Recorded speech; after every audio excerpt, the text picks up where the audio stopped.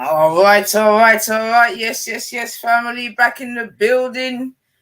Woo! It's been a bit of a time. But yo, today's the 18th day of the third month, 2022. Nearly a quarter of the year. Yeah, my thing. Hope everyone's okay. Oh, slight impromptu one, but yeah, man, I'm gonna have to have a little small conversation about this still. J4 in the building, big up yourself. I don't know if that's the real Rodneyko or not, man, but whoever, big up yourself still. Happy Friday. And yeah, big up yourself, Natty Dread, man. Come on, man. Yeah, this is not the kind of the thing you want to be talking about on a Friday still, but you don't know the rest, family. It's a bit much, innit? It's a bit much. So, yeah, man, if I have a little talk about it still, big up the youth, them in Hackney. I'm sure we can even name the school because it's all out there, but big up the youth, them, man. Done their little demonstration today, had their say, very important. And to be fair, seemingly there's been, a good public outcry, although what a public outcry may or may not do is yet to be seen. But boy, family, man. So let's start as we normally do still before we get into what really is quite a depressing topic, but it's reality. You know what I'm saying to you? It's definitely reality. And yeah, man. So big up all the young girls and boys out there still, but definitely the girl hold on a second, family.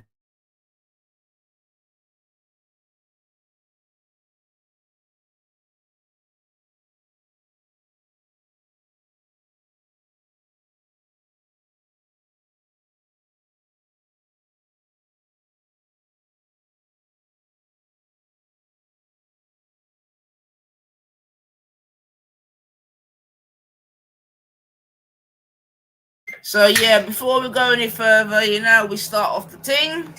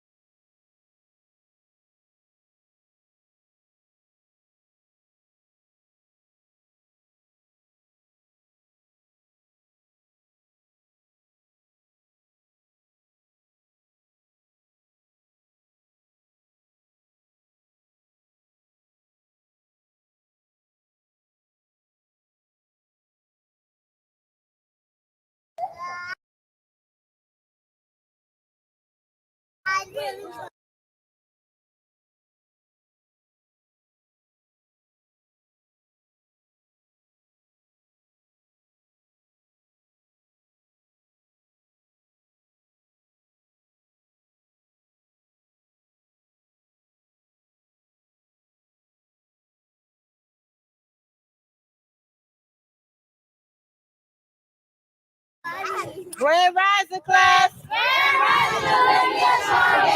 All right. Today we're going to learn about 9 ether. Y'all ready? Yes. Let's go. I'm calling segments on this one. 9 ether flow. 9 ether flow.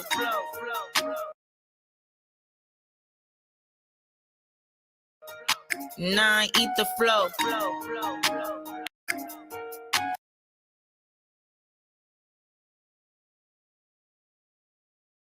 My crown, kinky. Yeah. My skin, melanin. Right. I'll say it again. My skin is melanin. Right. 9 eat the flow, and you know I'm about to get it in. 9 eat the flow, and you know I'm about to get it in. My crown, kinky. Yeah. My skin, melanin. Right. I'll say it again. My skin is melanin. Right. 9 eat the flow, and you know I'm about to get it in. 9 eat the flow, and you know I'm about to get it in. That 9 is so divine, it's infinite, the highest number. Supreme mathematics, multiply any number by 9. Add the double digits together and watch you get back. I don't think you overstand, so Jay, won't you bring it back? That 9 is so divine, it's infinite, the highest number. Supreme mathematics, multiply any number by 9. Add the double digits together and watch you get back. Now that you overstand, let me tell you who I am, let's get it. Heaven, that's me. Hell, that's me, the originator, me. I am the avatar of 9. Check the follicles that I produce all the time. This my scientist flow, don't think it's only a rhyme. I'm the first physical being, this ain't no diss track. I came from Adam, then I was formed to an atom, that's a fact. I'm bringing awareness to my peoples, you a burning star. I'm serious, B. Watch me ignite your whole being, so you can see the truth unfold. This is no unsolved mystery. We are the creators, the all in the all. I said we are the creators, the all in the all. My crown, kinky. Yeah. My skin, melanin. Right. I'll say it again. My skin is melanin. Right. 9 eat the flow, and you know I'm about to get it in. Yeah. 9 eat the flow, and you know I'm about to get it in. My crown, kinky. Yeah. My skin, melanin. Right. I'll say it again. My skin is melanin. Right. 9 eat the flow, and you know I'm about to get it in. 9 eat the flow, and you know I'm about to get it in. I need to get away, away. Take me to that's tropical, so rock can shine down on me. Only he can give me what I need. I need that ultraviolet, vitamin D, that's serotonin. Calm my nerve, you know I'm on it. By the way, I'll produce me some more melatonin. I'm the fifth element, I'm Lilo in this. I can make Zor go by boom in this. I'm metaphysical and alchemist in this. I ain't cursing on the track, my daughter gonna dance to this. I'm earth, water, air, and fire. I'm a walking planet, I'm here to give you what you desire. I got the right knowledge, the right mind, I can't go wrong with this. I got the right knowledge, the right mind, I can't go wrong with this. My crown, kinky. Yeah. My skin, melanin. Right. I'm saying it's melanin. Right. 9 eat the flow, and you know I'm about to get it in. Yeah. 9 eat the flow, and you know I'm about to get it in. My crown, kinky. Yeah. My skin, melanin. Right. I'll say it again. My skin is melanin. Right. 9 eat the flow, and you know I'm about to get it in. 9 eat the flow, and you know I'm about to get it in.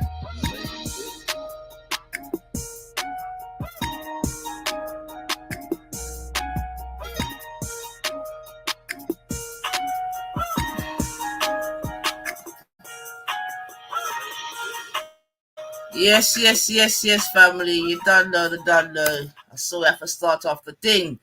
But trust me, all as I'm sitting there and I'm listening to the tune and my brethren, my PW in the building. Come on. Always nice to see my PW in the building. Hope you and the family are well. You get me? 100%, man. Jungle Jesus in the building. Misunderstood. I get that. I like that. Bless up yourself. Welcome, man. Welcome, man. So, yeah, family, like I'm saying, man, even as I'm sitting there listening to my tune and, you know, like, just thinking of this, like, I'm not going to lie, yeah, just talking about it today previously and between that and work and this, I feel knackered, man. I'm not even going to lie, man.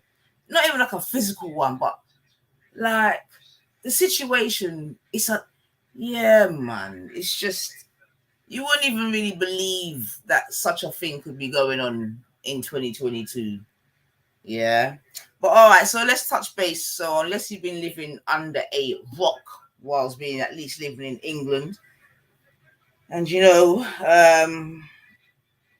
although we do have international listeners still, so let me just try to quickly summarize. Gosh, man. Where do you start, man?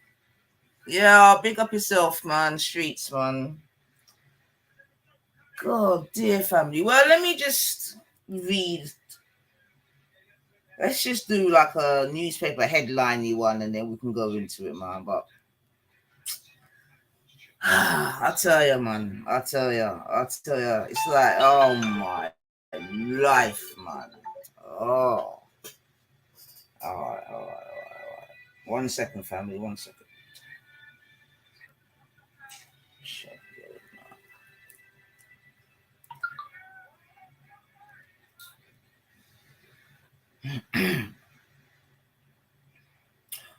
so sorry about that, family. So, like I said, unless you've been living under a rock, you know we have a situation in London at the moment, in the borough of Hackney, Stoke Newington, I believe.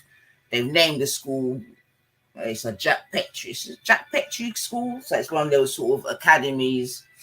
I think there's more than one of them under that name, anyway. Basically, 2 years ago, and in fact, that makes it even worse in a way that this actually happened 2 years ago, yeah. But in 2020, when we was in the depths of the pandemic, actually, yeah, a young girl was and this is just my summary, but I said we can get the official reading in a minute still. But a young girl was taken out of an exam because it was thought that she had or smelt of cannabis. Taken out of the exam, you know, in a shortened version, just basically strip searched.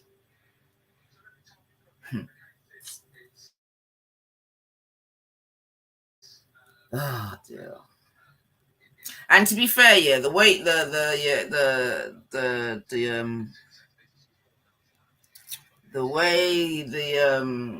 hold on a second. No way did inspire you, or was it a coincidence? Urban Jungle Jesus, you know hear about it? Allah you I tell Jungle. Allah you I tell. Allah you I tell. Hold on, let me get an actual report. So yeah, they took her out of the exam. They thought she smelled of cannabis. They basically strip searched her. Even just saying it, family, I feel so disgusted, man. I can't even get the words out properly. I'm not even gonna lie. Man. So what I'll do, all right, let me bring up. I was gonna try to actually share because I've got the actual report here. I was gonna try and share it, but I can't seem to. I don't know. It doesn't want to bring up my other file. But in the meantime, let's let me bring it up still. Oh man, it's like, boy, it's like it seems like there's always one thing or another to worry about when it comes to children, man. It's just the maddest thing ever. But all right, let me bring up the report while I try to compose myself still. I'm not gonna lie. Okay, what we'll do as well is we'll play the GMTV segment that spoke about it, yeah, so we can get some, not even different perspectives, but different. Yeah, go grab that and bring me one juice too. Bring me one dragon stout. Put some iron back in my body, man. All right, so hopefully I can play this without them thingy wobbling. But this is from GMTV. Yeah, obviously the morning show on ITV. Okay, and this is them covering the story. All right, and then we'll come back. I might pause it intermittently just so that they don't try to rub me out, man. But like I said, just for those that may not be up on the case, a little refresher still. Distressing. The Metropolitan Police have apologised after a 15-year-old black girl was strip searched at her school by police officers. Now, she was on her period, which is another distressing element for her of the strip search. The reason that was given at the time was that she was suspected of carrying cannabis. She wasn't. The report stated that racism was likely to have been an influencing factor in the decision and concluded the search should never have taken place. Joining us to discuss this further, former Metropolitan Police Superintendent Dal Babu, former teacher Zara Bay, who is also the co-founder of No More Exclusions, and also we have True Powell, who is a parent, joining us on the desk this morning. Good morning to all of you. All right, families. So as I'm not giving you the actual visual, and also just to stop it. So basically, like I said, good morning, Britain. Okay. And you have the two presenters, the male and female presenters, and then you've got three panelists. Yeah. One is a parent, a black parent, I believe from either Birmingham or Manchester. One is an ex-policeman who he used to like work in schools, like a schools policeman. Dal, if we can start with you, this is such a distressing case. The statement that the girl released through her solicitor described what she went through. Someone walked. I'm telling you, Urban. I'm telling you, man. Because as I'm here trying to just relay it, like you can hear I'm kind of fumbling a bit, man. Because do you know what I mean? You just don't know, you know. And we've spoken about some, some serious things here, man. But I don't know, man. This one touches a bit different, man. I'm not gonna lie, man. And for James to say that, James O'Brien, because I listen to James from time to time still. Great lefty. But yeah, man, if him said he was too disgusting to go look, because the thing is, even on TV they couldn't go into the more minute details. But I believe that we have them, and we might have to touch upon them still.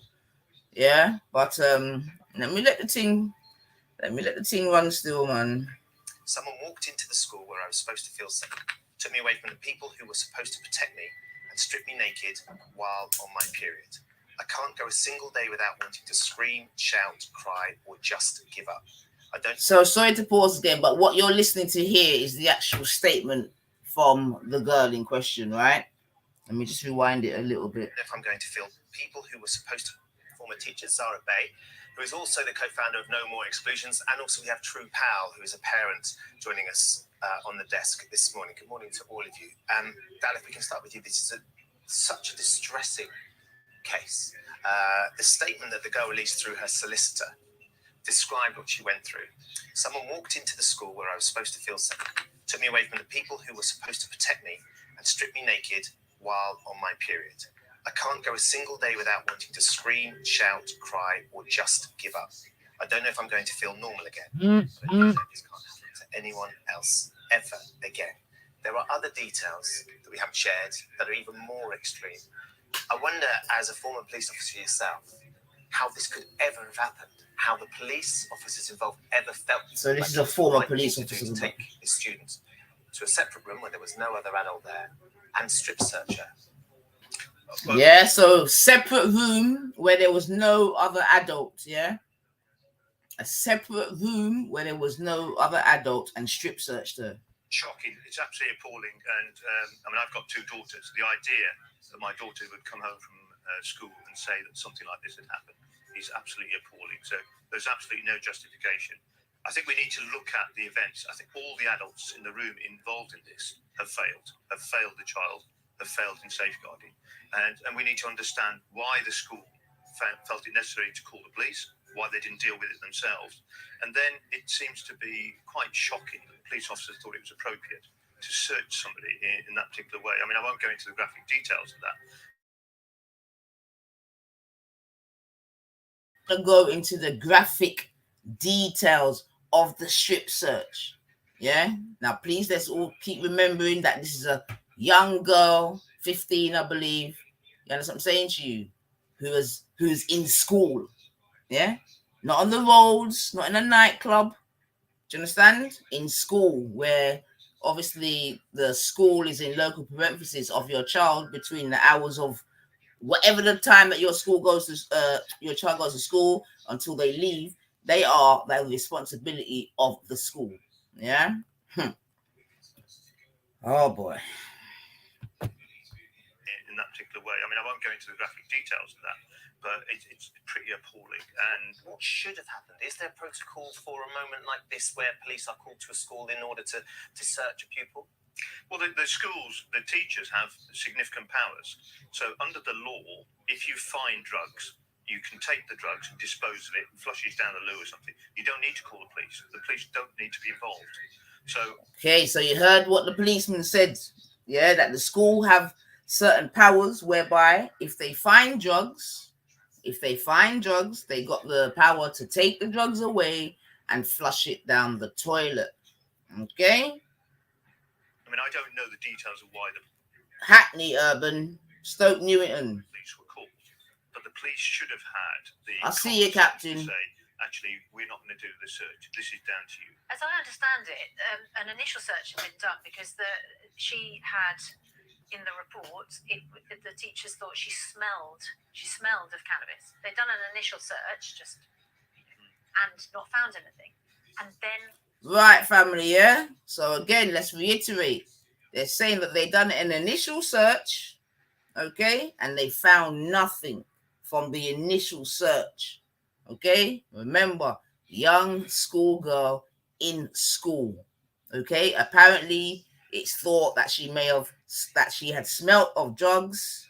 You see what I'm saying to you? And now they're doing the search, okay? called the police, who thought it was okay to strip search her, Zara. Yes. I don't have girls, I have boys, but I can't imagine my 15-year-old what the reaction would be if they came home from school and said, today I was taken out of an exam and 2 police officers searched me in this way. I'd be absolutely appalled. Her mum wasn't called. There was no other appropriate adult in the room. You hear that? The mum wasn't called, or a parent, let's say, wasn't called. No appropriate adult in the room. The Met Police have apologised, but do you understand how this happened? My heart is racing just as you describe all of that, because there's definitely re-traumatization here for a number of people involved. Right. As a teacher and as a parent and as a human being, I'm appalled that any child could be treated this way. And in fact, no one should be treated this way, but children in particular, and in particular in a place of safety, which is what schools are supposed to be. So I feel beyond, I would say, rage about this. And in terms of your question of how could this have happened?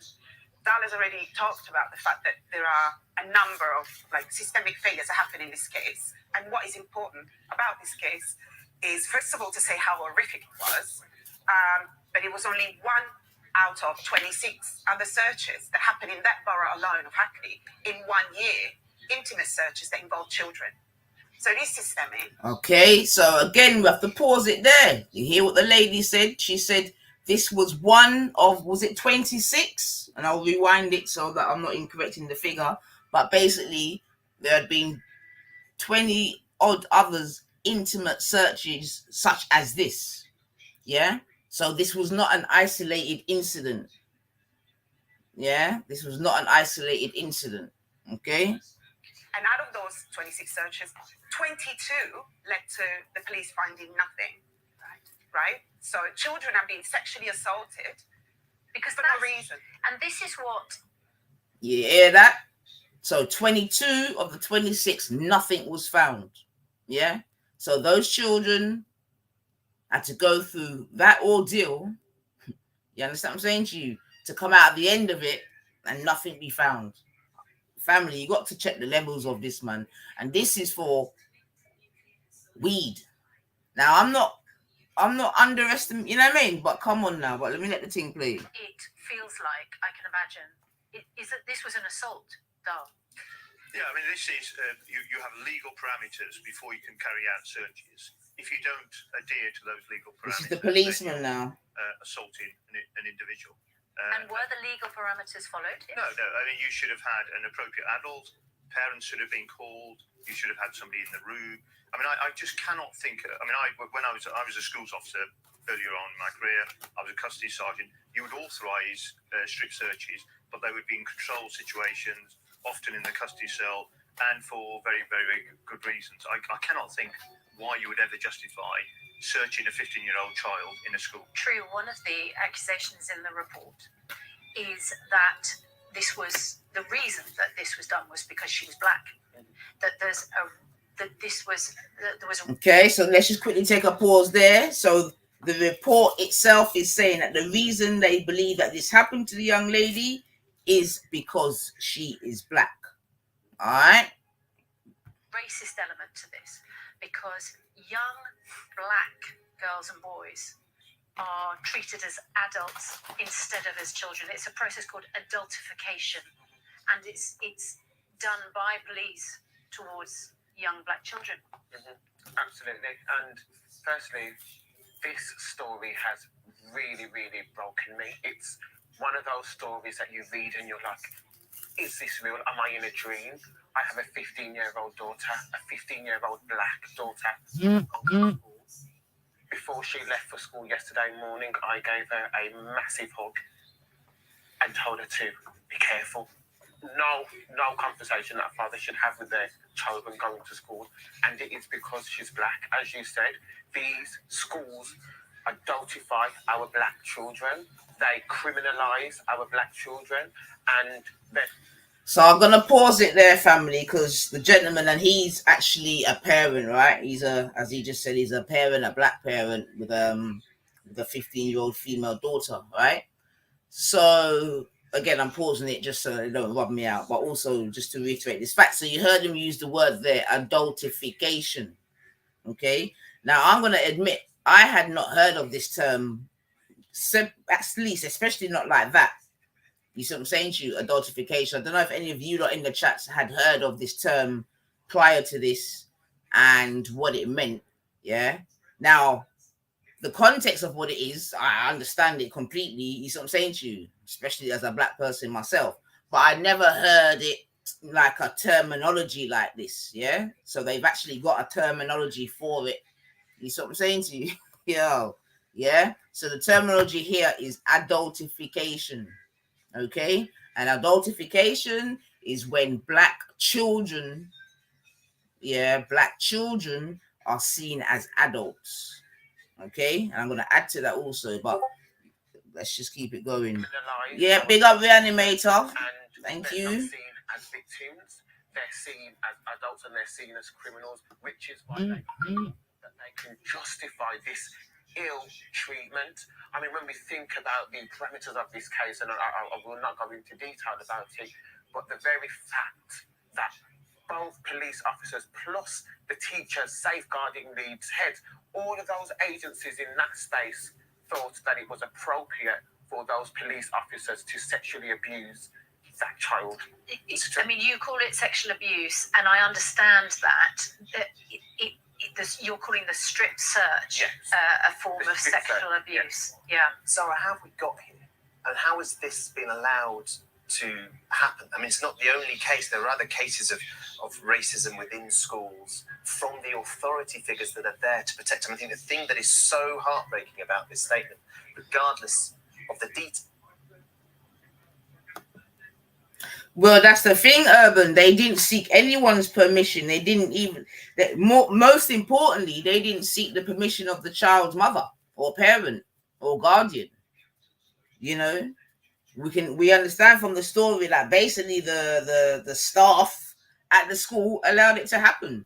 And it was actually a staff member that obviously they've called the police, this, that, and the other. So at this point, the school themselves are complicit as far as I'm concerned. But we'll make it roll, man. I'm telling you, boy. Of the detail that we're not sharing. But as she says, someone walked into the school where I was supposed to feel safe, took me away from the people who were supposed to protect me. How is this? How have we got here?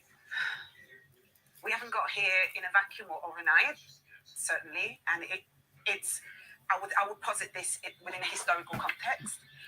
Black children have always been treated unfairly by the British education system. And I would urge everyone to read Bernard Cord, 1971, how the West Indian child is made educationally subnormal. A lot of what's in that book still applies today. Disproportionate, segregated education settings for black children, disproportionate punishment, disproportionate exclusion, disproportionate labeling as having mental health and social and emotional problems. And so, how do we shift that? How can we get to the point where this can never happen again? It's really difficult because everybody wants a solution. I was talking to your researcher yesterday that in order to change things, we'll have to change everything. We have to change our values as a society, the way that we view children, in particular black children. We need to be able to afford black children the benefit of innocence, the same way we afford that benefit to all other children. Dal, would this have happened if a white child smelled of cannabis, do you think? No, I don't think it would. And I think it's ironic that you're... So I'm going to pause it there, right? So the presenter, I can't remember her name, but the GMTV presenter is asking the policeman, okay, do you think that this would have happened if it was a white girl? And he has said, I don't. And quite rightly, you're devoting a lot of time on this story.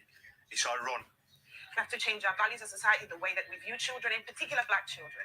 We need to be able to afford black children the benefit of innocence, the same way we afford that benefit to all other children. Dal, would this have happened if a white child smelled of cannabis, do you think? No, I don't think it would. And I think it's ironic that you're doing, and quite rightly, you're devoting a lot of time on this story.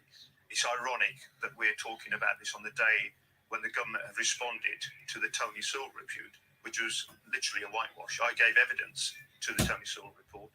It was a Fawlty Towers event. And what basically Tony Sewell suggested was that we were beyond that, that black and Asian people didn't need to worry about racism. We've gone beyond that. Actually, this just shows very different. I mean, you should imagine if this was a white child in a private school in a sort of leafy part of the country, this would never have happened. It would never happen. Never. I can't understand as a parent how a strip search could ever be justified of a 15-year-old child. I mean, is there, Dal, as a former police officer, understanding how police operate, and there are police officers who are at schools because sometimes children do experience things at schools where you would want a police officer to be on site to protect all the children there. Yeah. But unless somebody was accused or suspected of having a weapon, I can't see how a strip search would ever be justified on school premises, and certainly not of a child. Yeah, no, I agree. I mean, even with the knife situation, you would probably arrest the individual if you felt it was that serious. But teachers have powers. So I think what we need to be doing is not criminalising young people. The teachers have that power. There was absolutely no reason whatsoever for the police to be there. The teachers could have dealt with the powers that they already have. What do you think should happen now? This happened 2 years ago. The report's only just come out. The Met Police say the strip search was truly regrettable. So, family, 1 second. I just want to pause it there again, yeah? So, just to reiterate, this happened 2 years ago, yeah? And the only reason why it's coming out now is because it's gone through the process, the investigation process, okay, whereby the police have had to basically apologize, all right? Now, to me, an apology is the absolute least in this situation, okay? And that's why, amongst other reasons why there should be and continue to be so much outroar, right? Because, anyway, let it finish off before I go on. Sorry. Be regrettable, and they have apologized. Is that enough, Zara? It's not enough. Things have to change. That's what we really want. But does something have to change in this case with these officers or this? No, we're talking about the child has said herself when they asked her in the review, in her own voice, with her own words, what would you like to happen? And she said, what I would like to happen is for this to never happen again. So she's not asking for revenge or retribution. You've got a very articulate child saying actually what would be justice if this was never to happen to any other child again. Yeah. No strips. I mean, it surely really goes what without we say saying. is that we don't want police in school, with all due respect, because you bring an inherently institutionally racist institution into an also institutionally racist institution, which is the education system, and you've got a cocktail. A very toxic cocktail, I would say. I mean, I suppose this is going to have a massive impact around the whole debate about police in schools. I think police in schools are a good thing. I was the schools officer. You're there to help and safeguard. Just to point out, the police officers who conducted this strip search were not the school's police officers. No. They were called from outside of the school. The police have said that the strip search was, as Susanna pointed out, truly regrettable, and apologised to the child concerned with her family and the wider community. They added that it is right that the actions of the officers are held to scrutiny and welcomed the review. Drew, what would you like to see happen? I would like to see the officers involved sacked. I would also like to see the teachers and anybody that was involved in the case sacked. I don't want to hear the words regrettable. I want to hear the words unacceptable. We need to have a zero tolerance to this beast of racism, particularly when it pertains to our children. Because right now, our black children are not safe going into these schools when we have teachers and police officers who abuse their authority in that manner.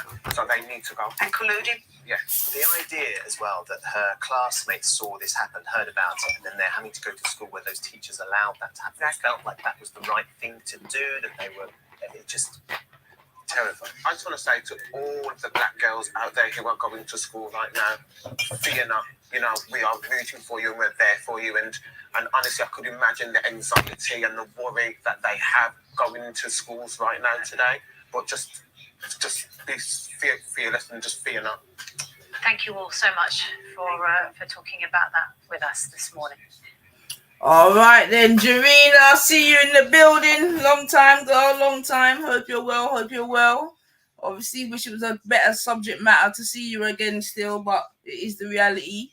So yeah, family, like I said now, so that was from GMTV, yeah, and there what you heard was a black parent and a ex-teacher who's also written a book, and a policeman, yeah, all equally disgusted, this, that, and the other. Okay, so you heard that, but like I'm saying, the policeman said that there's things that are too graphic to be spoken about, yeah. So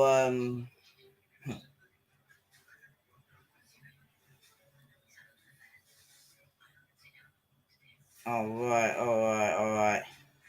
Oh no. So 1 minute, family. So let me just try and read. So I'm going to read the statement from the young lady, yeah? On this occasion, she's being known as Child Q, okay? So she says, okay, and like, forgive me, family, if it don't come off whatever, but I'm just going to read it.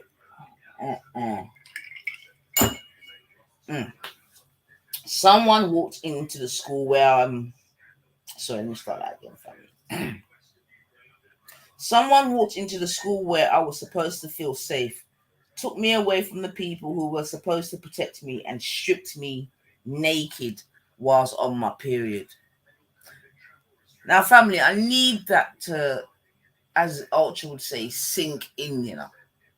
You understand what I'm saying to you, family? Because this is the violation, yeah? This young lady was on her menses, family. She was on her menses, yeah? On top of preparing for the most important exams of my life, I can't go a single day without wanting to scream, shout, cry, or just give up. Yeah? So you know when they start talking about just give up, we know what that means. Yeah? That means ending life. You see what I'm saying to you? So we got a young girl here that through an experience that took place in a school that's supposed to nurture, protect, and educate amongst many other things, right? She goes on, I feel like I'm locked in a box and no one can see or cares that I just want to go back to feeling safe again. My box is collapsing around me and no one wants to help. I don't know if I'm going to feel normal again. I don't know how long it will take to repair my box, but I do know this can't happen to anyone ever again. All the people that allowed this to happen need to be held responsible. I was held responsible for a smell. Yeah? So let me read that last statement, because that's the last statement, yeah. She says, yeah, the young girl in question, she says, all the people that allowed this to happen need to be held responsible. I was held responsible for a smell. You see what I'm saying to you, family? Yeah? So we got a situation where it's believed that someone smelt of cannabis. All right? Fair enough. Yeah, because we know so cannabis ain't supposed to be in the school. Got that. Okay, but that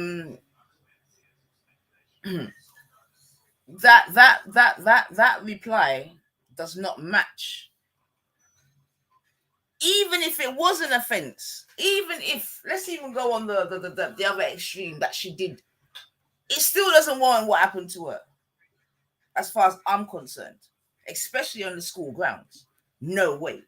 But in this instance, she was totally innocent. So what we have here is that we have the police that have come in, yeah.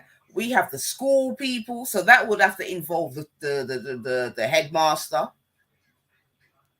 the teacher in question, all these other adults. Yeah, there was no safeguarding. Okay, because from a safeguarding perspective, this could never happen just from that alone. Remember, she's been pulled out of her exam, you know.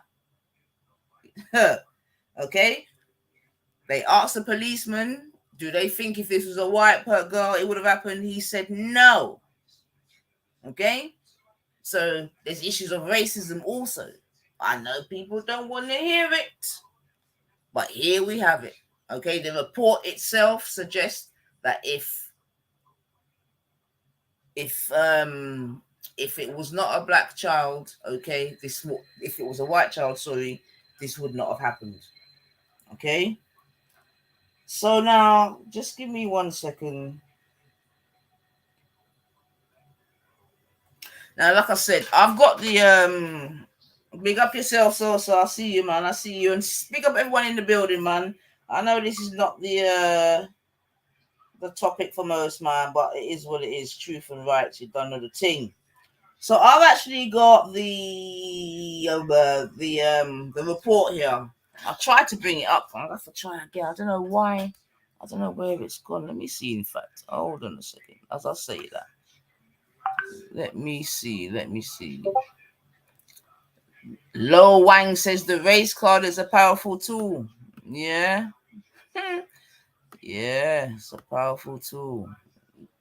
Use it sparing. The Britishers may wake up to it and become less powerful. I don't even know what you're bloody talking about, whoever you are, man. You're not even making sense, man. Try again. Right, whilst I see if I can bring it up, let me just see if I can go to it. And you don't have to just trust me in what I'm saying, right? So this is the local child safeguarding practice review, child Q, March 2022. Right, hold on. Is it bringing up? All right, hold on a second, family. Hold on a second, family. I might be winning.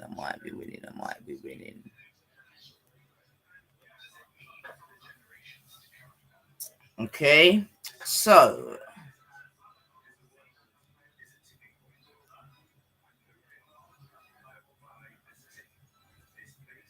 all right, why is my computer's doing a little thing? Right, so the contents are introduction, background and context, definitions. And under definitions, they've got more thorough searches.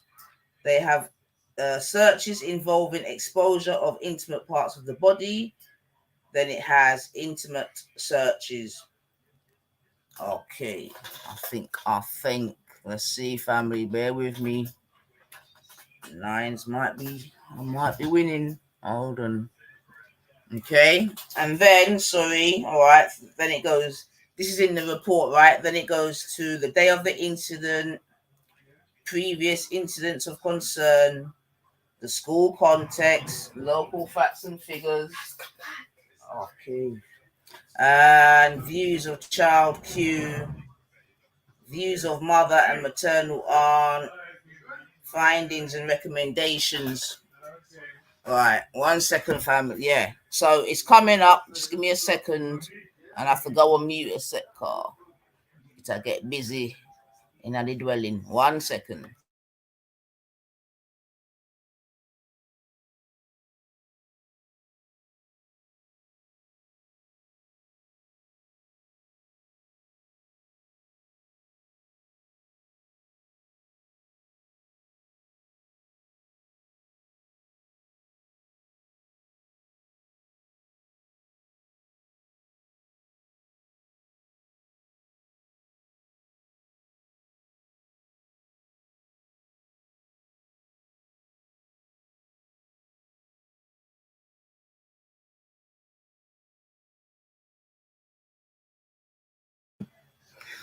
All right, sorry, family. My computer's really, I don't know what I've done, man. But all right, so look, let me just trust me.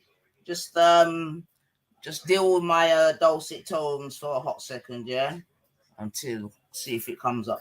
But it's his introduction. All right. In 2020, child Q, a black female child of secondary school age, was strip searched by female police officers from the Metropolitan Police Service.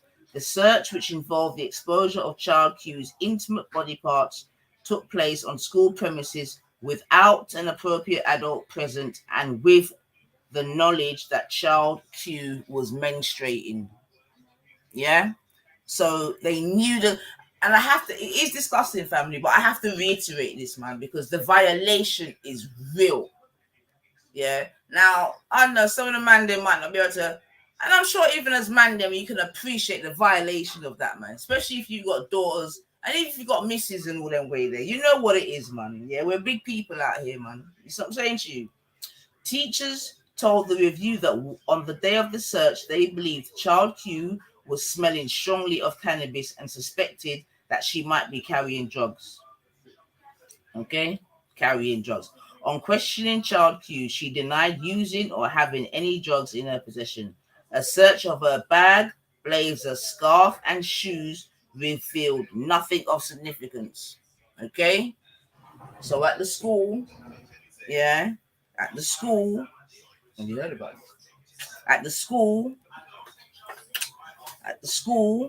okay, she denied using or having any drugs in her possession. A search of her bag, blazer, scarf, and shoes revealed nothing of significance. Okay, so they found nothing. It goes on. Remaining concerned, teachers sought advice from the Safer Schools police officer. Okay, due to the restrictions arising from COVID, and this is another thing to appreciate in our family. If you don't remember how the police were going, or just general services were going on regarding COVID, no one don't want to touch no one, this, that, and the other, yeah? But that one, yeah, they don't mind touching, but I'll go on still. Due to the restrictions arising from COVID-19, this officer was not on site, okay? So the police liaison officer, whatever they call the Safer, let me get it right. The Safer Schools police officer, okay, was not on site due to COVID. Okay, due to the restrictions arising from the COVID-19, this officer was not on site. He recommended that the school call 101, okay, so we know what 101 is, and ask for a female officer to attend. Okay, no, we're still in the introduction, and this is now 1.4. A male and female officer subsequently arrived at the school, followed by another 2 officers. Yo, family, a male and female. Now, 15 schoolgirl on school premises, right? A male and female officer subsequently arrived at the school, followed by another 2 officers, one of whom was also female. After discussions between the police and the teachers, child Q was escorted to the medical room. She was subsequently strip searched, family. Strip searched. I'm sure everyone out there knows what strips are like. The name implies what it is, you know. Strip, naked, claws gone. Searched. And we had how many adults? Let me just make a count. A male and female, right. So that's a male and female officer. That's 2, followed by another 2. That's 4. Okay, so that's at least 4 police. Yeah, and we don't know how many teachers. Yeah. All right, we read on. No appropriate adult was in attendance, family. Okay, no appropriate adult was in attendance. Teachers remained outside the room. So look at, this just gets worse. So the teachers remained outside. Remember, the teachers are actually the ones that are in local parentheses of your children. Yeah, legally, you know, ain't no chattings, you know. Legally, they are responsible for your child, and these teachers have just left. Remember, you know, the teachers know the child, the police don't know the child. It's not even the normal police officer that's linked to that child. Yeah, So you can imagine how that young girl must be feeling now. She's in a room with 4 police officers, 2 of which are women. Okay? Right. No appropriate adult was in attendance. Teachers remained outside the room, and child Q's mother was not contacted in advance, family. So imagine you now as a parent. That's going on, and they're not even contacting you. No drugs were found during either the strip search or a search of the room in which child Q had been in waiting beforehand. Yeah? Big up yourself, Tash. I'll see you, man. Okay? Point 1.6. Child Q was later allowed to return home where she disclosed the events to her mother. Child Q described how she had been strip searched whilst menstruating. Okay? I don't even think the police would do that on the road, to be honest with you. I'm sure they... Oh my God. Let me just keep reading. Child Q described how she had been strip searched whilst menstruating. Due to the level of her distress, Child Q's mother took her to the family GP, who made a referral for psychological report. This led to contact with Hackney Children and Family Services. Oh my. Whew. Point 1.7. Given these circumstances, and those that are just late coming in, I'm reading from the actual report, okay? The report that's come out now, why it's even in the public eye, but actually the actual subject, yeah? Given these circumstances, a rapid review was initiated by the City and Hackney Safeguarding Children Partnership. The rapid review report was submitted to the Child Safeguarding Practice Review Panel in early 2021. As part of its response, the panel made the following suggestion. Okay. We noted, so this is from the CHSCP, which is the City and Hackney Safeguarding Children Partnership. We noted your decision to oh my God, just the way it started, just upsetting my soul. We noted your decision to carry a local child safeguarding practice review, but would encourage you to think carefully about whether one is necessary, as we felt that this case was not notifiable and did not meet the criteria for an LCSPR. Oh my God. Let me read that again, family. Let me read this so I'm getting this right, because they're trying to mad me up in this bitch, man. Hold on a minute. Let me try that again. We noted your decision to carry out a local child safeguarding practice review, but would encourage you to think carefully about whether one is necessary, as we felt that this case was not notifiable and did not meet the criteria for an LCSPR. Are they taking the piss? Despite this suggestion, a local child safeguarding practice review was nonetheless initiated. So, family, what they're saying is they didn't want to review the case.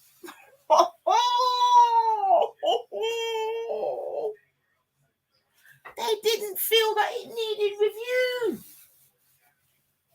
The delegated decision to do this was made by the CHSPCP's independent chair.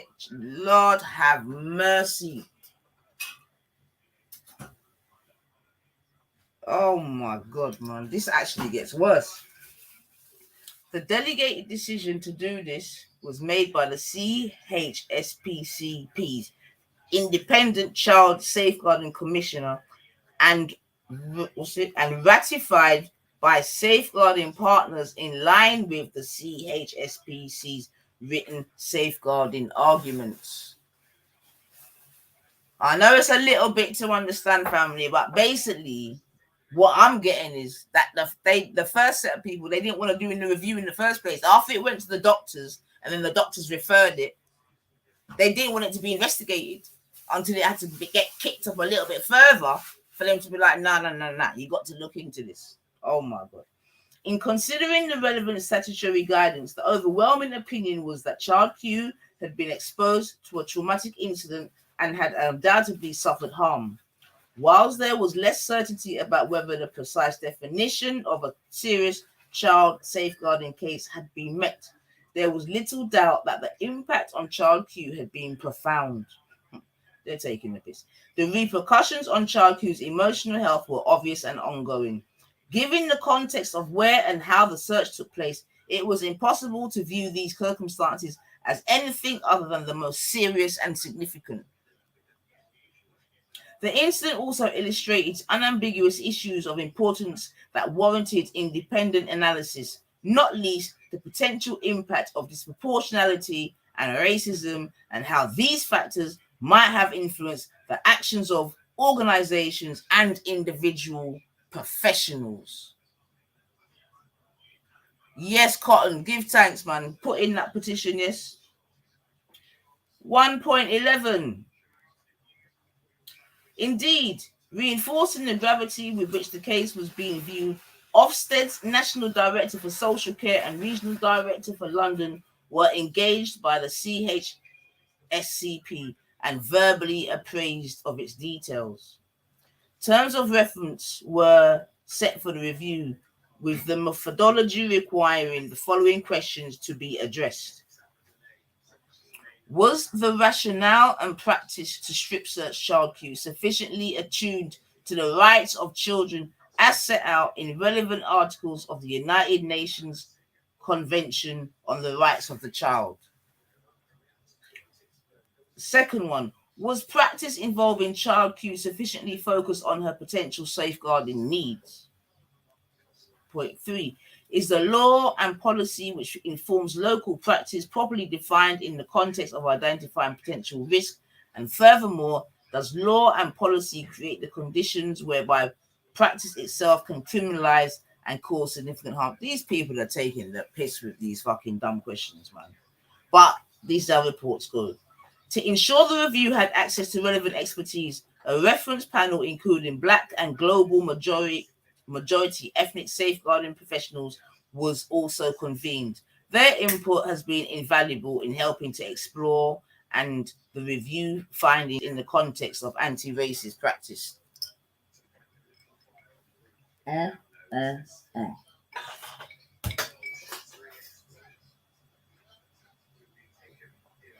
These and other findings are consistent with the overall purpose of reviews.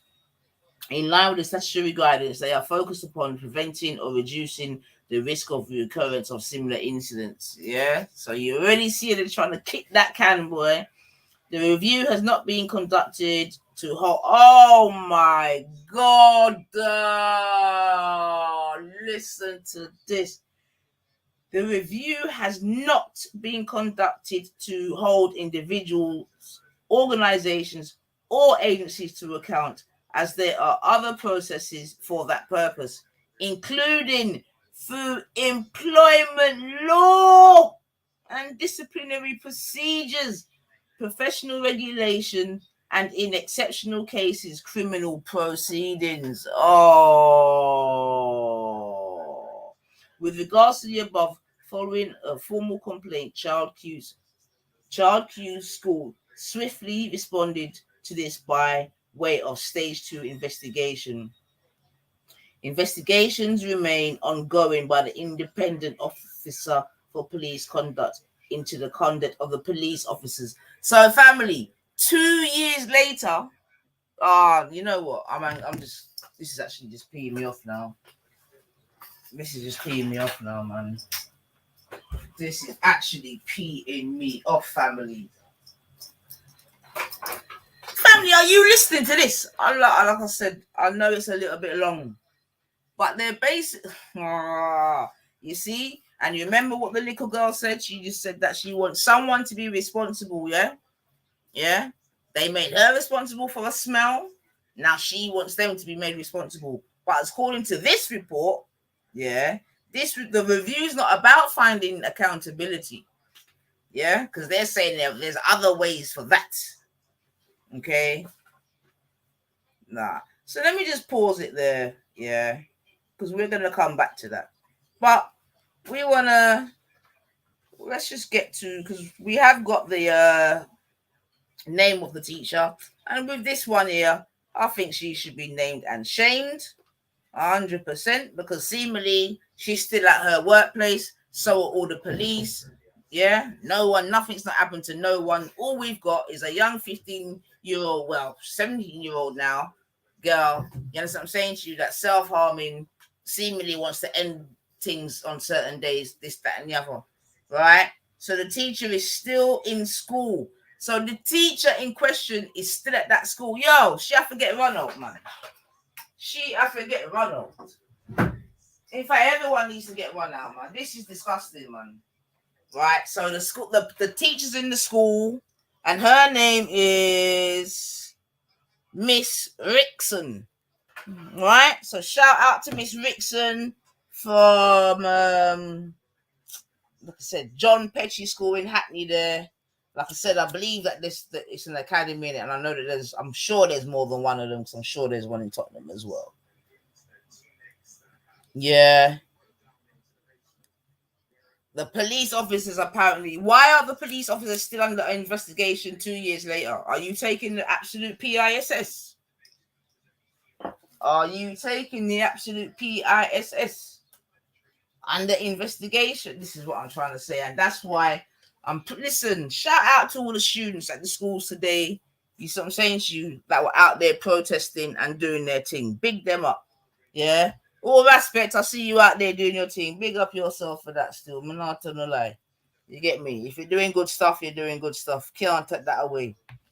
Yeah. Can't take that away, man. Yeah. So yes, big up yourself, B, man. Come on, John. But I tell you, some of Beck's right now, Virgin. My Beck's. And the more I'm reading this report, the more it's just making me vexed, man. Because already you can see this is just another white, just bare whitewashes, man. Just like the Tony Sewell one, just like when Condon come out and said the police aren't institutionally racist and all of this shit. And here we are, almost years later. You understand what I'm saying to you? And boom, nothing to change.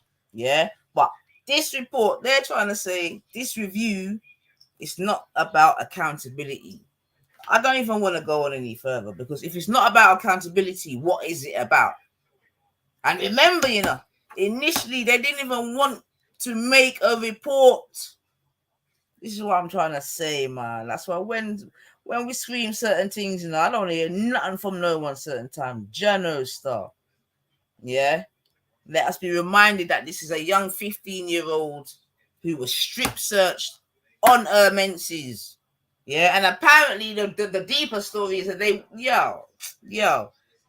cough, you know what I mean, told to bend down and cough and all of them type of sick shit. Yeah, but they don't want to put that in the thing. But yeah, that's how deep it went. Okay. All right, let me get back to this report still. So I've already upset myself because they're already saying it's not about accountability, you know. So it's just some little fuck shit thing, man. All right, let me go back up. Sorry about that, family, man. They're taking this, making it into some kind of academic exercise or something. Just this is just how the report reads, like it's just some, you know what I mean? Oh my lord. Shut up. Oh, that shit's coming up, setting myself again. All right, let's go back up a bit. In fact, let me just move on from that. I might come back to it, but let me just move on a bit, because that is just pissing me off. I'm not even gonna lie, man. So I'm gonna go to the bit where it says views of mother and maternal aunt. Okay. All right, let me just take a look at this. Yo, brethren, I tell you now, family, what would you do if this was your daughter? That's the first question. Like, imagine your daughter's come home and she told you of this situation. What would you do? What would you do? In this case, the mum took the daughter to the doctor. I don't know. I just don't know, man. All right, views of mother and maternal aunt. Oh boy. All right. Anyway, big up family, man. Everyone that's in the building. Like I said, not necessarily the way we want to spend our Friday, but I got, you know what I mean? You know what it is, man. You done know. Let the people them know. So 9Etha's back in the building. No joking. Serious issues. But all right. Views of mother and maternal aunt. Again, this is coming from the actual report, family, all right? Okay. Child Q's mother and maternal aunt were also engaged by the review. During interviews, there was a clear sense of shock as to what Child Q had experienced and the ongoing impact upon the whole family. The events themselves have dented the family's confidence and trust in those professionals tasked with caring for and protecting Child Q. There was also an overwhelming perception by the family that Child Q had been let down badly, criminalized, and above all, a view that Child Q was treated differently because she is black. A sample of their views reflecting the impact of the strip search are set out below. Yeah? Strip search on a school property. I'm telling you. Yo, family. I might start making certain references, you know. People not gonna like it, you know, but I tell you. Comments from Child Q's mother during the interview. Quote, the incident that happened was treated not as a safeguarding issue. It was treated as a criminal matter. Professionals treated her as an adult. She was searched as an adult. Yeah, so that goes back to that whole adultification thing, right? That's a serious thing, you know. Yeah, and boys definitely suffer from that. Yeah, because like normally, what it is that when the boys are small, they're cute. You know, oh, is he cute? Oh, he's cute. When they start becoming more, you know what I mean, getting through their adolescence, becoming more manly now, like the whole perception seems to change. It's a mad thing. Child Q, oh my god, sorry, I just touched my phone. 1 second. My phone's a bit sensitive.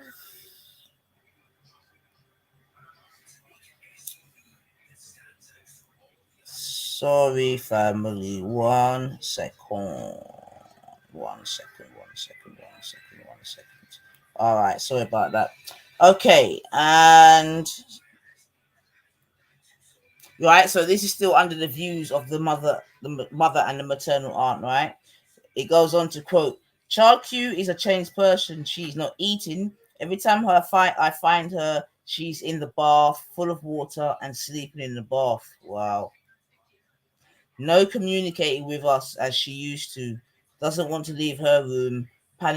Panic attacks at school. Oh my life. 9, stop doing that, man.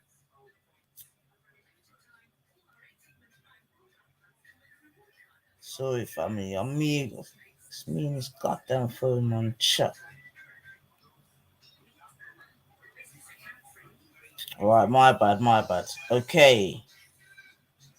Panic attack at schools. Doesn't want to be on the road. Screams when she sees the police, and we need to reassure her. We try to get her to do things and reassure her.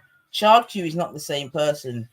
Was a person who liked to be active and get into things. Not now. She has changed. She comes home, goes upstairs in her bedroom and closes the bedroom door, saying she's doing mock exam studies. Oh my giddy uncle.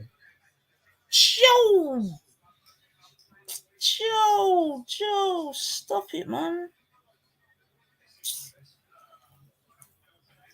My apologies, family. Yeah, I'm reading off my phone. It's like I can't. I'll put my phone to George without it going mad. Shut. It's not even the phone. It's me, man. I can't blame my tools today. Can't blame my tools. But god damn it.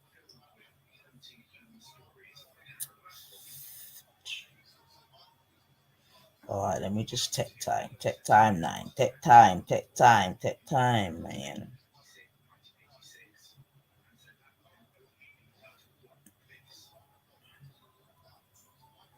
Alright, my apologies. But that's page 14, so at least I remember. Okay. Right, so she has okay. So let me just read that bit again. We tried to get her to do things and reassure her. Child Q is not the same person. Was a person who liked to be active and get into things. Not now. She has changed. She comes home, goes upstairs in the bedroom and closes the bedroom door, saying she's doing mock exam studies. She just locks off, saying, leave me alone. When sleeping, she's screaming in her sleep. I have to watch her. Oh my God. At the end of the day, things like that happen. Is it because of her skin, hair? Why her? Now looking at the future, will she be comfortable? Child Q was searched by the police and was asked to go back into the exam. Oh my God! No. This is an actual violation, man. This is an actual So what are you trying to say to me, family? They strip searched her and then sent her back in the exam. Jesus. Oh, my life. Nah, man.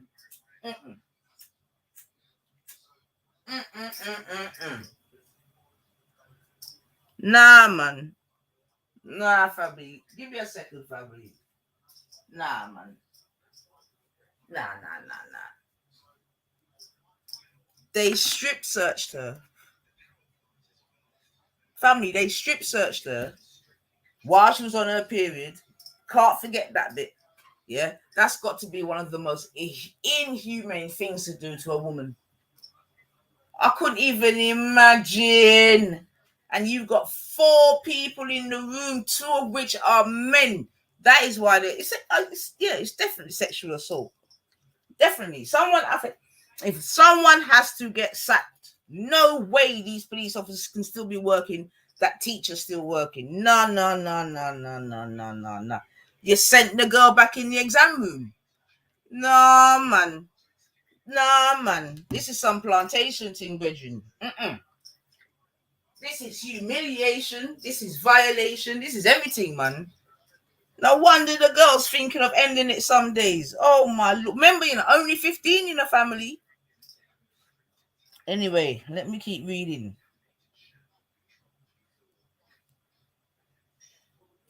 So Child Q was searched by the police and was asked to go back into the exam without any teacher asking her about how she felt, knowing what she had just gone through. So none of the teachers even approached her. Nah, man. Someone, I forget, sack, man. There's no point in making laws and regulations and having safeguarding this, that, and the other. And then when shit goes down, when it goes wrong, there's nothing that happen. Otherwise, it's just mount service, man. Just like let me continue. Sorry. All right. So she was okay. Child Q was searched by the police and was asked to go back into the exam without any teacher asking her how she felt, knowing what she had just gone through. Their position in the school is being part of the safeguarding team. Family, do we know what safeguarding means? Oh my God, man. But they were not acting as if they were part of that team. Yeah? So then forget about them job. Oh, Lord. And you know what it is, yeah? I'm telling you as well. I'm telling you, racism, classism, all type of ism are going, yes, sir. All right? Their position in the school is being part of the safeguarding team, but they were not acting as if they were part of that team. This makes me sick. The fact that my child had to take her sanitary towel off and put the same dirty towel back on because they would not allow her to use the restroom to clean herself. No, I'm done. I'm done, family. I'm done, man. Nah. I'm done, man. Nah, man. I'm done. Family, I'm walking around my kitchen like a mad woman right now. God, this is actually making my head hurt. I'm not even going to lie to you, family. I'm not even going to lie to you, family. This is making my head hurt, man. Nah, man. Come on, man. Nah. Nah. Oh my God. I got to read that again, man, because yo, let me read that again.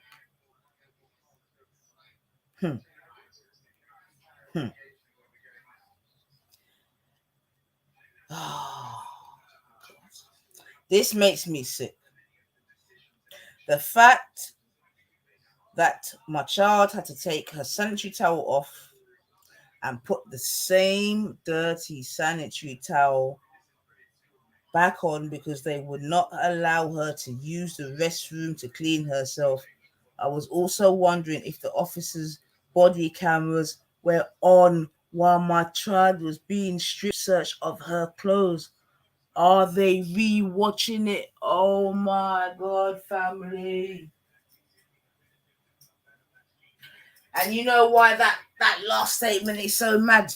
Because we know about those, we know about the cases where the police officers have been sharing dead women's pictures. The two sisters, we know that they were sharing them pictures. You see what I'm saying to you? We know about the man and the police officer with Sarah up. Yo, nah, man. So that's an interesting thing, actually. Were their body cams on? That's a very, very, very, very, very interesting question. Are they re-watching it? Oh, Lord have mercy. When questioned, the MPS, that's the Metropolitan Police, informed the review that there is no body worn camera recording of the incident. No. So hold on a minute. Such a violation's taken place, and there's no footage. Oh no.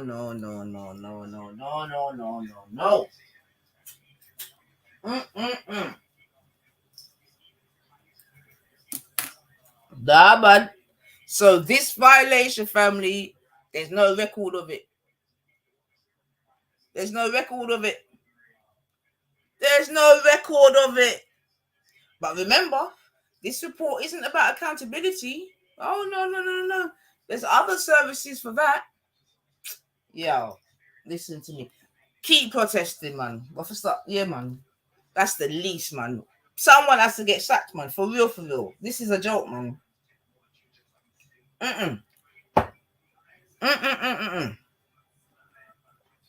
A joke thing, this, man.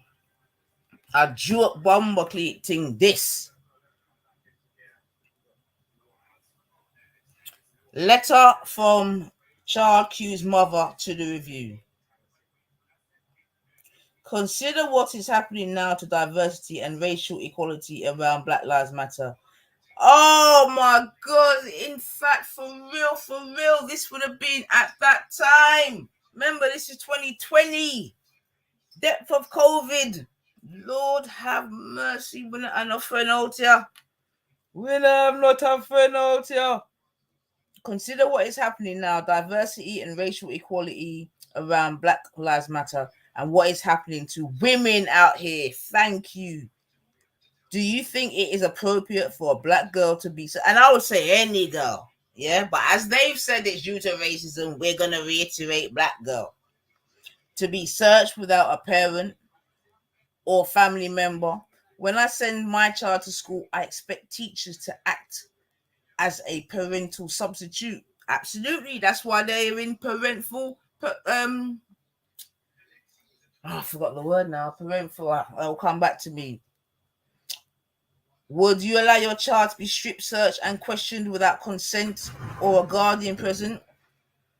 For a 15-year-old girl to be, I'll give thanks. Do that for me, mum, please. For a 15-year-old girl to be interrogated by multiple unnamed police officers. Why doesn't my daughter deserve the same rights as every other child? Is this because they think she is a young girl with no respect for her parents or adults and no fear or consequence, or because she is a black child living in a poor city area? All right, so this is the mother now. This is the mother's letter. Yo, I don't even know how this mother's going through this. Cause Jana, me, Smuddy for dead man. Man, no, no lie, family. Something. I'm going to jail, innit? Because 2 years of this. Oh my Lord, have mercy. I can't get over it, man. And you know, I'm just gonna touch that goddamn screen again, man. God damn it. Let me continue. Oh my God, man. Listen, my head hurt me, you know. No lie, family. My head hurt me. And I'm just reading through it. Can you imagine going through it? You see? And when all right. Let me continue. Oh my God. Let me continue.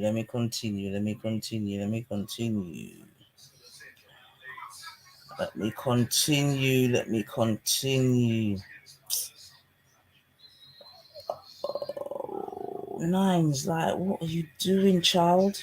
Seriously? Sort yourself out, man. God damn. Alright, let's get back to it. Yeah, big up everyone in the building. You don't know you're in the 9 hours still. Not the normal kind of 9 settings. Not the type of settings that necessarily we talk about after a little time away, but it is what it is. And this is massive, man. It really is, man. The violation is real, man. And again, that's what I'm trying to say. Remember, the news haven't even reported these bits. The news have kept it very sanitized. She was strip searched. Okay, she was on her menses. You know what I mean? They didn't, in the news, they didn't say that they sent her back to the exam room. Can you imagine, ladies? Can you imagine going through that and then being sent back to your exam in the same dirty, yo. All right, so I'll continue. Okay, so she says, why doesn't my daughter deserve the same rights as every other child? Is this because they think she's a young girl with no respect for her parents or adults and no fear of consequences, or because she's a black child living in a poor city area? Yeah, this is Stoke Newington, Hackney. As you can see clearly in the incident, they have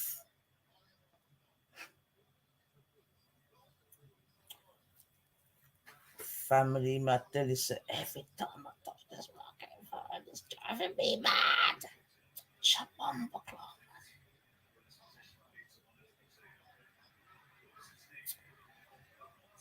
Oh my life, family. I mean, all right.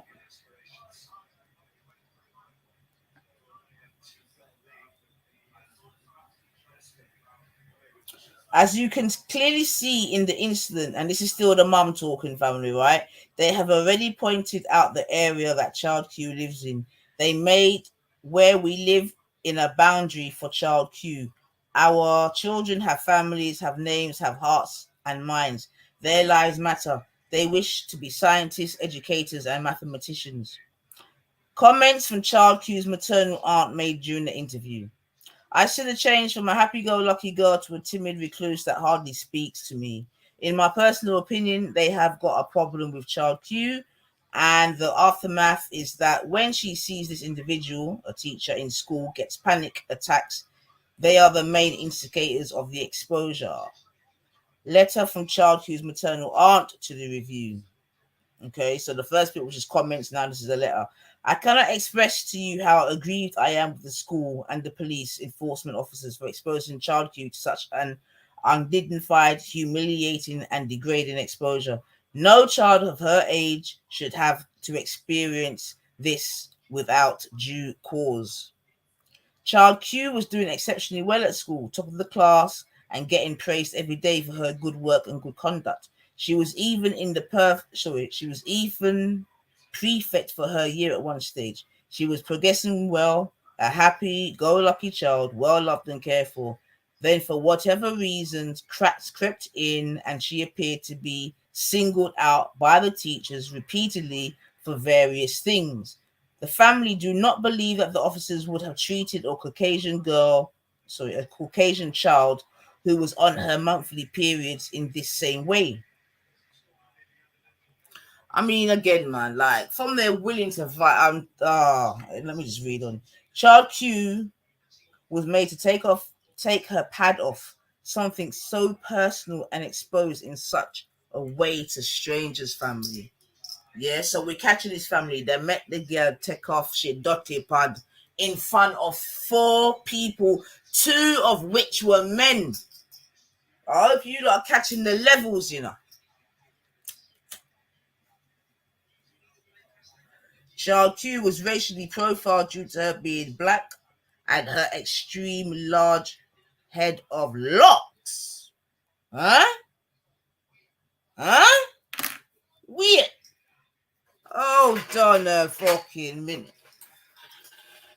Child Q was racially profiled due to her being black and her extreme large head of locks. Oh my God. It actually gets worse.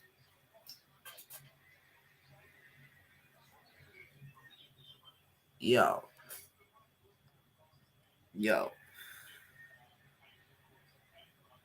It reads on.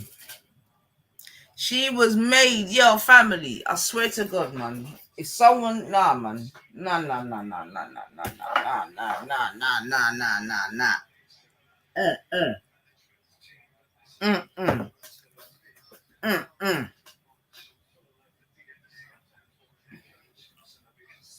She was made to bend over and spread her legs. Use her hands to spread her butt cheeks whilst coughing. Nah.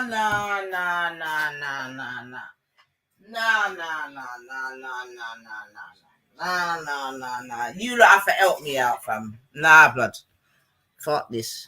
You lot gotta help me out. This is madness, man. This is utter madness, man. This is utter madness. I need to take a pause, man. Seriously. Otherwise, I'm gonna start cussing some blood clot. I gotta take a pause, fam. I gotta take a pause a minute, man. I gotta take a pause, man. I've got to take a pause, man. This is the violation, man. This is crazy, man. She was made, this is a 15-year-old girl that's been taken out of her exam, taken into a room with 4 people, 2 of which were men, no teachers. Yeah, so she's in a room with 4 po. Okay. Weed, brethren, them say a weed, them smell. Yeah. But I'm telling you, listen, gunman don't even get this. Nah, man. This is bringing tears to my eyes, family. I can't even lie, man. No wonder the girls frigged, man. If this was their experience, no wonder the girls in trouble, man. She was made to bend over, spread her legs, use her own hands to spread her butt cheeks whilst coughing. Yeah, so we can visualize that, family. You understand? Yo. She was not permitted to use the toilet despite...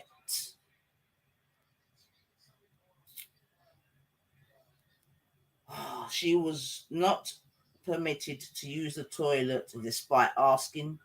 She is now self-harming and requires therapy. She is traumatized and is now a shell of her bubbly child she was before the incident. Before the time she was pulled out of her exam to the time she returned home, she was isolated, not given food or offered water. Where is the care? Total. She was They dehumanized this 15-year-old girl. Dehumanized her. And please let us remember that the police officer said, remember the one in the GMTV interview said that the school themselves have the right to look for whatever they want to look for and get rid of it. The school searched, didn't find nothing, phoned 101, 4 policemen came in, strip searched the girl, make her take off her pad. Now we know that they made her bend over, spread her butt cheeks and cough. Okay, a 15-year-old girl.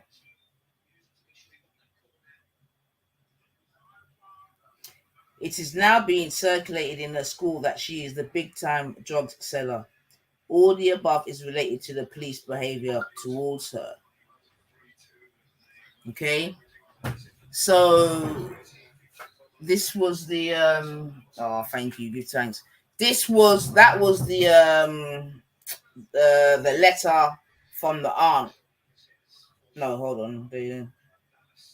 That was from the aunt. This is a typical case of police abusing their powers on people that are not clued up on law.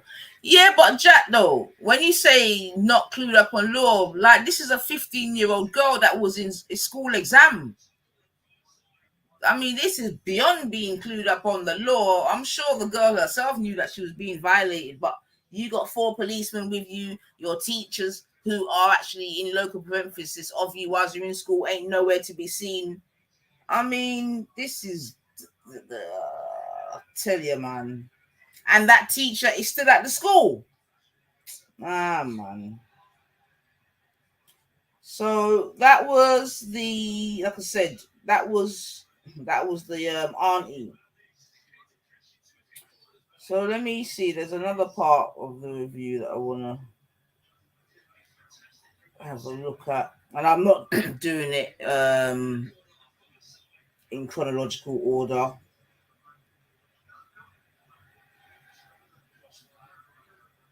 Okay.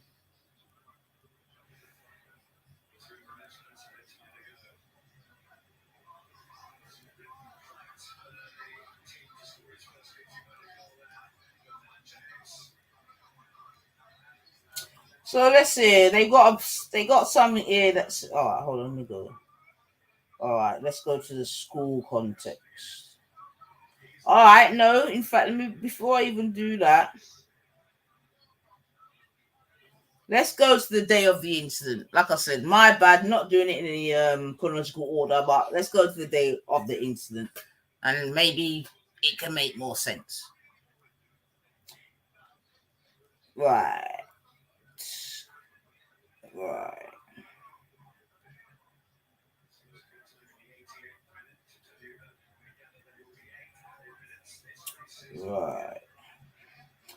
And then we're going to have a look at some definitions of what the police are, at the very least, should have called the parents before carrying out any. But so, Jack, I'm telling you, man, this is a 15-year-old girl, Jack. She's a minor. I'm sure minors aren't even allowed to be arrested. Are they allowed to be strip searched normally? I don't even know. I would hope not. All right. The day of the incident. Point 2.10. In trying to determine why the events unfolded as they did, inconsistencies in the accounts of those involved have hampered the review's ability to clarify these details with any precision. I'm getting pissed off already. These variations primarily relate to the initial conversations held between the police and the school. So watch them now. The police and the school can't get their stories together. No. This can't just end in a fucking apology. No way. So the school and the police can't get their story together. What a bleazebot. Let's read on.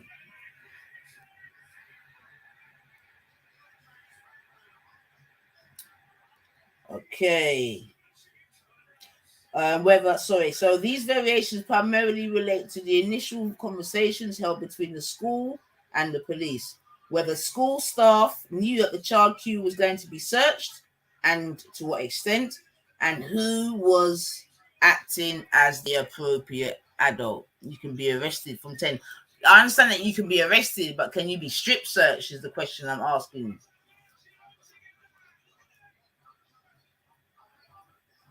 Point 2.11. Whilst taking account of interviews and written statements, the review does not. There you go. This review is just I don't know. What is the point of this review? What is the point? The review does not draw any firm conclusions about each event in question. Some remain subject to investigation as part of ongoing complaints. And if it's an ongoing complaint, then the police and the teacher should not be at school. They should not be in their place of work.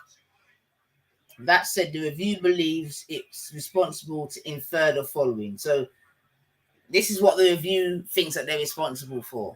Let's have a read of this. This should be interesting.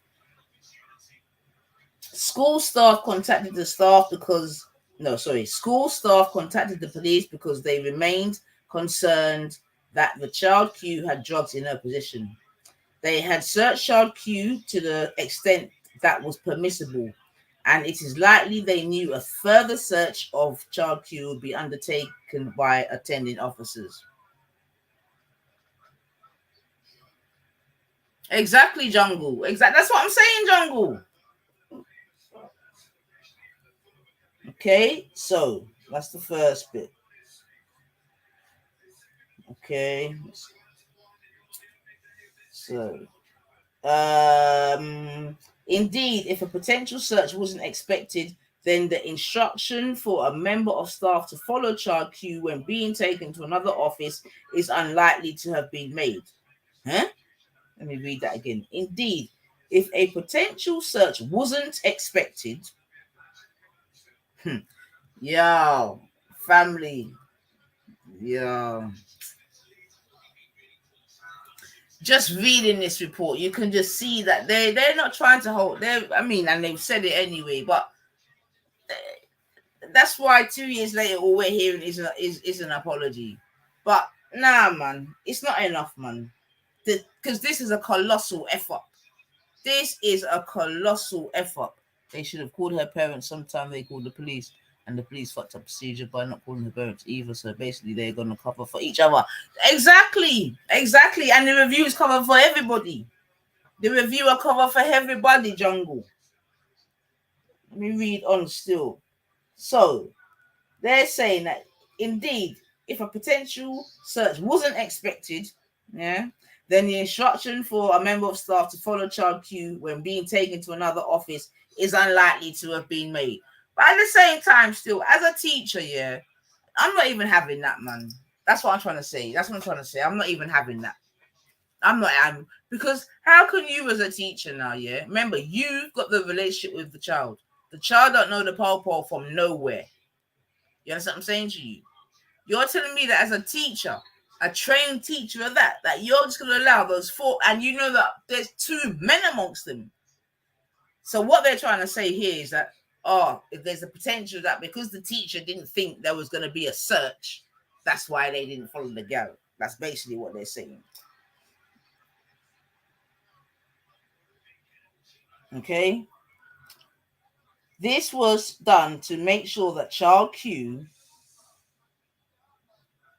right? So this was done to make sure that child Q would be undertaken by the attending officers. Let me read that again. Indeed, if a potential search wasn't expected, then the instruction for a member of staff to follow child Q when being taken to another office is unlikely to have been made. This was done to make sure that child Q didn't attempt to dispose of anything in her possession.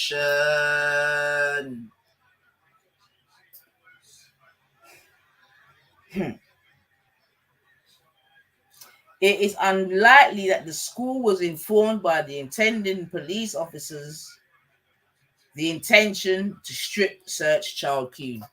So again, The police are in trouble. They're both in trouble. It is likely that the importance of the appropriate adult role was insufficiently explained to either child Q or the school staff present.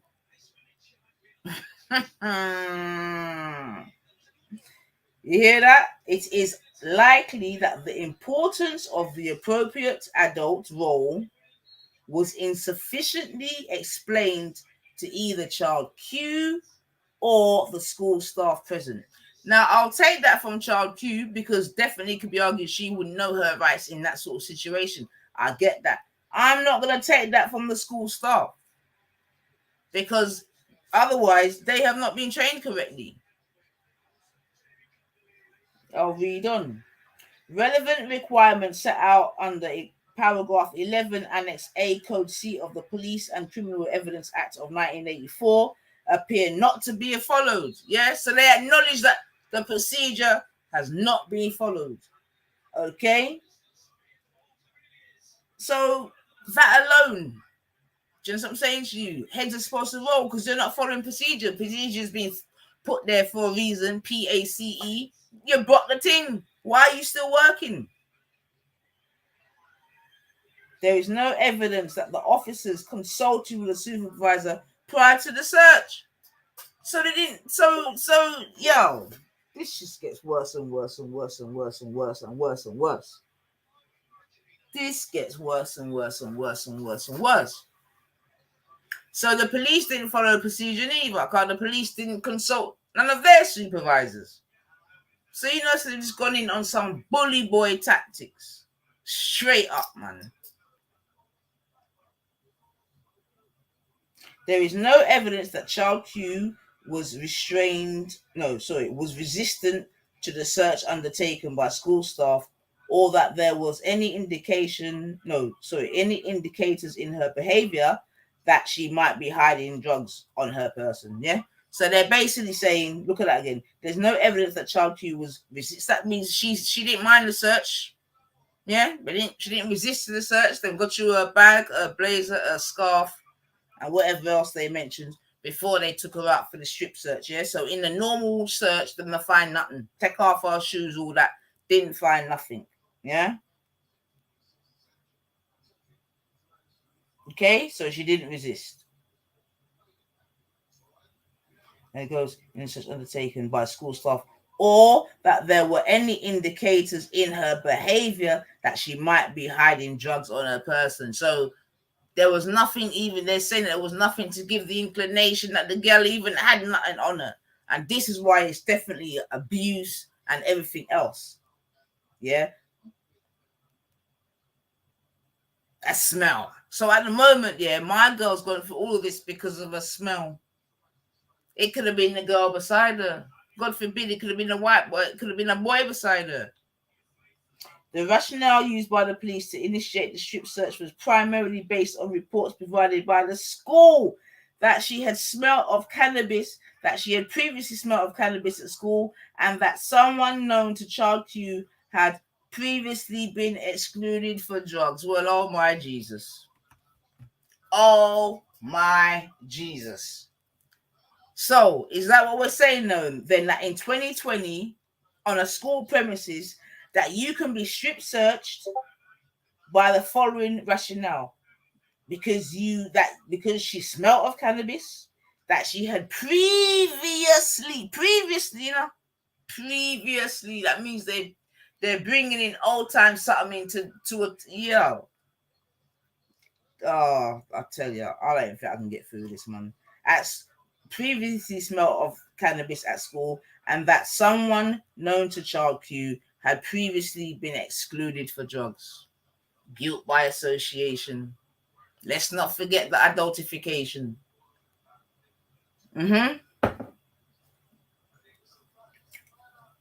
Okay. Then the next subheading is previous incidents of concern. So obviously this is where they're trying to give the history of the gala and as to why it led to the disgusting situation that it has led to. The dirty bongo them. I'm telling you, family, I'm so pissed off, man. You know what I mean? My fag don't even taste right to be rotted. You know them ones? Oh, let me just take her. So listen, big up everyone in the building, man. I know people probably just listening to this, and hopefully you feel just as disgusted as I do, because there's nothing that can justify this family. Nothing, man. Nothing. Especially when we consider that it's a 15-year-old girl.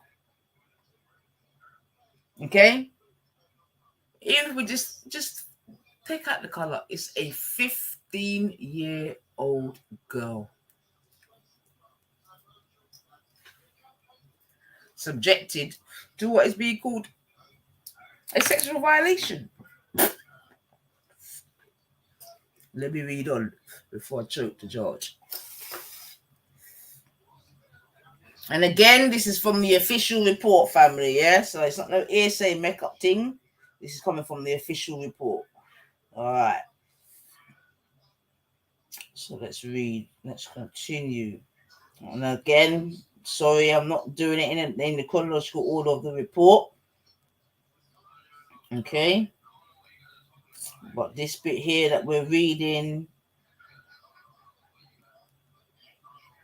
which you know I've lost.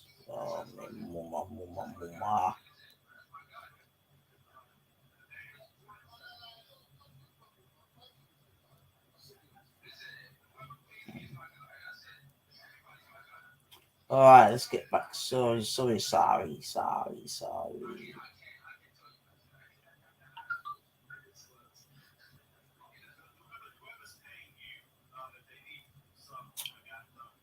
Mid-George. All right, here we go.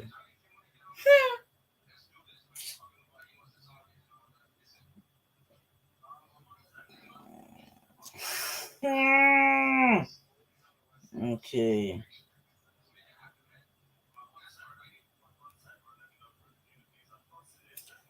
Okay, so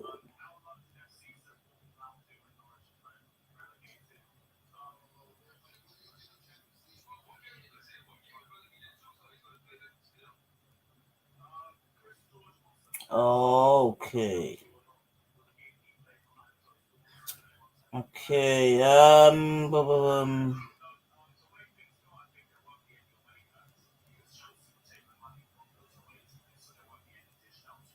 Sorry, I think I've got myself a bit lost, family. Hold on.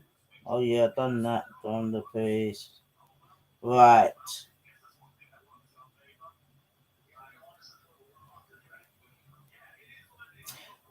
So this is previous incidents of concern, right? I think I've missed something, you know. Hold on, family. Hold on. Oh no, I did get to this bit, innit? So a month before Child Q was strip searched, she was similarly identified by the school smelling of cannabis. On this occasion, Child Q was described by school staff as being intoxicated, although on contacting her mother, she explained that Child Q had been studying late the night before, and it was this that accounted for her presentation. Such background is relevant to the review, given the different approach adopted by the school in managing this earlier incident and the likely influence of the event of the actions prior to Child Q being strip searched. Yeah, so what they're saying is a time came in before where she looked a certain way, where it looked like they're accusing her of drug taking, whatever. You understand what I'm saying to you? And the mum's like saying, nah, it's not that. She was up late doing her homework, revising, whatever. And that was the reason why she appeared that way. Okay. So I tell you, as me.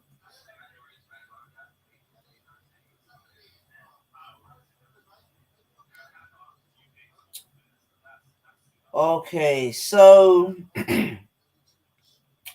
in the school's record log, it is noted that Child Q and her mother were advised that if this behavior continues, or that if she is found with weed drugs on her, she will not be able to continue her place with the school. No further action followed by way of exploring the incident further, contacting the police, or engaging external agencies for advice and support. Child Q's mother was, however, quickly engaged by school staff to inform her of the concerns.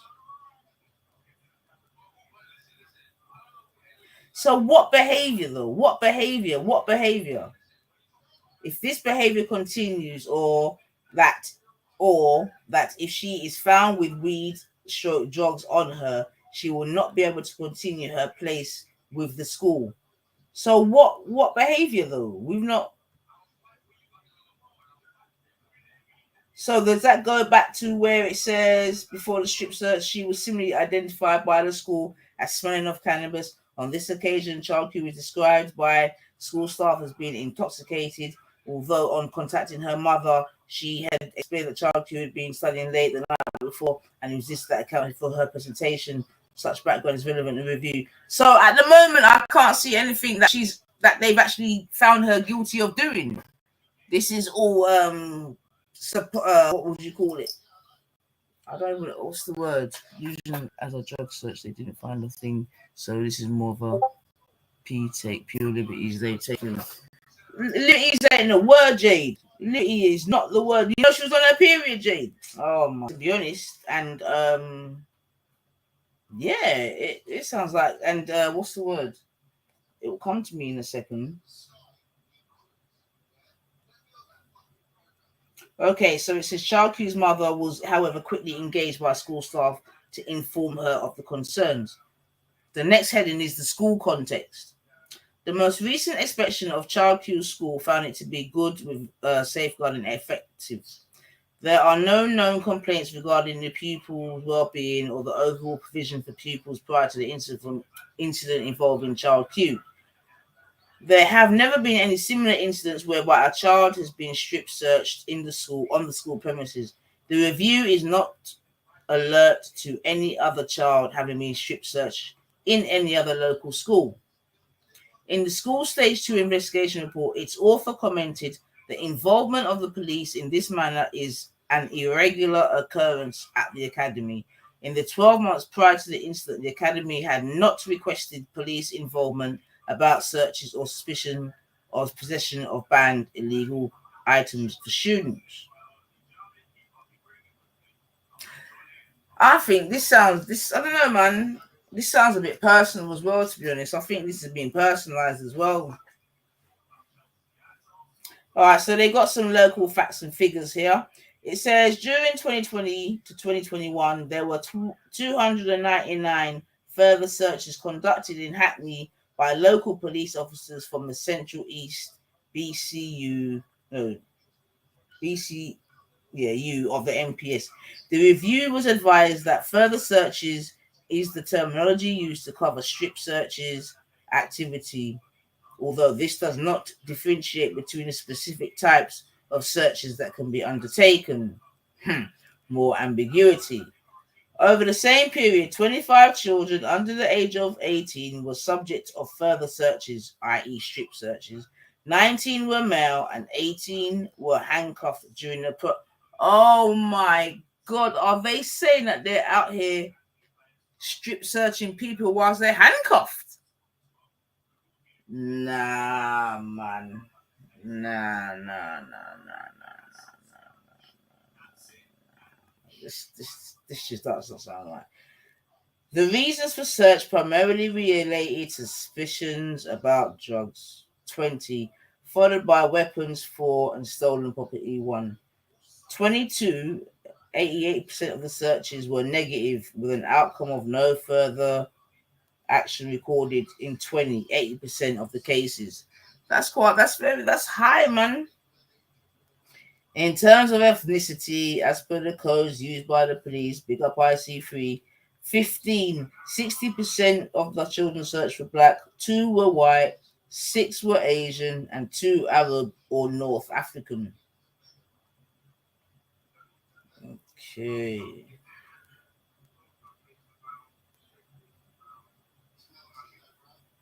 So I'm going to go to their findings and recommendations shortly. Yeah, as you can see, I've just tried to skim through it, but hopefully I'm catching.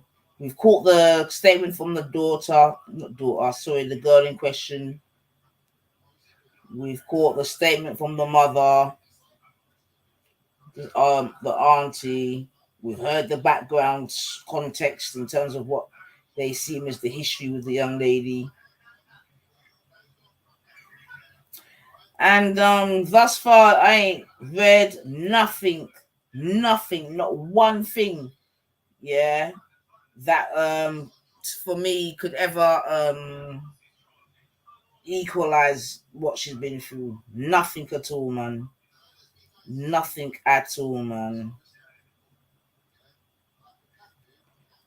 And this report has just upset me because, like I said, even within the report, they're saying that it's not about accountability. So then who is left to do the judgment then? Or is there not to be a judgment? And like I'm saying, remember, family, this happened 2 years ago, and the only reason why we are hearing about it is because it's gone through whatever system you want to say, you understand, whereby the police want to make an apology, but it's not enough. Heads after roll, man. Like that's the thing, right, family? You know, in normal job situations, in your normal job, if you fuck up a certain way, you know what time it is, man. You know, Reanimator, you're funny. You know what time it is, man. So I don't see why people, you know, in these sort of positions continually get away with these kind of things, man. You know what I mean? I'm sure in past cases where there's been, they just get moved to, you know what I mean? Or if anything happens, they just get moved to the side or moved to another department, or, you know what I mean? Until the dust settles and all this bullshit, man. It's disgusting, man.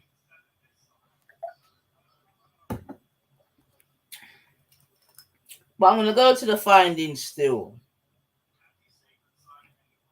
Because this could be interesting. Oh my God, man. They told the girl to spread it's the violation. The review makes 8 findings and 14 recommendations for improving practice. Let's hear some of this bullshit now.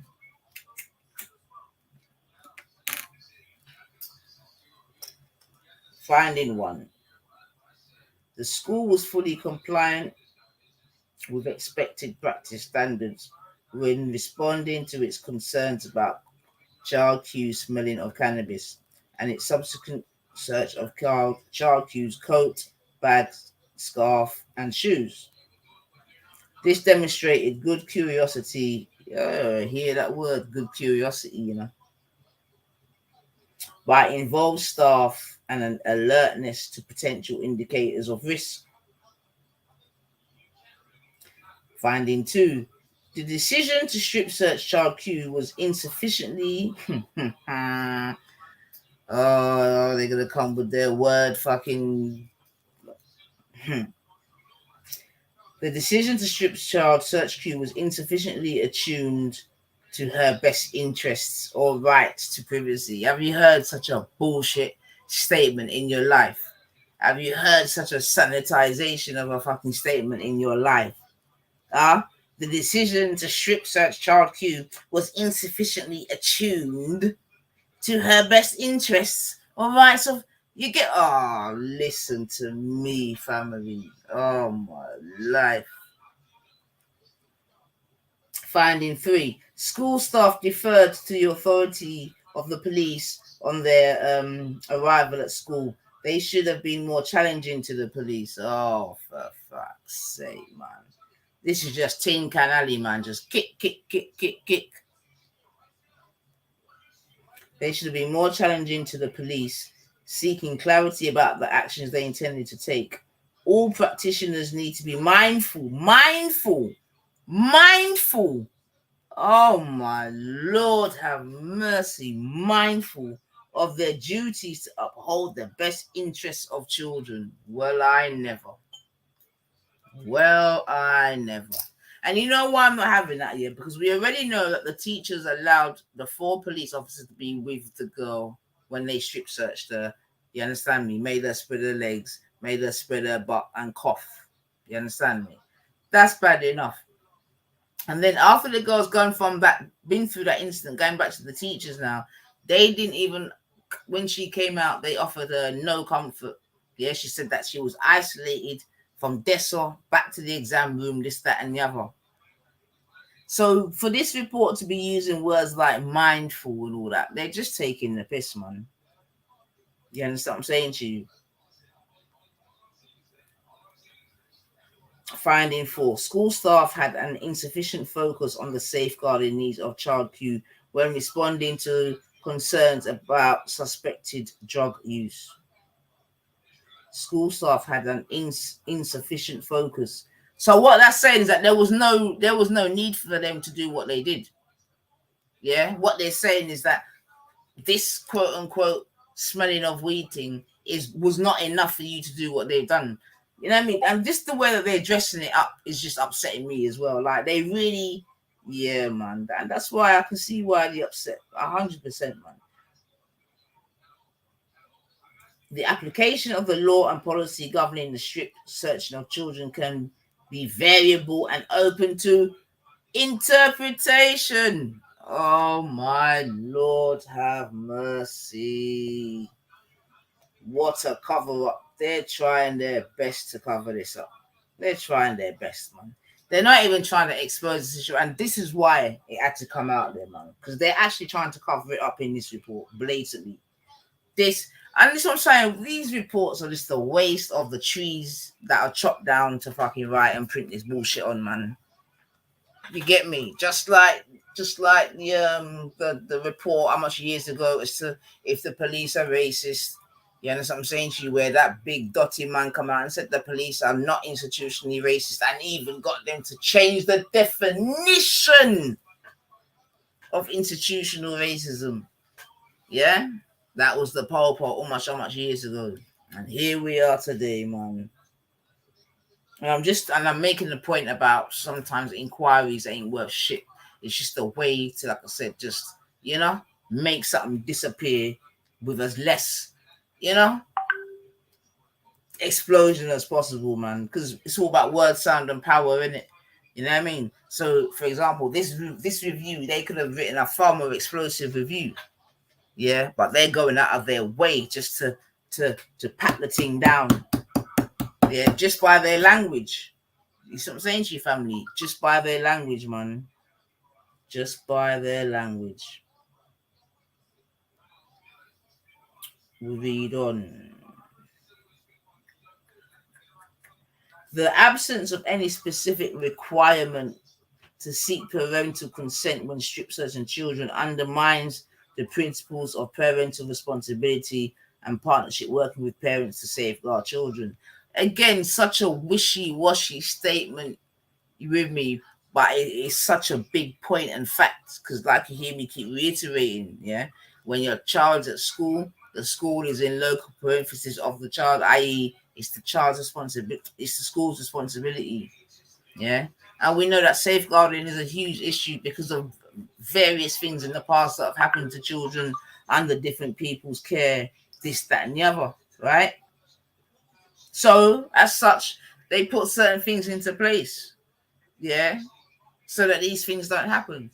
But if you're putting these things into place, yeah, these systems and procedures into place, and the very people that are supposed to be following them do not follow them, then what is the point of the fucking systems and procedures? Oh, read on the absence of any specific, yeah. So that's what I'm saying to that car. Basically, they're saying, how the fuck are you going to be doing that to a child with no parent, you know what I mean, with no adult being present? But, they dress it up in a bow, the absence of any specific, and I want you to put yourself in the place of that parent, yeah? And then you got to read something like this. The absence of any specific requirement to seek parental consent when strip searching children undermines the principle parental responsibility and partnership working with parents to safeguard children. Yeah, what they're supposed to say is, yo, you effed up. Yeah, you effed up. Let me continue. Finding 7. The COVID-19 restrictions in place at the time appeared to have frustrated effective communication between school staff and the Safer Schools officer. Wow. So they're going back to the safer schools officer that was not on site due to COVID. Yeah. So the safer schools officer was not on site due to COVID. Yeah. And because of that, they dialed 101. Okay. And with the dialing of 101, 4 police officers came to the school to deal with one 15-year-old girl. Okay. So when people complain about the heavy-handedness of the police and how certain times, as we've seen on different social medias, this, that, and the other, how 6, 7, 8, 9 police is trying to go for one young man, for one man. Yeah. So when we bother about them things, we don't want you nothing, you know. Yeah, because here we have a 15-year-old girl, and 4 police were sent for her, 2 of which were men. Disgusting, man. Yeah, and this review is just bullshit. Yeah, straight bullshit. Finding A. Having considered the context of the incident, not the violation of the incident, not the dehumanization of the incident, not the illegality of the incident. No, none of those words. But we're going to use having considered the context. What fucking context?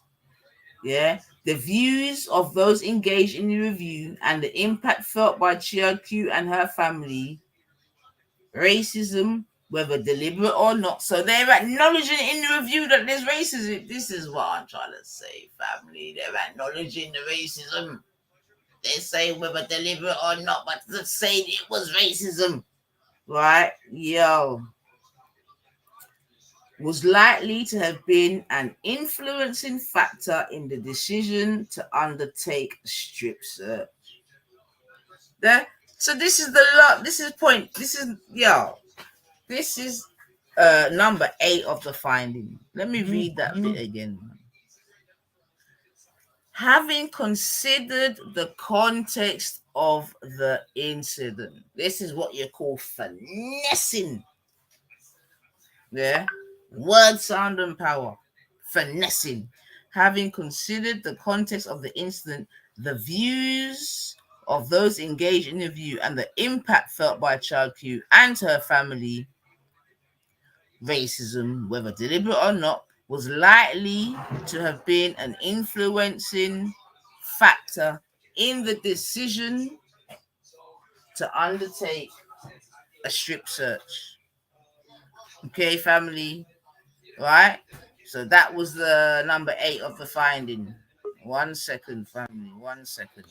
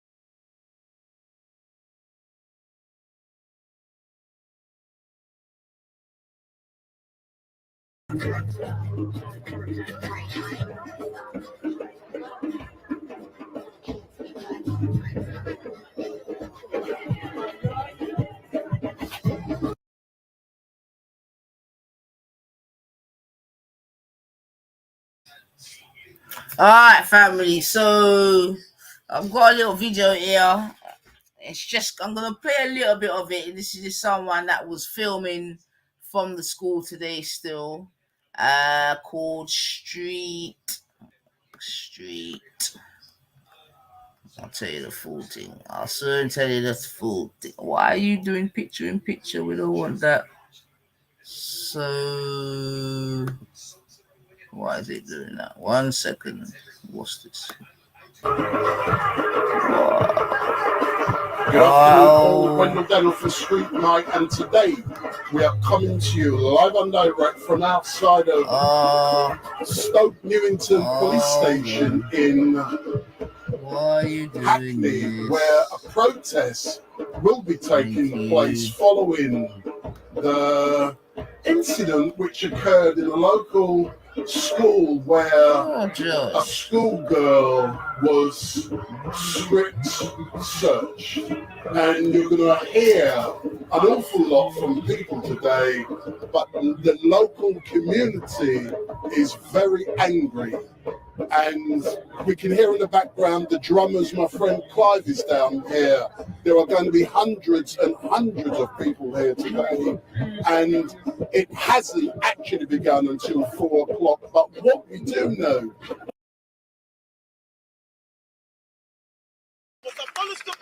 this is not a case of a few bad apples.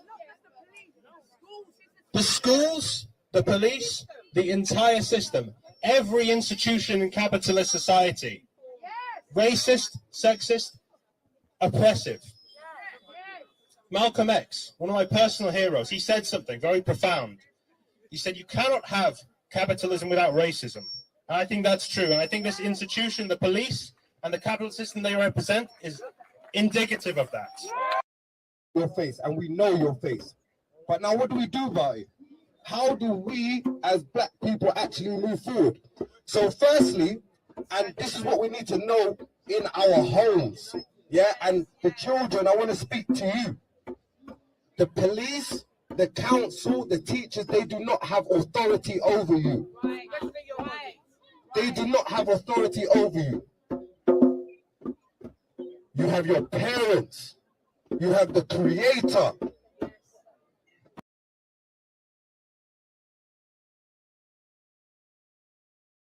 So that was interesting still, because you heard the gentleman saying there, you understand what I'm saying to you, that these people don't have authority over you. Yeah, but we see that in this instance that we are speaking about, the exact opposite happened. Yeah, all the persons in authority that were involved, you understand what I'm saying to you, took their powers and abused it. Yeah, just abused it. So like I said, I'm just going through this still. I haven't even watched it myself, all of it, but let's just, and big up to, I'm just a tip that. All right, let's have a what my boys say, man. Let's have a listen.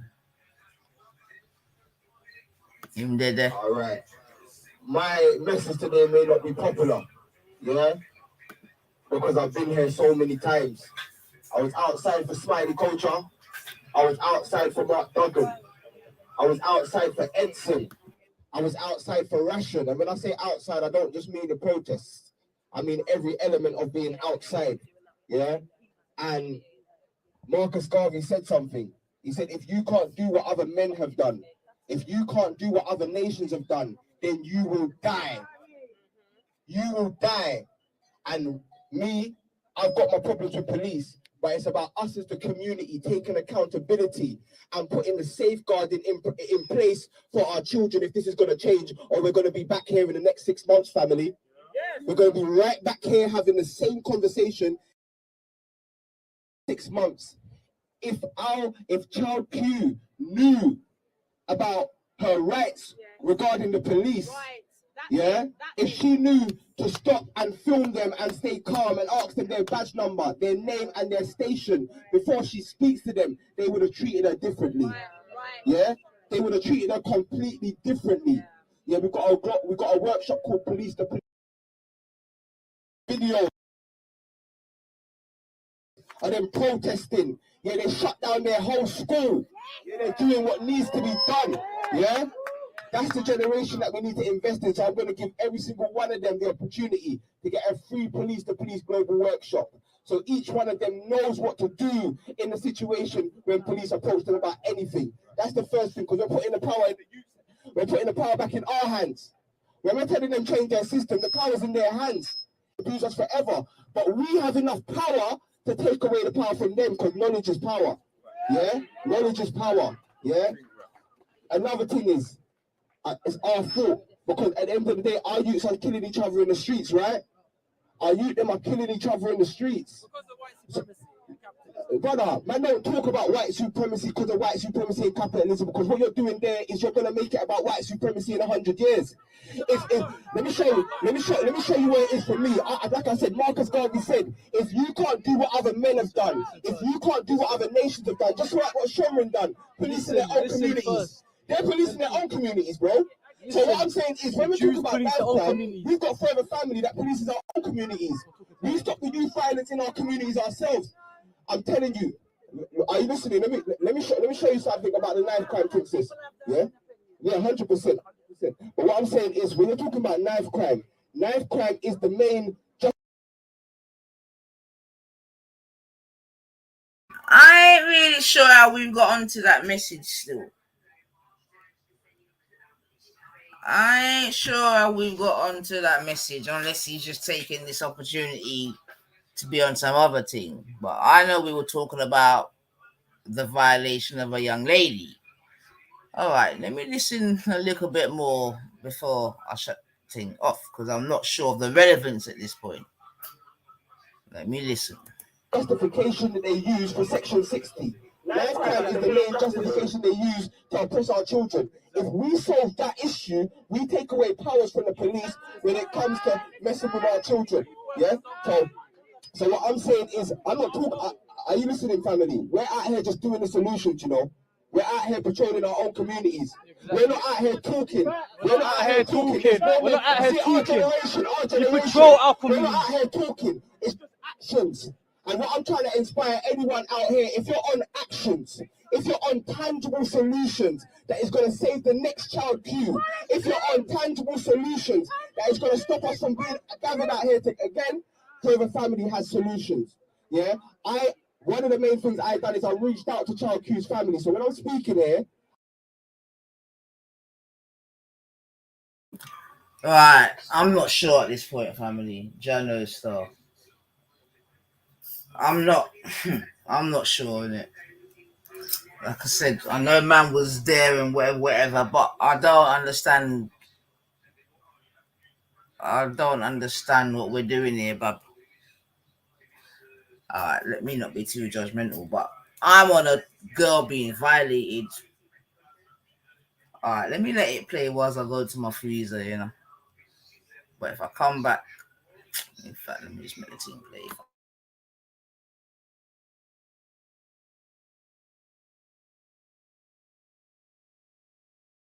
I'm speaking from the perspective of Child Q and Child Q's mum and Child Q's legal team.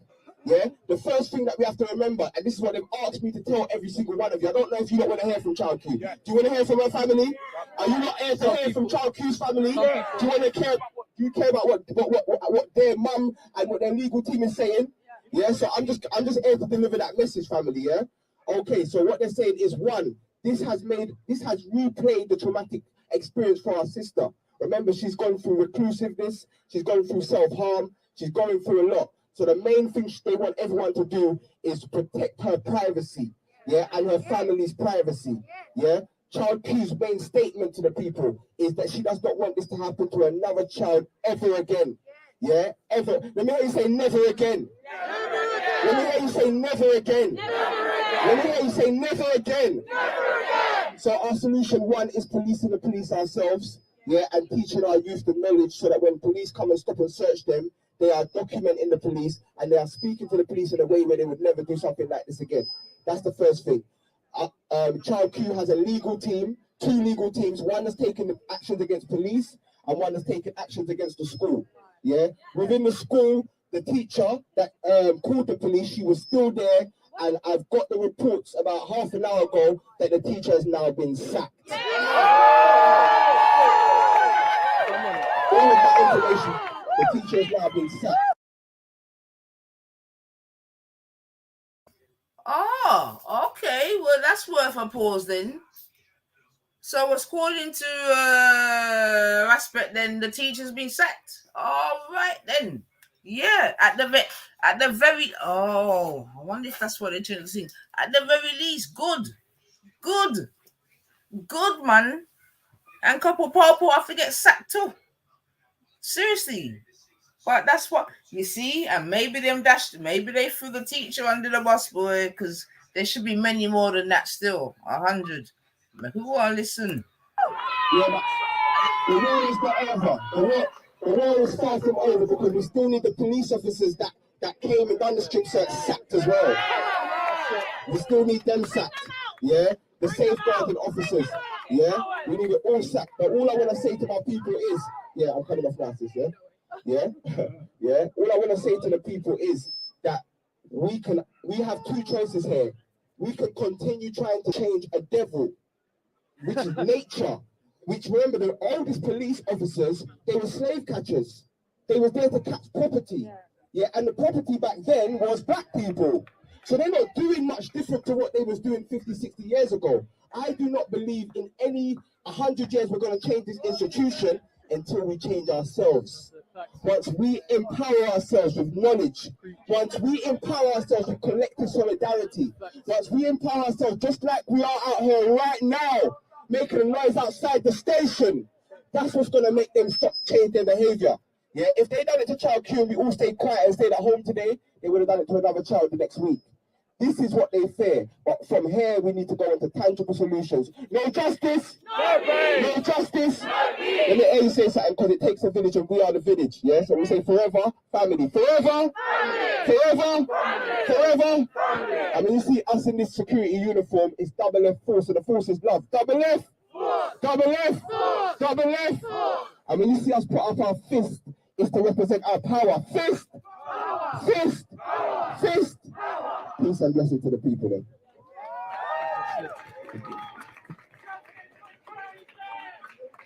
Alright, so just a bit of safety information, because this energy is brilliant and this fight is important. But as it gets dark, as is what usually happens, the police will try to instigate, they will try to move us on, they will try to break us up.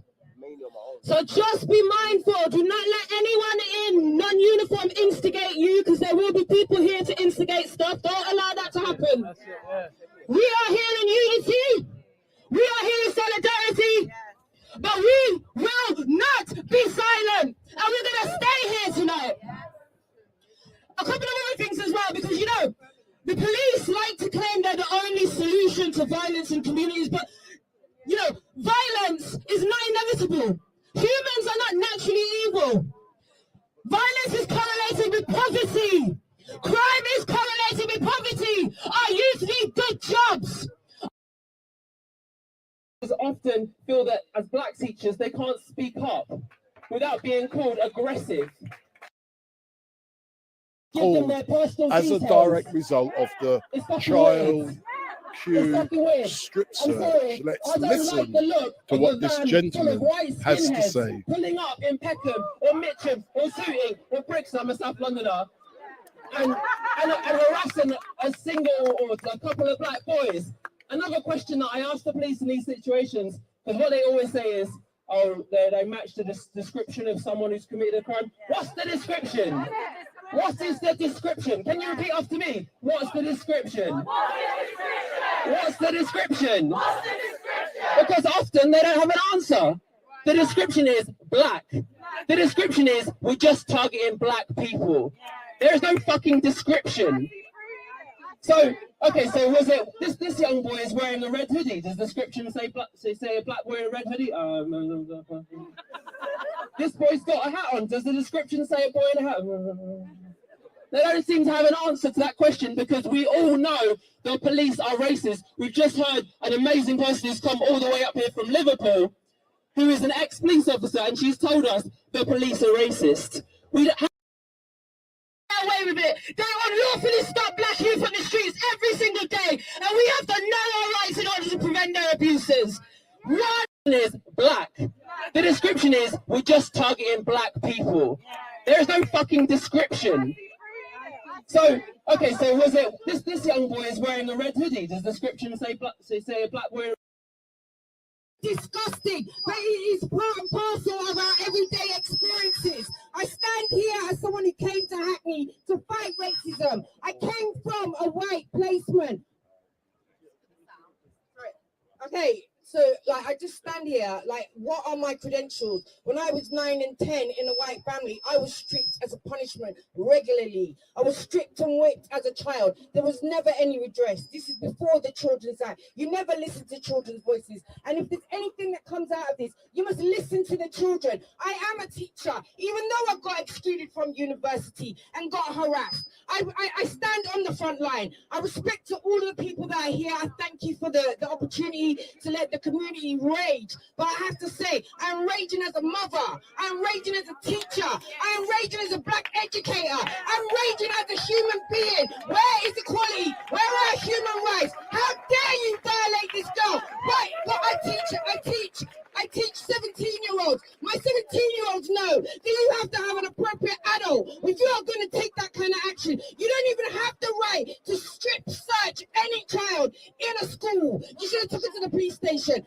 So there we come back to it. How come these people thought they can bring the police to the school? What kind of teaching is that? What kind of transition from childhood into adulthood is that? What kind of community and legacy is there? I've spent a night in this police station when I got beaten up by 4 men in Hackney. Was there any charges? No, there wasn't. We know how many people. Michael Sylvester.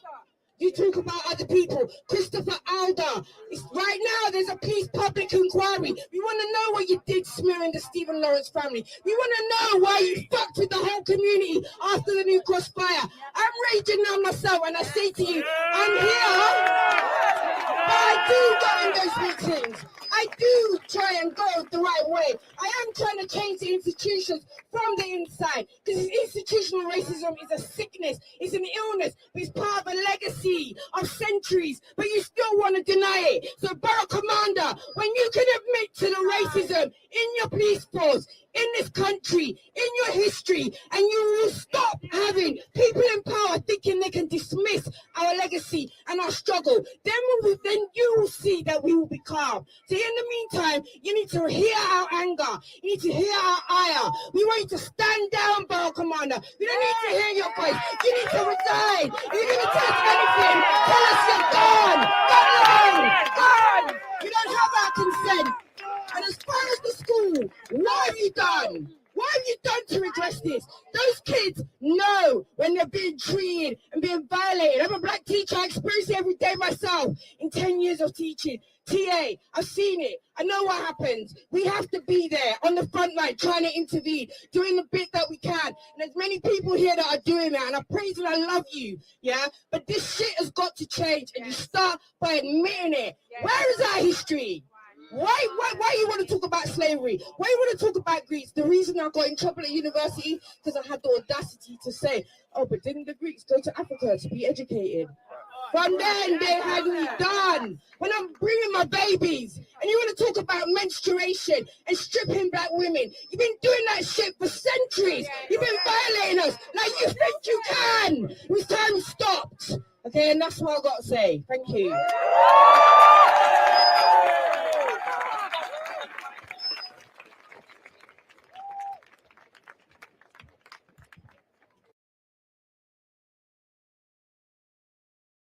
Yeah, family. So I'm gonna just pause it there. Still, Sky, I can see you in the back there, but I don't think that this is a time for you to come on, Sky. Yeah, come on when we're talking about something jovial. Listen, let me just tell her, man. Sky, you alright? It's about racism. Yes, I never heard that. What is about helping church. Yes, Sky, man. Like, I'm angry about this racism too. It got me into trouble, and this white supremacist. Yeah, I know. I'm a bit angry. Yeah, but I don't want to get into trouble about it. Yeah, but I'm just scared.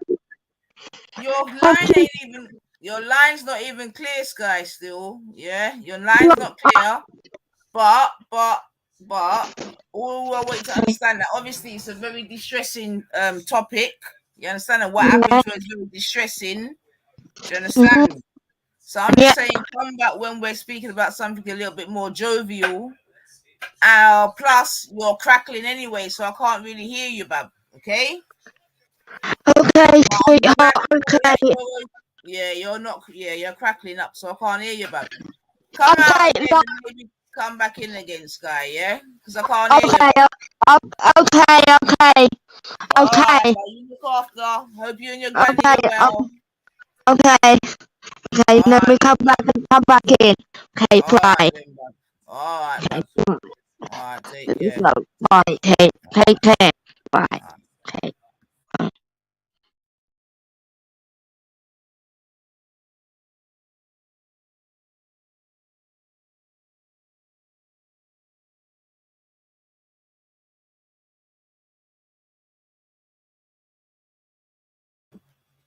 So yeah, family man, let me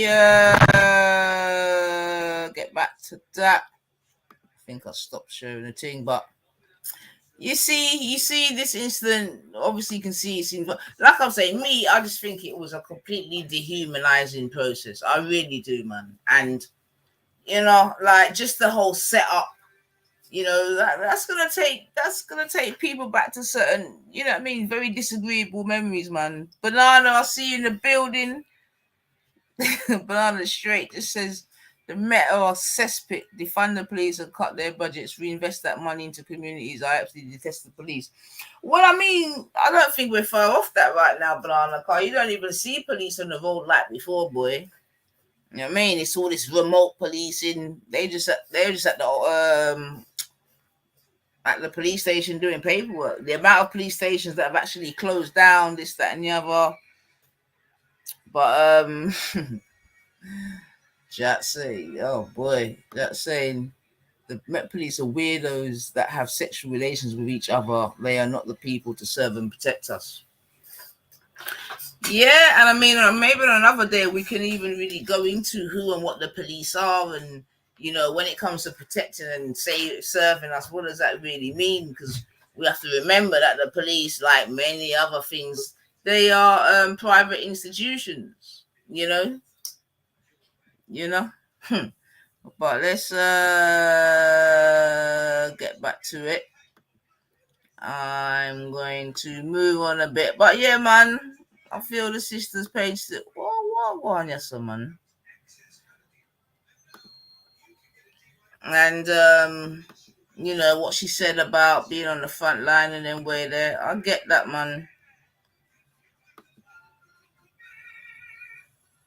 But like I'm saying, man, it's bringing up a lot of, and that's what I'm saying. In England, certain conversations have to be had, you know, candidly, and you know, but they keep trying to sweep things under this and that.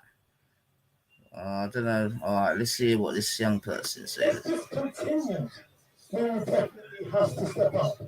hear you, man. Big up to you for putting this on,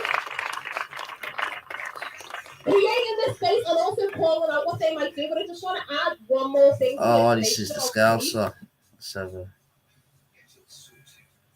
Racist policies in all the schools that actually get them out. Every racist teacher, every racist head teacher, every single police officer out of happy schools right here, right now.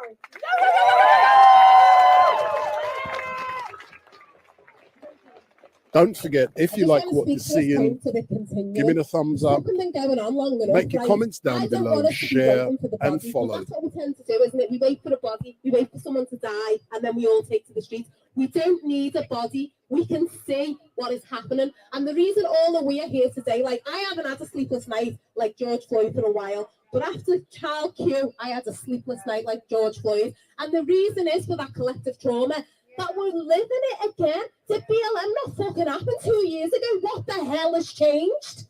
And until we get real systemic change, we will be back here in 2 years' time. We will be back here again and again and again. And I just want to speak to someone. I grew up in care, and black children and kids in care is treated very similarly. Even worse if you're a black kid in care. It's this, they steal your childhood from you. They basically tell you that you're an adult before you're an adult, and they treat you like an adult, and they deny that child status to us. And we can't let it go on. It's the same way they deny black women the right to feel pain. The chant that I like to do is to know we're treated like we're indestructible. We're not having it anymore. Don't call me a strong black woman. You make me a strong black woman because you don't let me be weak. Never. Not once, not ever. And let me talk about the policing of our emotions. Because I'm a Scouser, I'm loud, and I don't give a shit if you think I'm angry. I am fucking raging. I am raging.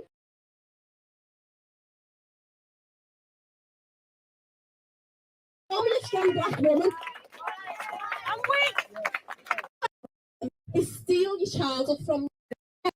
And until we get real systemic change, we will be back here in 2 years' time. We will be back here again and again and again. And I just want to speak to someone. I grew up in care, and black children and kids in care is treated very similarly. All right, family. So I'll just pause it there because, yo, Janet, I see you, man. Big up yourself. Big up everyone else in the building still. Sorry, I'm not interacting too much in the chats, but you don't know. This is proper things, man. But I just heard what the young lady said, and that's why I've had to rewind still because I find what she just said there very interesting, right? So she just said that black. In fact, let me let her say it still, man. But there's something there that she said that I'm gonna home in and I'm gonna start. And let me just let the team play first, man. Let me let the team play. Let me let the team fall. Oh, do you know what, Nine? Will you stop? Family, I'm all finger. Like, I just keep touching things and charge. All right, see it then. All right. Let me play the team. Let me play the team. Let me play the team. Let me play the team. Even worse if you're a black kid in care. It's this. They steal your childhood from you. They basically tell you that you're an adult before you're an adult, and they treat you like an adult, and they deny that child status to us. And we can't let it go on. It's the same way we deny. All right, then. So if you heard what she just said there, yeah, she said being a child, a black child out there, and oh God, let me do it verbatim because I don't want to miss what the girls say.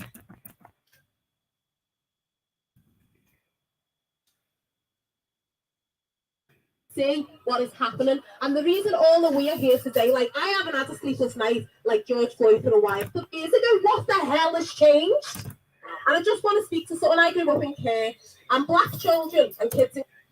Right, so she said she grew up in care, and she's saying black children and care is treated very similarly. Even worse if you're black kids in care. It's this. They steal your childhood from you. They basically tell you that you're an adult before you're an adult. I mean, right. So I want to pause it there because what she's doing is concurring with this whole thing regarding this whole adultification. Do you understand what I'm saying to you? That has been the sort of buzzword whereby people, society, insert as you will, look at children, look at young black children, not as children, but as adults from an early age. Because they're quote unquote streetwise. These are the things that have been written. I'm telling you, man. I mean, anyway, let's let Miss Scouser go on chat still. But yeah, man, adultification, and here she is concurring with it, man. And I get it, man.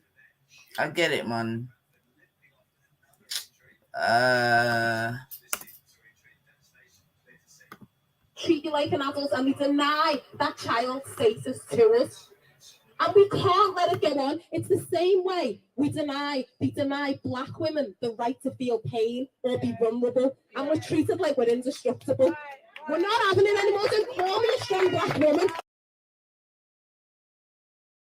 So again, I want to pause it, man, because definitely even myself, when I heard about this whole adultification thing, and like I said, I know the vibration, but I had not yet heard that terminology, right? And then I even myself then brought up the whole fact of, you know, black women, you know what I mean? And this is one thing I'll give 0161 credit for, because it's something that she's continually sort of brought to the YouTube world in terms of, you know, that black women get less pain relief than other women because we're seen as stronger, etc., etc., etc. You see what I'm saying to you? And going forward, I definitely would have some conversations about this. You know what I mean? And coming from different angles. You see what I'm saying to you? But yeah, and then the girl said it again. You know what I mean? Like it's a mad thing. It's a mad thing. It is the maddest thing ever, man. You know. I mean, just think of how you can look at someone and because of their, you know. Oh my life, brethren. And you know, like sometimes I've been watching 16 and Pregnant, yeah.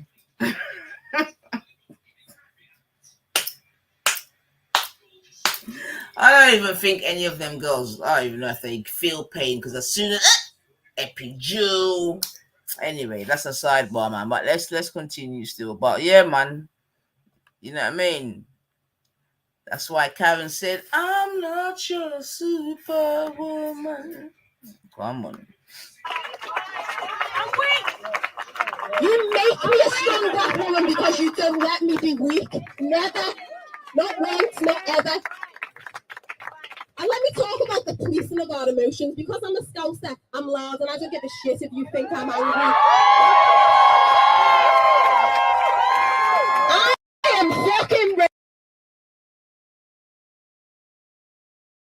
And sorry to pause again, man, but I think, and obviously probably enough of them ain't here, but they'll catch it on a replay, if not now, in 9 years, 9 months, 9 days time. But that statement there, I think that's something some of the man them need to hear still, you know. You know what I'm saying to you? Because, yeah, yeah, that we're gonna unpack that in the future, man. It is. We're gonna unpack that in the future. In fact, in the future, I'm gonna start having some chat to some of my ladies, man. Come here, I tell you, sir. Yeah, man. Some things have to change. Some things have to change. Banana says black women force on women to die in childbirth. Why? Is a medical condition. I'm telling you, man. It's that, man. And 0161, like I said, and she brought statistics, this, that, and the other. And I had a little look myself. It's just that, man. You know what I'm saying? It's that, man. It's that lack of care. I mean, there's so many I mean, you know what, yeah? I'm going to be... You see me, I had a very good experience. So I have to say that. You get me? As far as I remember. It was a good experience. I wasn't lacking in anything. I mean, I bought them flour. I was very impressed with my service still. But it could be argued that I was lucky, this, that, and the other. But I know that there are other women that just go through a lot. You know? In fact, I'll do that another time. But yeah, man. Yeah, man. Even during the COVID, man, I'm telling you, but let me not even upset myself a little bit more. But yeah, we're gonna have some conversations about that, man. You know. And luckily I know, and you know the good thing is I got some good non-black people that listen to me, because we're gonna have to chop it up, man. Woman to woman. You know what I mean? Because I know as women, you see what it is, man. You see what I'm saying to you? We see what it is. Banana just come with the stats straight away. Black women are 4 times more likely to die in childbirth. Why? Is it a medical condition? No. Or lack of care? I tell you, man. But we go on still. But yeah, man. They're probably going to be calling me a feminist soon, man. But I tell you, I think, in fact, I'm raging, and that rage is okay. It is okay to show our anger. I do not want anyone emotion policing me today and telling me to carry myself in a certain way. No, I'm not here for it. Feel how we are feeling. It is allowed. It is allowed to be damn angry when you read that report and you know what they did to our child. Because she is our child. Every one of us here, she is our child.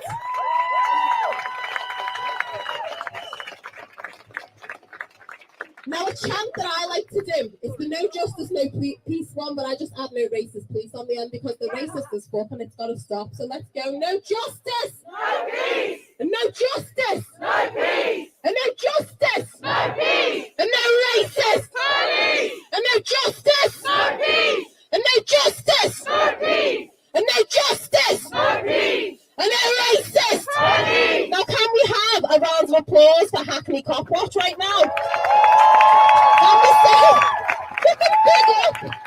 Big up to you for putting this on,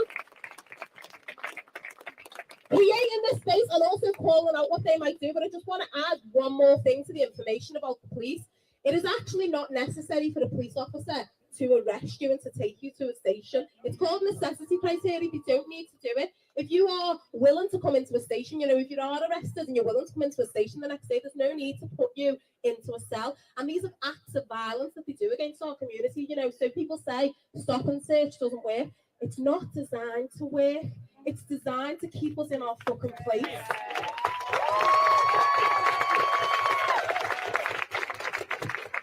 It's designed to humiliate us every single day and to show us who we are in the racial hierarchy, to show us where we stand.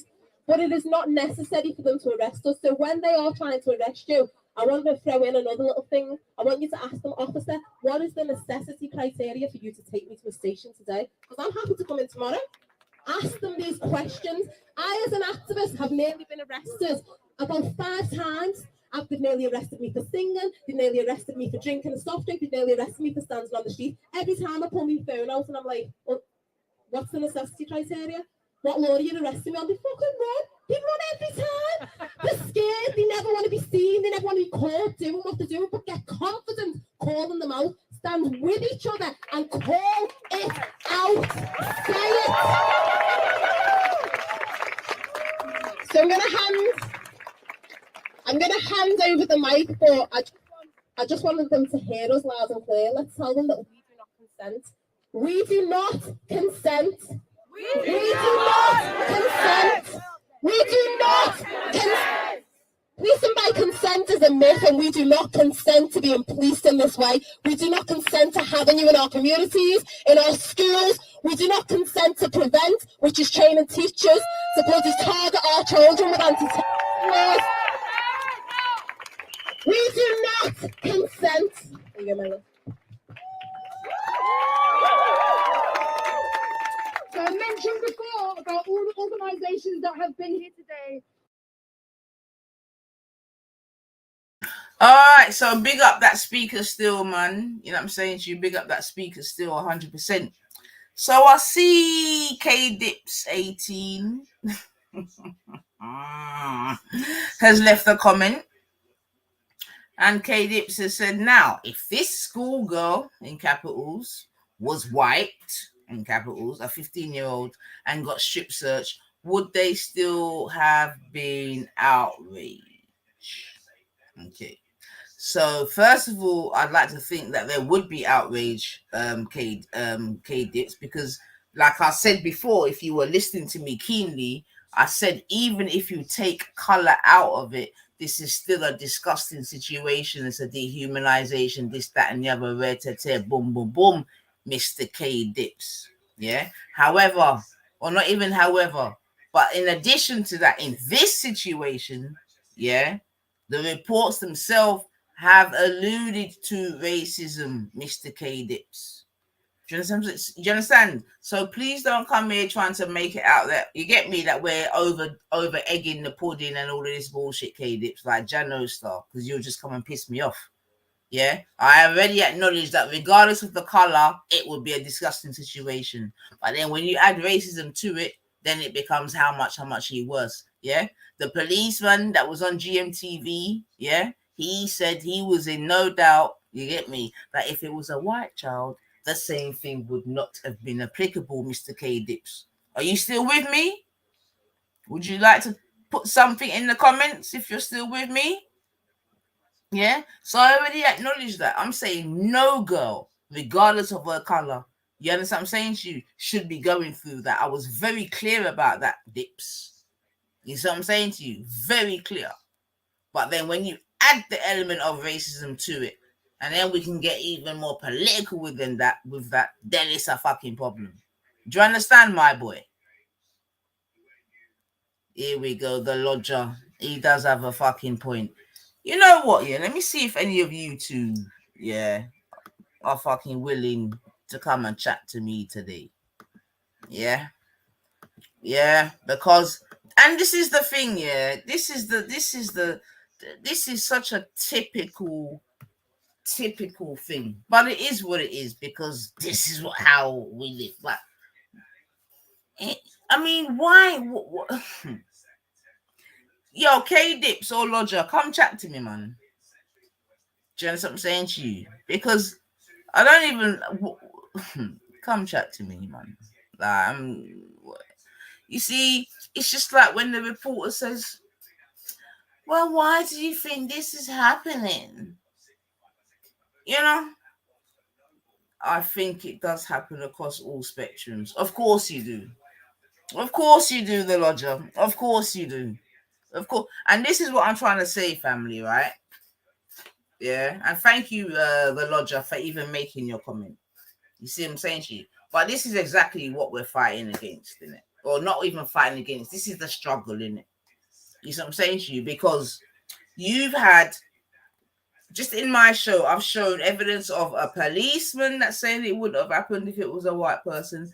The review itself, if you had been listening, you see what I'm saying to you, alluded to the very fact, although they wrapped it in a bow and used very just, highfalutin words or whatever. You see what I'm saying to you? And now we've got Mr. Lodge saying, oh, I wonder if... you get me? My comment wasn't to you. I was just putting the question out there because this has been gone from a minor getting searched to a case of racism. What do you mean? K-Dips, what do you mean? K-Dips, what do you mean? So can it not be both? K-Dips, have you listened to all of my show, man? Before I go off, have you listened to all of my show, K-Dips? If you haven't, just say no. Just say no, man. Because I think that the show's been very contextualized, man. You see, are these people more outraged at it happening, or are they just outraged that it didn't happen to a white person and it's just another racist issue? This is what I'm trying to say, Banana, man. You know what I mean? This is what I'm trying to say, man. This is what I'm trying to say. And this is after everything that you've heard. Yeah? And this is why. No, I haven't. I've only just come on. Well, you know what, K-Dips? I'll give you the benefit of the doubt. And if that's the case, then I would suggest that you rewind and you listen to everything that I have said and more importantly, I went through the actual the review, K-Dips, the actual official review and report as to why we're even able to talk about it now, because this thing happened 2 years ago. You know what I'm saying to you? Yeah, K-Dips, just rewind, man. I beg you, though. Just rewind. Just rewind, man. So, yeah, man. Yes, I think that's a good idea, the Lodger. Otherwise, you might start sounding a bit mad. And we don't want that. So we're going to listen to a bit more. Might forward it a bit still. People have said that they want to keep on organising at the school in question. Yeah, man. But yeah, man.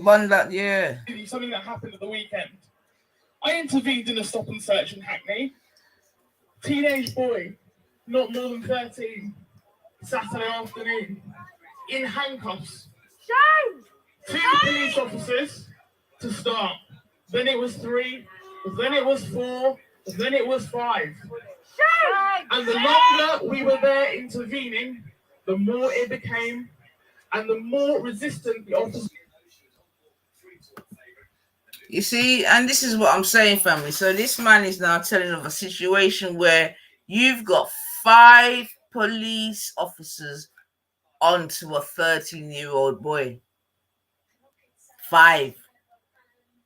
5 adults onto a 13-year-old boy.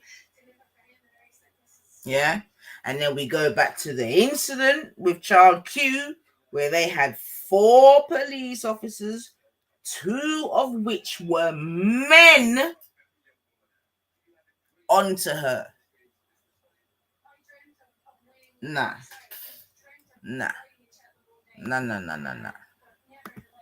Were to being questioned and being challenged.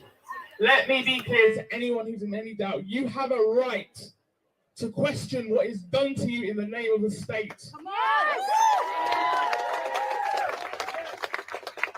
And when I asked one of the officers, is this what you call policing by consent? Do you know what he said? Who said anything about policing by consent? He asked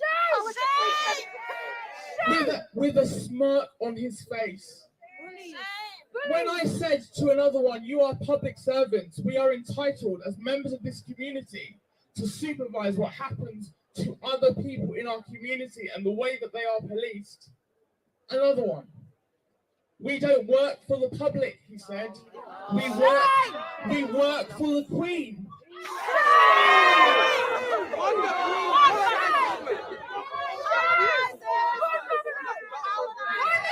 Well, guess what? The joke is over, and we have had enough.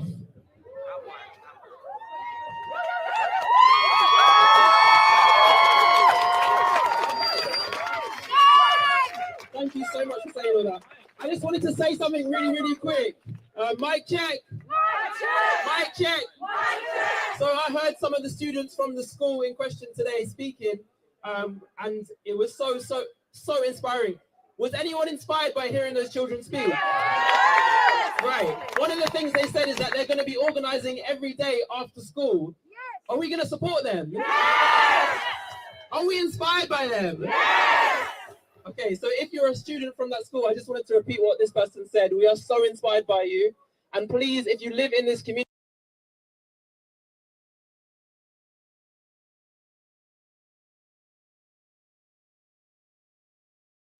to tell a friend, continue to use Twitter. Tell your communities as they come and stand and those politicians knock on your door to vote against them.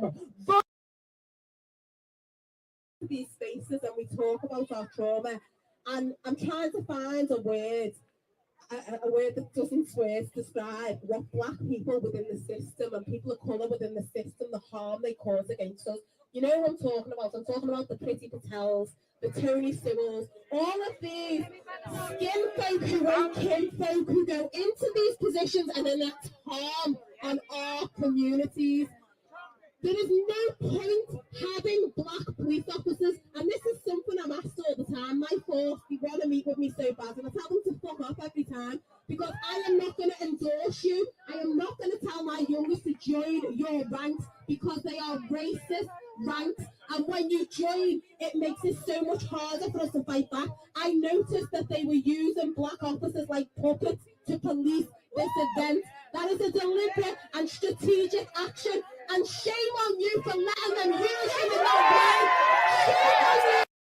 It's so much harder for us to fight back. I noticed that they were using black officers like puppets to police this event. That is a deliberate and strategic action, and shame on you for letting them use you in that way. Okay, so she's saying, yo, family, this is why, listen, you always hear Naifa say, nothing ain't changed from the plantation, don't get this twisted. You know what the girl said? She said, I noticed that you're using black officers to police the event. You get me? Django, you know the thing set. You know? Cool. I mean, no, you know what? Let me take that back still, because, you know, but still, man, you know, imagine that you're a black police officer and everywhere you look, it's just bad. There's just mainly black police officers. You know it's a setup, man. You know? especially in London. Like, come on, man. Oh boy. But let me listen on still, boy.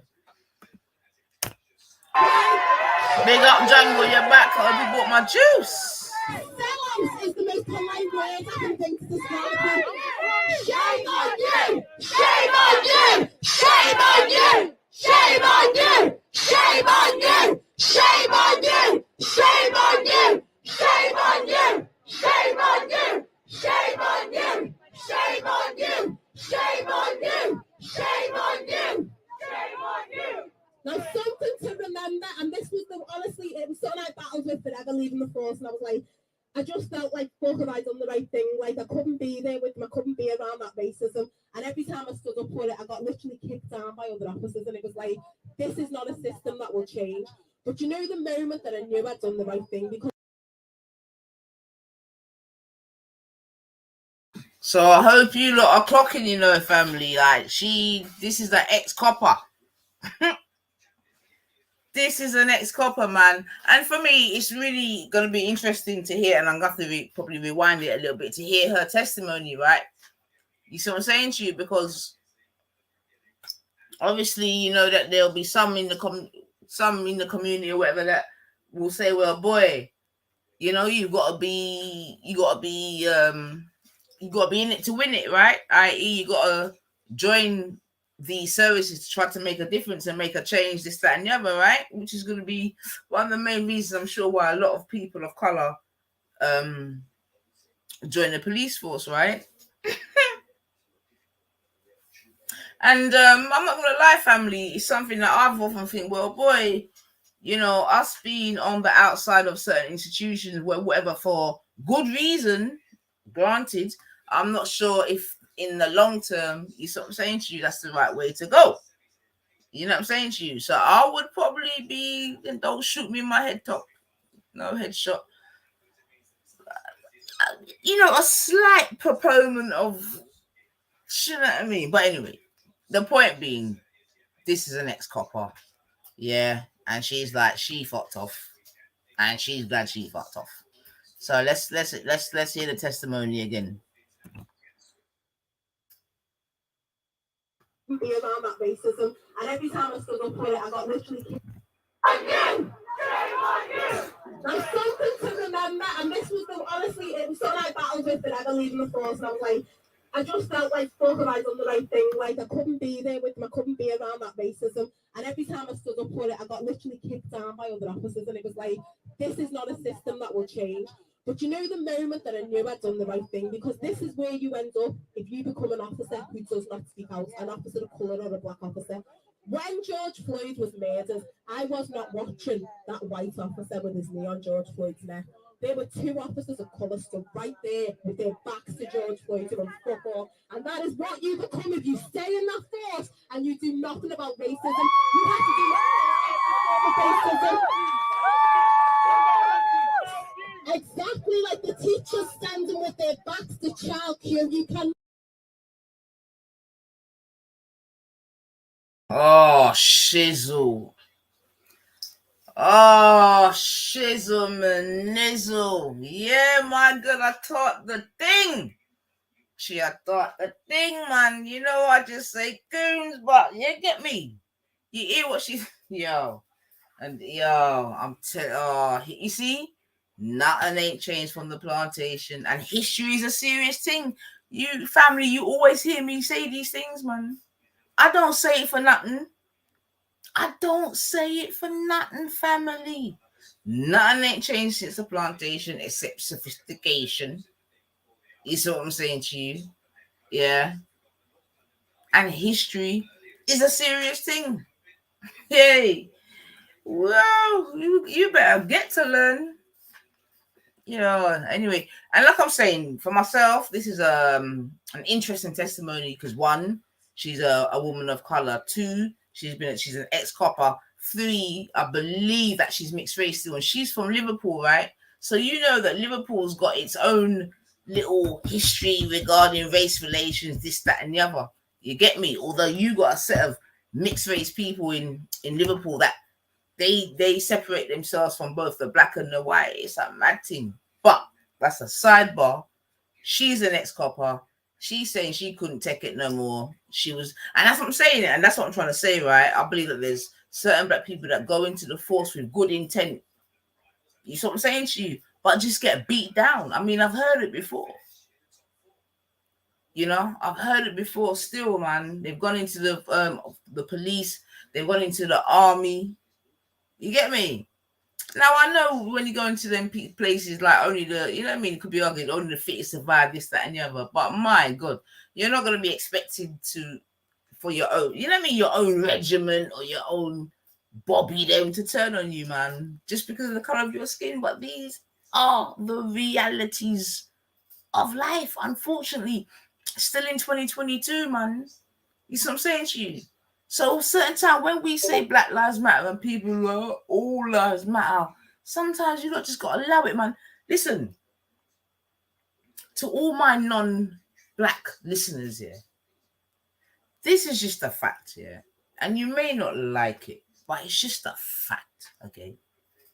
In this world, in the West at least, let us say, definitely in the West, where we live in countries like England, France, you know, name whatever else, yeah.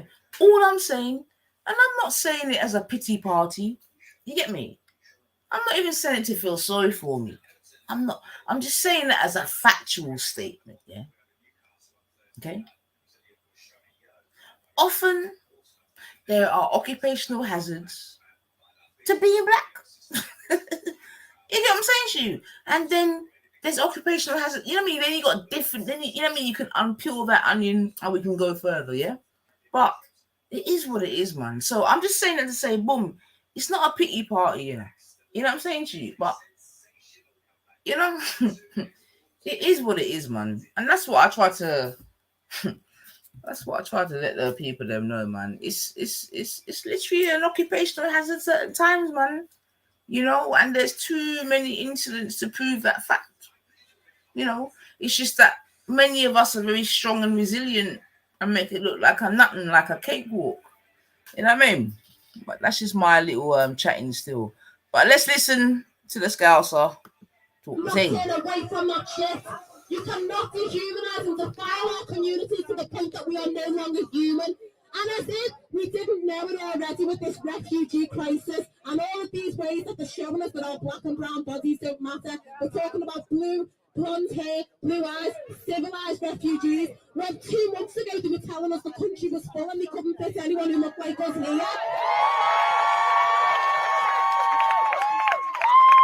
You tell me how that is fair. They're going to find a new... Again, family, again, she's hitting on another discussion point at the moment. You know, I mean, again, got veering off from the topic of the day, as it were, yeah. But again, under the umbrella of racism, obviously current, and we're talking about the whole Ukraine-Russia thing, you get me?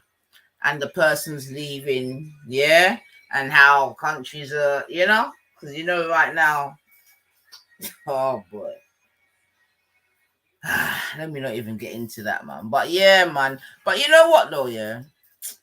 Depending on what the time is when I finish this little bit, I won't mind maybe having a little discussion about the whole Russia-Ukraine thing, man. Because, like I keep trying to say, yeah, history is a serious thing. And propaganda is a machine. Yeah.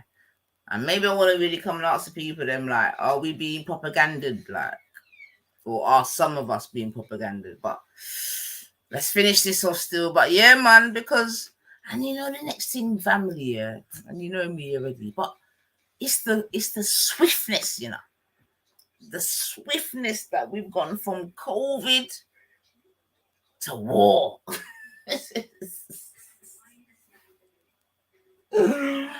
Family, I'm laughing, yeah, but it's not even a joke thing, you know. Yeah. Definitely, Banana. You know I'll do that, man. We've gone from COVID to war, man. You know, like, I don't know, man. The programming is real, man. I'll just leave it like that for real, like, for now. The programming is real, man. Where to like refugees as it doesn't quite fit, and that's why I have to point out the differences so much. But we will not put up with it anymore. Our ancestors built this country. We built the wealth of this country, and we are entitled to our fair share. Malcolm X was right when he said black women are the most disrespected people on earth. Black women are the most disrespected people on earth. We as a people are the most disrespected people on earth, but we are not going to take it. We want our fair share, and we will get it, and we will be on the streets, and we will take it, because we are not waiting, and we are not asking for permission anymore. We are telling you things need to change, and I am ready to literally sleep on the streets every single night if I have to, because things have to change, because my son is not going through it. My youngest son is not going through it. The next generation are not going through it, and our generation needs to say no more. And we will stand on the streets, and we will fight for you. And just know, young people, we have got you, and we will fight for you with everything we have. So I'm going to go. Oh, and we've got a young person who's going to speak. Some new young people who support children.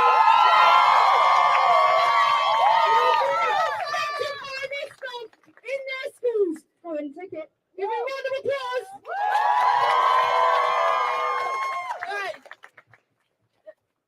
Guys, listen. Guys, we need to create like a community, a family, an organization. There was also my hero was Malcolm X. Martin Luther King gets killed. Frank Hampton gets killed. And so now we need to group together, organize, and we're trying to protect our new leaders.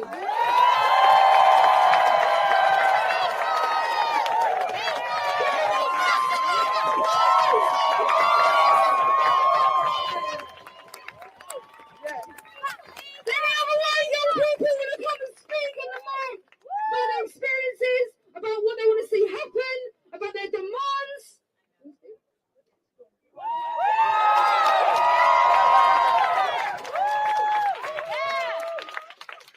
I want every black child to be treated equally and to be treated the same way as every white child will be treated.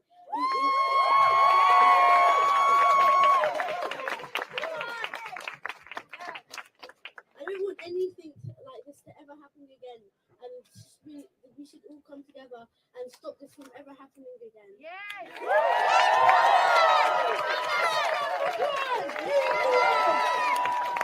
Powerful words. Any other young people want to come and speak? I'm a little old to be a young person, but I want something to say to the young people here and to every person of color here tonight.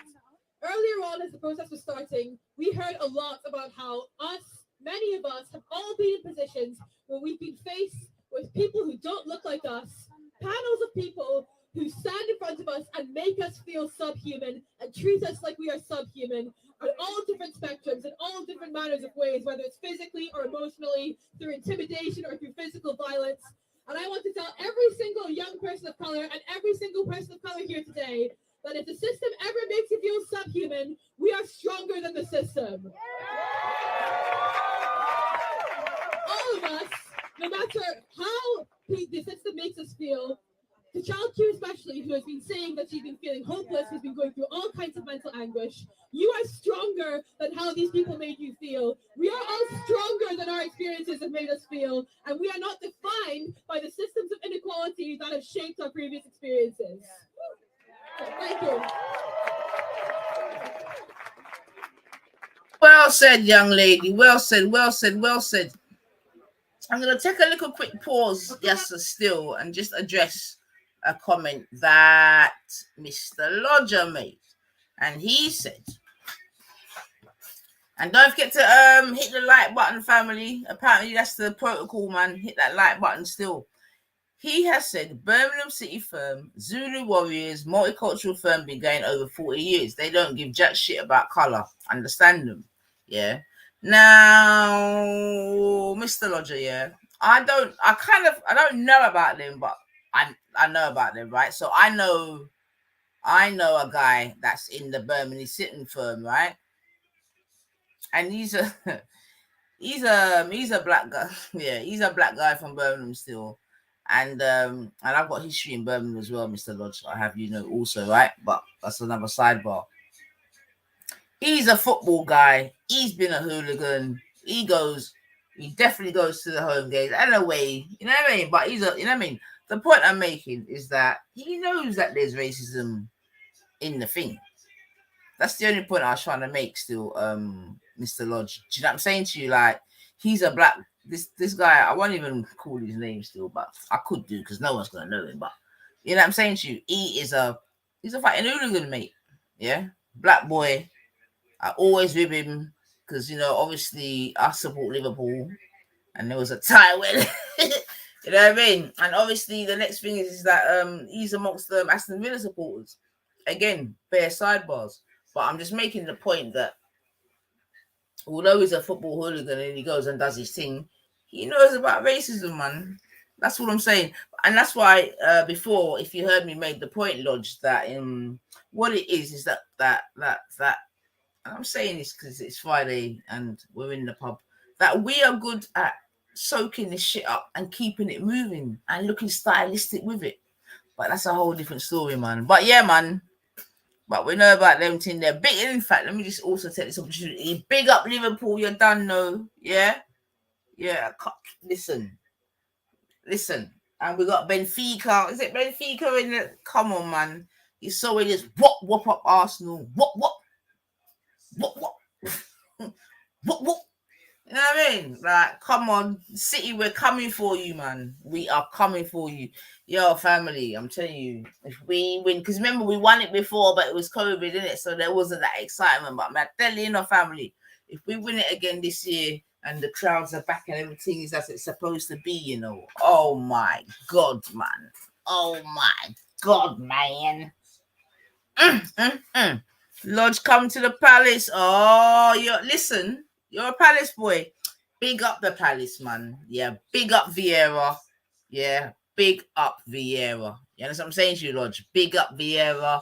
Got the draw against the City, so you know what I'm saying to you. We're feeling the Palace right now. Yeah, Lodge, you send a ticket, and I got a PO box you can send it to, mate, and I'll be at that Palace. Yeah, because I love me a bit of football.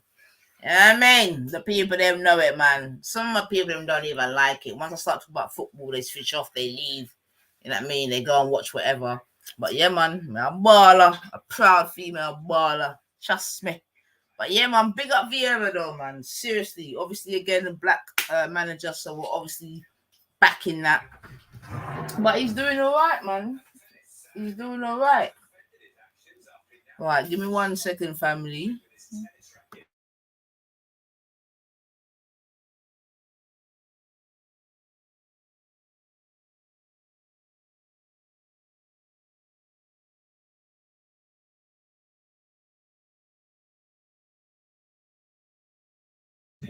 All right, streets. I'll see ya.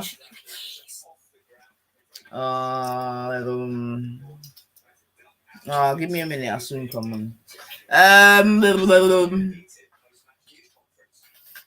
I'll see you, streets.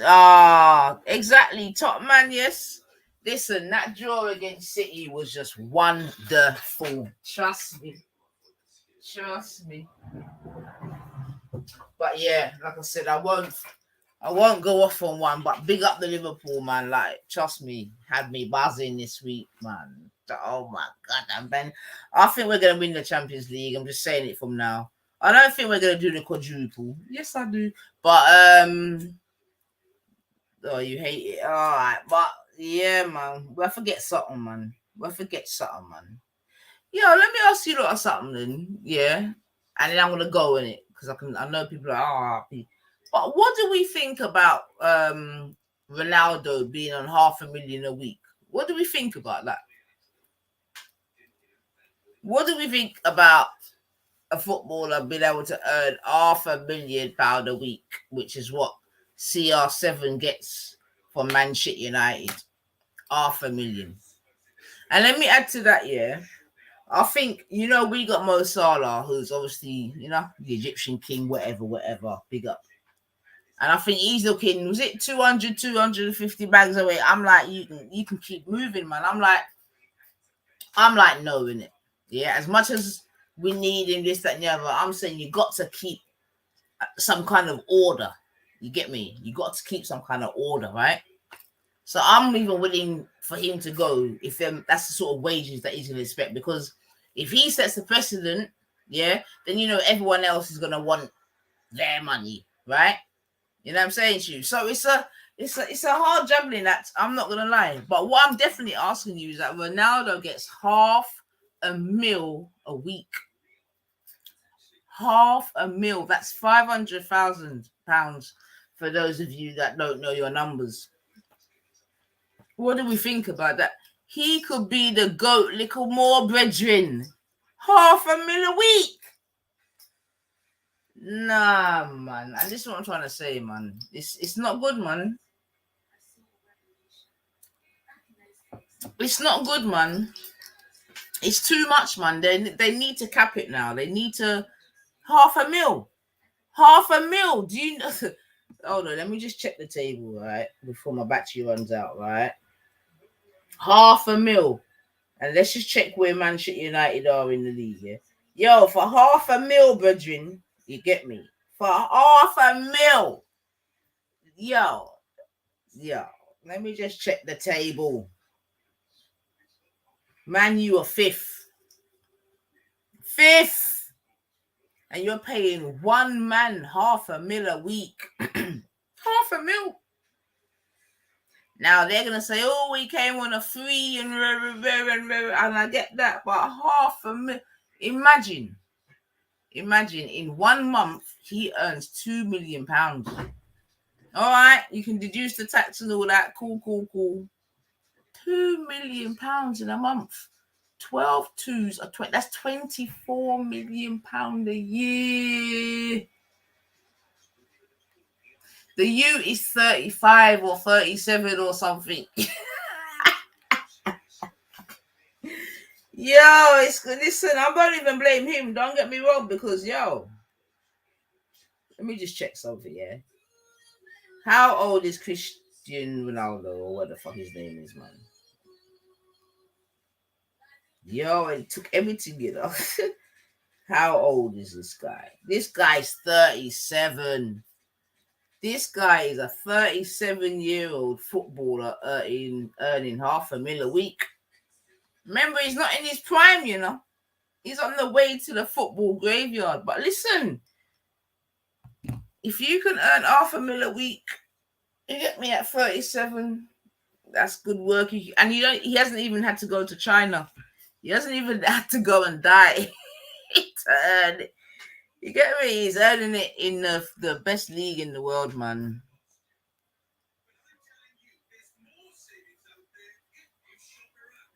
Greedy. Boy, you can't even say big up yourself now, yeah, but you can't even say greedy boot though, man. Like if that's what they've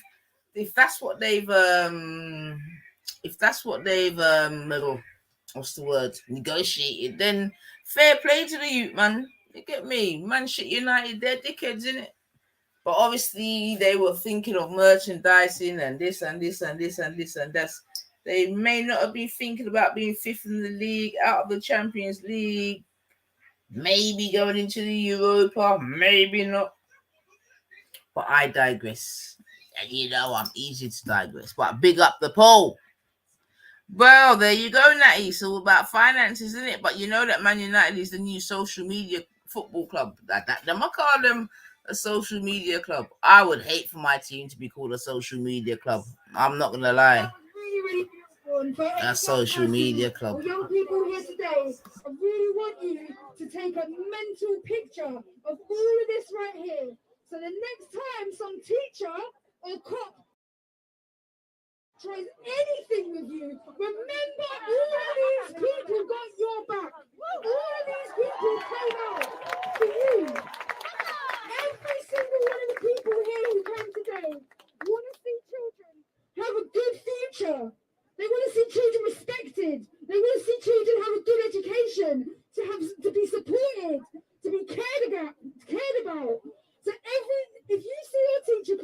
or step to you or tell you any racist bullshit, remember all of these faces because we've got your back. It's wrong.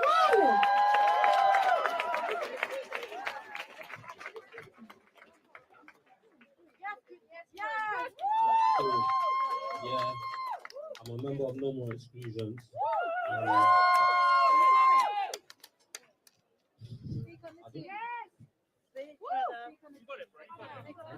I don't know, man. It's bruv, police in schools. Oh, bruv. I swear to you, yeah, this is my whole life. This is my whole life. This is all of our lives, yeah. And the thing is, yeah, we're suffering today, bruv. I've grown up in the system. I've grown up in the system through care, through statement, labeling, all these things, innit? It's happened to me, innit? So when everyone's out here and we're speaking about this, I feel really empowered, innit, to come up and talk as well, innit? So from the start, the first engagement till now, as you see today, like I'm lost for words. I'm lost for words. Yeah, and I'm struggling to speak in it, and I'm struggling to stay still, and not everyone else in it. Yeah, I think everyone should come up and say something in it because nothing's going to change unless we speak in it, and nothing's going to change unless we speak in it, and we all got to come together. There's young people coming up here, new leaders. Everyone needs to come up and say something so that they know how we feel in it. Yeah, because.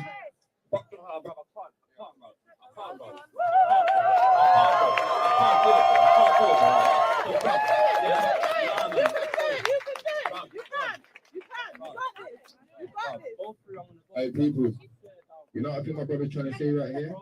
He's tired. Yeah? But I feel like every day changes, and what I mean changing out here. But you know there's a saying, people, yeah? With power comes responsibility, right? And to me, I feel like these police have got too much power and not care for responsibility. Like, you got to be real, yeah? You see what these people are having? Brother, I've got stopped and stressed out and harassed so much in my life, yeah? It's become normality. Is that normal? Like, should I walk down the road and be like, I'm going to get pulled, but it's all right? Huh? Like when Tom, Jim, and them man's walking across the road and not happening. I'll be real to the people now, yeah?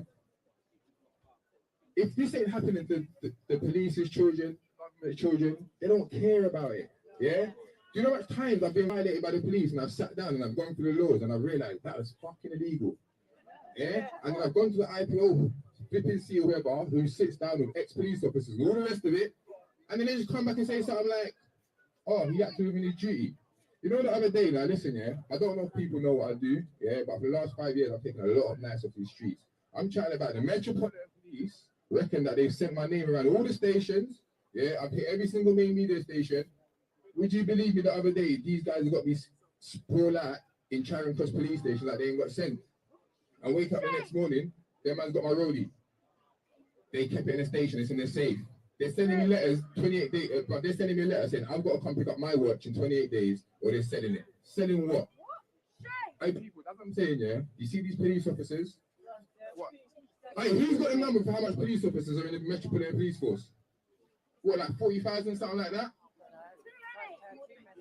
No, bro, there's too many, but listen to this. No, there's too many of us. No, listen, there's too many of us. And that's what counts, so we need to stick together. But at the same time, yeah, like I'm sitting down, I'm thinking, you know what? My woman, my mother, my sister getting strip searched, that's just mad to me. Do you understand? And the grounds are mad. But a little 15-year-old girl, and you're gonna just take her dignity away like that, and nothing's gonna happen. And that's the problem. Where are these police officers now? That work, they're still getting paid. We say, little man? Exactly. But people, what I'm trying to say, yeah, listen to this here, people, yeah?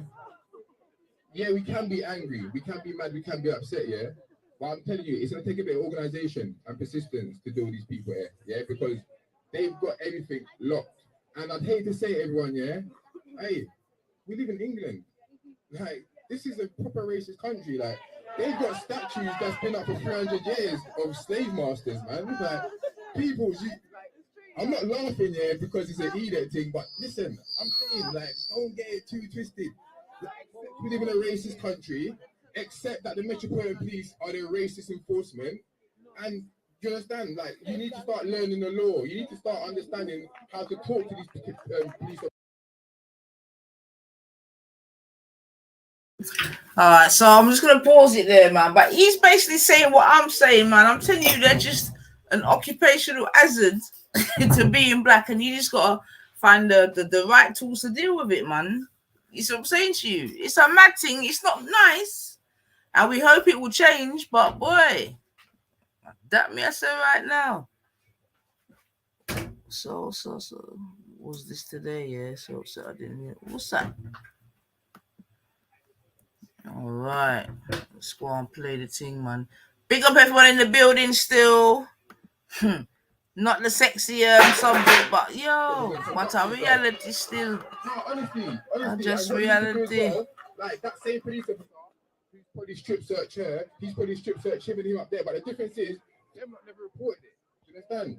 So they're not going to be reprimanded for what they've done wrong. But people, honestly, like 1 minute we're rioting, George Floyd this, then it's gone quiet. The next minute it's cold, then it's that, then it's... Brother, like, listen, like, keep your foot on the gas, people. If you don't keep your foot on the gas, these men are sitting down there saying, oh, don't worry, bro, they're going to be gone. And he makes another really interesting point, actually, man, because it could be argued that puts a different spin on it still, man, because, you know, that's what I'm trying to say about history, propaganda, programming. You see what I'm saying? Like, oh my gosh, man. You know, these people like to pull your strings, you know. Yeah. But all right, let me let it continue still, man. But I'm telling you, you know, family, like apparently the teacher's been sacked still, so that is definitely a good thing. Yeah, according to Ezra, aka Respect, the teacher's been sacked still. But not Ezra, is it Ezra? Yeah, but police officer get sacked, man. Police officer after get sacked, man.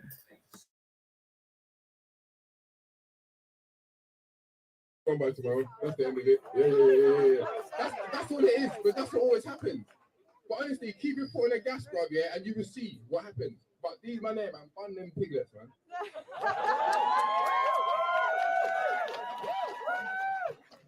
I'm going to keep it short and sweet. I've got a message to parents. I work in a Hackney school, and it angers me when parents do not stand up for their own children. Their kids come home, they complain, they come to the school, if they don't speak English, they don't have a voice. And for me, love your child, listen to your child, teachers lie, and yeah, just support your child.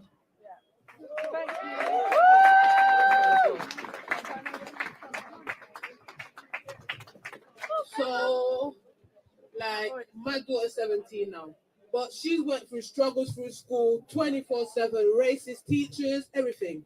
I was in that school like a dog. I didn't care. I didn't give up on her. I was in there. Mom, why are you people coming up? No, you're not going to take my child out of your school.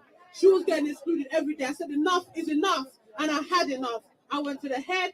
I went to counselors, went to everything. We need to put ourselves in those schools and stop letting the teachers parent our children, because they're not their parents. We are. We take control. And that's what our parent mothers need to do now. Go in. When your child complains, don't say, she's just a teacher. No. Go in. Confront that teacher. Confront that teacher. Don't trust teachers! Don't trust teachers! Don't trust teachers! Don't trust teachers! Don't trust teachers! Don't trust teachers! Don't trust teachers! Don't trust teachers! Don't trust.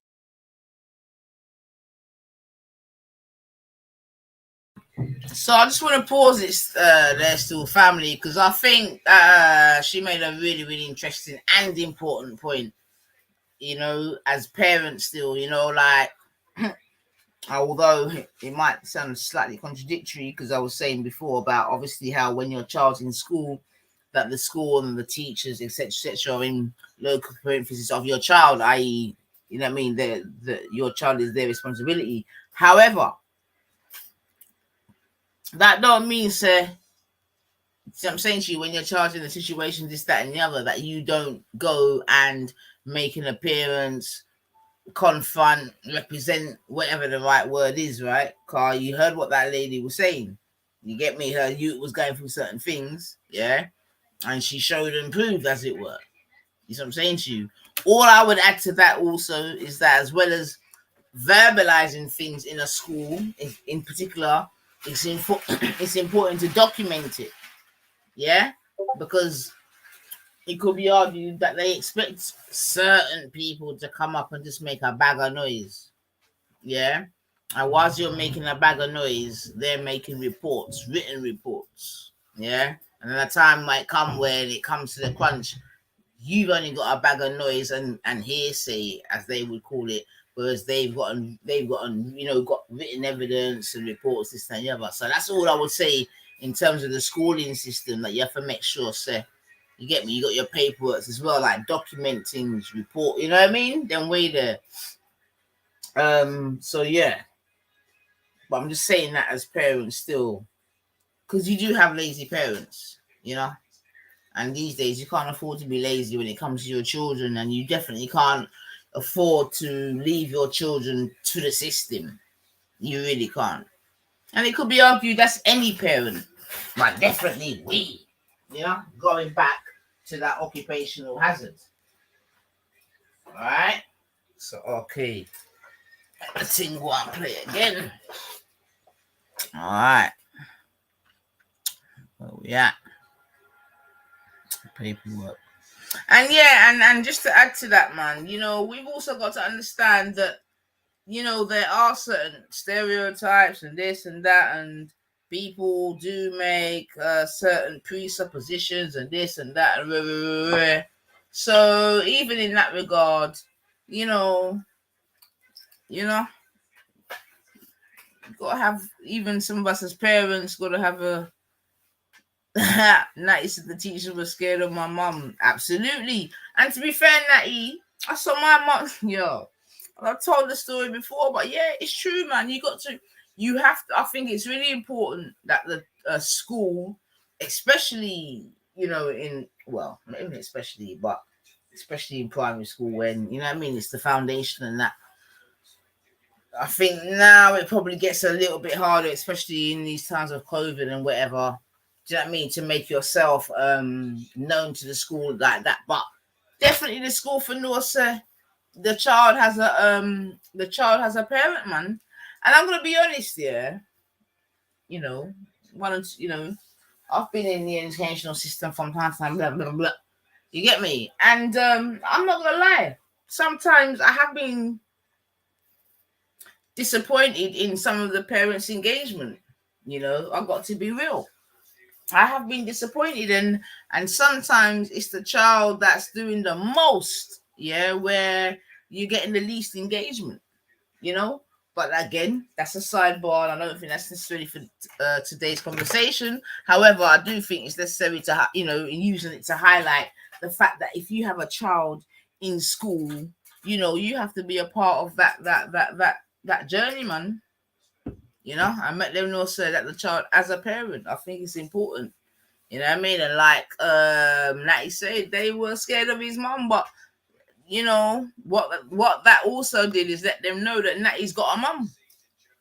You get me? That will fight for her right to party, man. And nothing can't change, man. Trust and believe, man. Like, if a teacher knows, listen, man, if a teacher knows that you ain't got no backative, man, yeah, and that teacher's a fucked up teacher, you know what it is, man. Trust me, teachers do need support from parents. It's not the teacher's job to raise our kids. Well, all right then, let's even hit that then. When the teacher said she doesn't like my son's haircut, I told her her head looks awful to look at, but does not stop us communicating.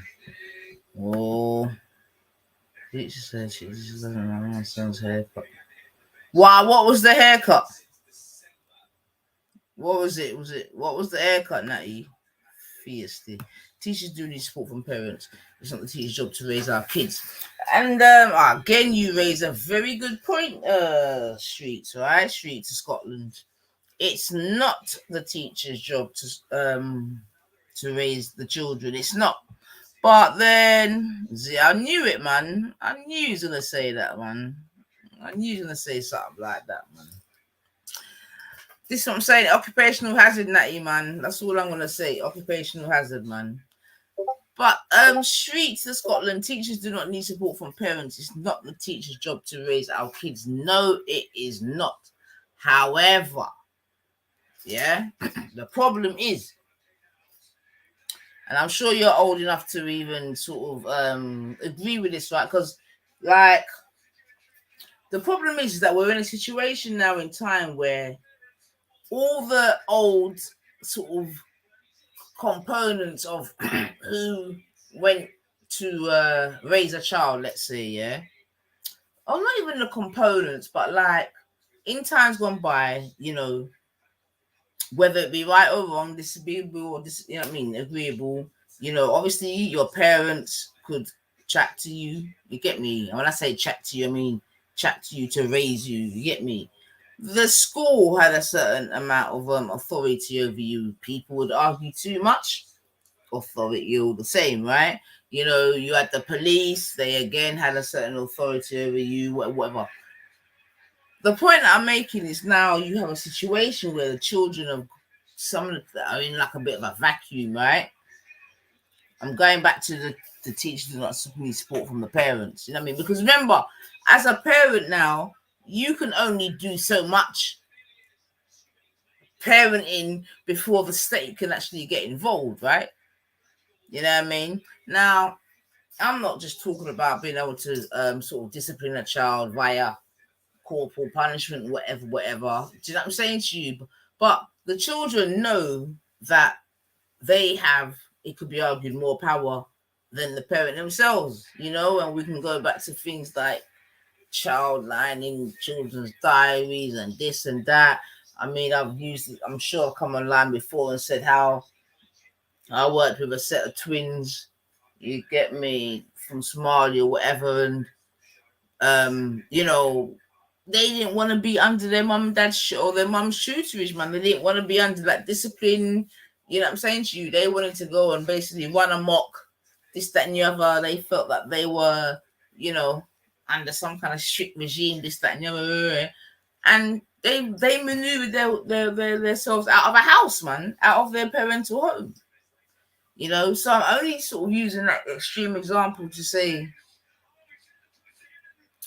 that the where they got this thing, man, like they've definitely taken a lot of parental, I would say, tools and powers from the parents, man, and from the schools. Do you know what I mean? But I'll probably veer off a bit, man. But it's just a bit mad, I would say, streets, because again, it's something that I always say, like when I was growing up, anyone could tell me off as long as they were called an adult, rightly or wrongly. Yeah, anyone could tell us off as long as they were called an adult. That's how I grew up. You see what I'm saying to you? Yeah, that's whether they're people. Listen, often, and you know the things that them day there, you'd go home and blah de blah. I heard that blah de blah, and you're like, huh? I remember them days there was only telephones, man. I mean, as in telephone, landline, O2. What was it them days? What was that the number them days? I even remember, man. But I'm just saying they were just normal telephones, yeah? Yeah. Listen, man. Oh my God. You know, you get home and you be like, your mum's like, yo, yeah, what was you doing wearing this? And you're looking at her like, what? You know, in your head, you're thinking, how the frig?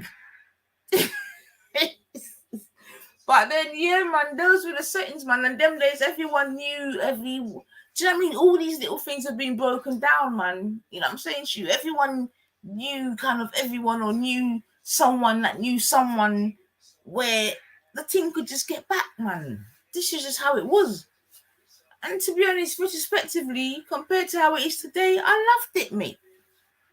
I loved it, man. I'm not gonna, you know that thing, like, you know, as much as Don't get me wrong. I'm not saying everything was sweet, you know, before some people like run away. I told you, why'd you complain? No, but that's why I say we make the best out of, you know what I mean, certain situations. Yo, Dominic, big up yourself, sis. Goddess in the building. Come on, man. But I'm definitely saying that them days there was more of a community kind of vibration, right? Them days there was more of a, it takes a village to raise a child, man. Like, for real, man. And that's even amongst the racism and the disism and the other kind of isms, man. Because even within that, people had to make shit happen, man, and make shit work, man. You see what I'm saying to you? And you haven't got that now, unfortunately, which is, it's problematic, man, because right now, veering off again, but you got certain parents, well, remember, we're veering off, but it goes back to this statement about teachers do need support from parents. It's not the teacher's job to raise our kids, just get me? I'm just kind of sticking to that still, because I'm just saying that there's a whole vacuum that's been created through different policies and this and that, and rare this and rare this and rare that. You see what I'm saying to you? Jack Blaze says, do you teachers take too much liberties? I mean, even that's interesting when you say they take too much liberties. Would you like to expand upon that? Because I would argue that some teachers and I don't want to be like, what's the word? I don't want to be, man's put this in and not even. I don't want to be, I can't think of the right word. Like, I'm not trying to ban out teachers or whatever. Yeah, because I can't think of the right word. But remember, hedgehog spike here, and my guys having a stick from teacher, but I don't want that. Well, that's what I'm trying to say. Also, Afros are not allowed in certain schools. Is that not natural for an Afro man? Well, that's the thing, though, Natty. In the report, was it in the report? But basically, going back to the young lady, Child Q, they described her as having a head of locks, man. You get me? And I think that's probably another reason why they're calling it racism still. But yeah, going back to the original story and that still. But yeah, man, I'm just to even wrap up that bit. Yeah, Dominique. Yeah, it's been a long time still, Dominique, man. These teachers I don't know, man. I mean, listen, I'm sure teachers have always taken liberties. Yeah. You know, it could be argued that's an occupational hazard of going to school. You're going to have certain teachers that are just jacked up. You see what I'm saying to you? But then it depends on the levels of the jacked upness. You see what I'm saying to you? Yeah, definitely. But one thing I would say about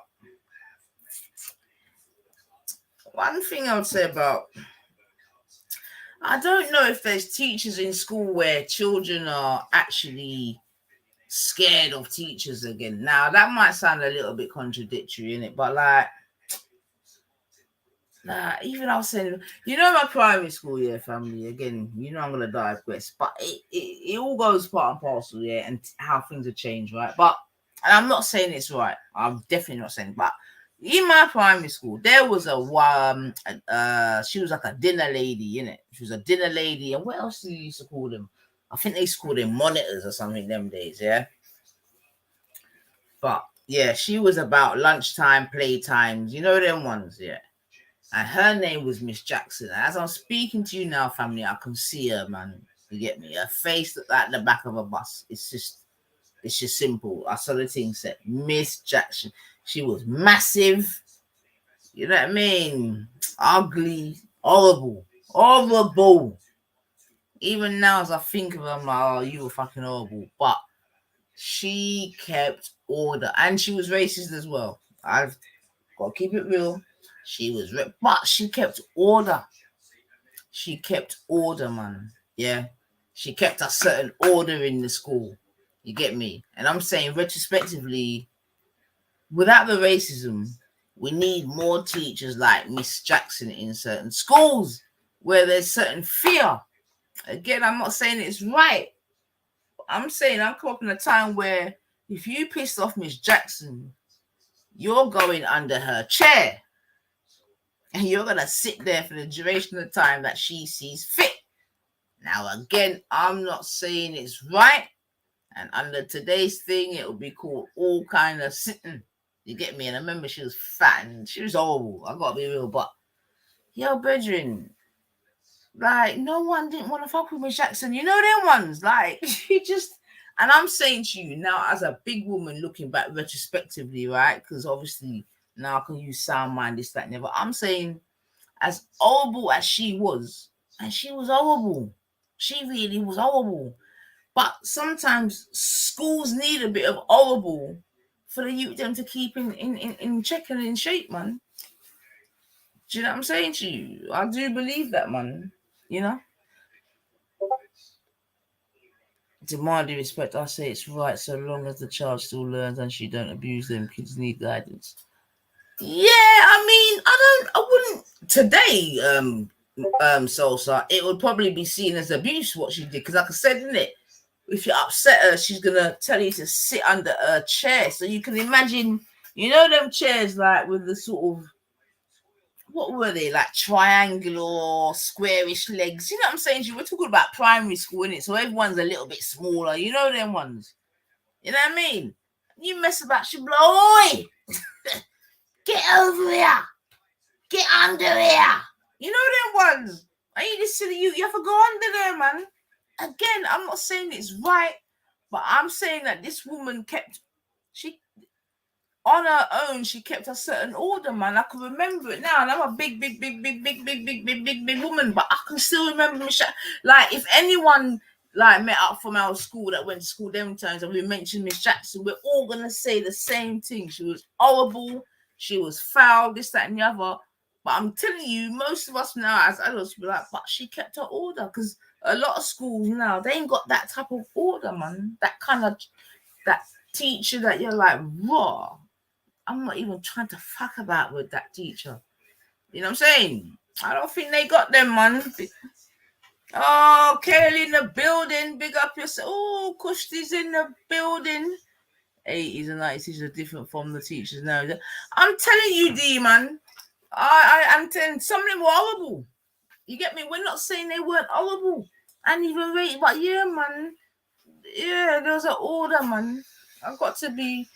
And a lot of it is down to, you know, they've, you know, again, it's just the changing of the vocational vibrations, you know, again, going back to what Scotland was saying, right? Teachers are there to teach, for real, you know what I mean? And keep a certain order. But, yeah, to how the government's changed up the thing and the this and the that and the policies and they want them to be teacher, social worker, mother, father, if your mind not sharp, you know. Again, I know I'm probably sounding contradictory to the original conversation, but we'll move on a little bit and just going into like the pressures that are put on schools for real. Not even pressures, but then you go into parents and absent this and so many things you go into after that, man. But yeah. What literally didn't think you... Yes, my girl, under the chair physically. Are you joking? Under that chair, man. Are you mad? This is what I tried to say to you, Moses, man. Get under the chair. Yeah, listen. Oh my God, man. It was, listen, as I was sitting there and I think about it, it was funny, man, Carl. If you can think of certain bad man in school, obviously it's about primary school, you get me? Certain bad man, I forgot under the chair. You know? You know, if you imagine like the strongest boy in the schools them days, I don't even think they have them. And that's what I'm saying, schools these days, they're just not, well, to how I see it, you know what I mean? They're just not very competitive, you know? But when I think back to my days in primary school, it was very competitive. Do you know, like, when I really think about it, man, because I'm not even, I don't know, do schools still have, like, strongest boy and strongest girl and fastest boy and fastest girl and, I don't know, man, but yeah, man, I've seen some bad youths under the chair, Miss Jackson. Obviously, rest in peace, Miss Jackson, man, but I'm just saying, you know, them days we didn't have police, we had Miss Jackson.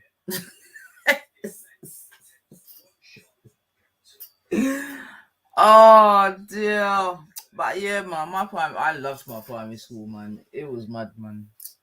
You know, like I said, when you can look back and just look back and you're like, yeah, man, it was lovely, man. We played out. Listen, chat. Anyway, don't even send me down memory lane, man. I would have been sent home under which chair for what? Yeah, but so that's what I'm saying. You know, there's a little bit of difference, man. But that's what I'm trying to say. Like them, and this is what I'm trying to say. Yeah, them days. That's what I'm trying to say. Them days, it wouldn't have been seen as nothing. You get me? I'm telling you, man. Because more time, they deserved it. But I hear you, man. But again, like I said, most importantly, it's important that the school knows who the fuck you be, man. My mum social service cute. My mum was social. How we go in school was good, but exactly, Prince D, man. I agree with that, man. Like, trust me, man. And again, I'm not saying that the schools weren't without their faults and this and that and all of these things, man. But yeah, man, it was good groundation at the very least, man. You know, it was good groundation. I remember, like, corporal punishment only stopped in England in the, what was it, early 80s, late 70s. Do you know what I mean? So you got to also remember that there was a time where you can get beats at school, man. Do you know what I'm saying? I never went to school at that time. You know what I mean? But I definitely had elders that went to school where they were still getting the cane and all that. Defiance runs through me. You see, that's such an interesting statement that you made. Under the chair, though, says defiance runs through me. You get me? And you and Miss Jackson would have been going at it, man. And that's what I try to say, so I hear you, man. Don't think there weren't defiant people, you know. Don't think there wasn't defiant people, so but this is what I'm trying to say, man. You gotta choose your battles wisely, man. You gotta choose your battles wisely, man. But I hear you still, man. Don't get me wrong, I never went under her chair personally, but I see people go under that chair, man. I don't because obviously me a goody. But nah, man. So to say, then you'd have just been not even a victim, but you'd have just been at war, man. You'd have been at war for a large period of time, man. Definitely have a way, but yeah. Can you not remember your primary school teachers or any significant primary school teachers? Anyone that sticks out? Like, for example, yeah, I had a teacher called Mr. Gubbins, yeah. And now, as a big woman, yeah, I think Mr. Gubbins was ABC, man. But he was my favorite teacher. You know what? That's what I'm trying to say, fam. But because at that age, you don't even know about them thing there, really. Not even really. You don't even know about them thing there, man. Seriously, man. But you know, as a big woman, you look back and you're like, he had the mustache and all of that, man. Like, he had that YMCA mustache, man. But he was a good teacher, man. You know them ones. And he was our PE teacher. He was a PE teacher as well.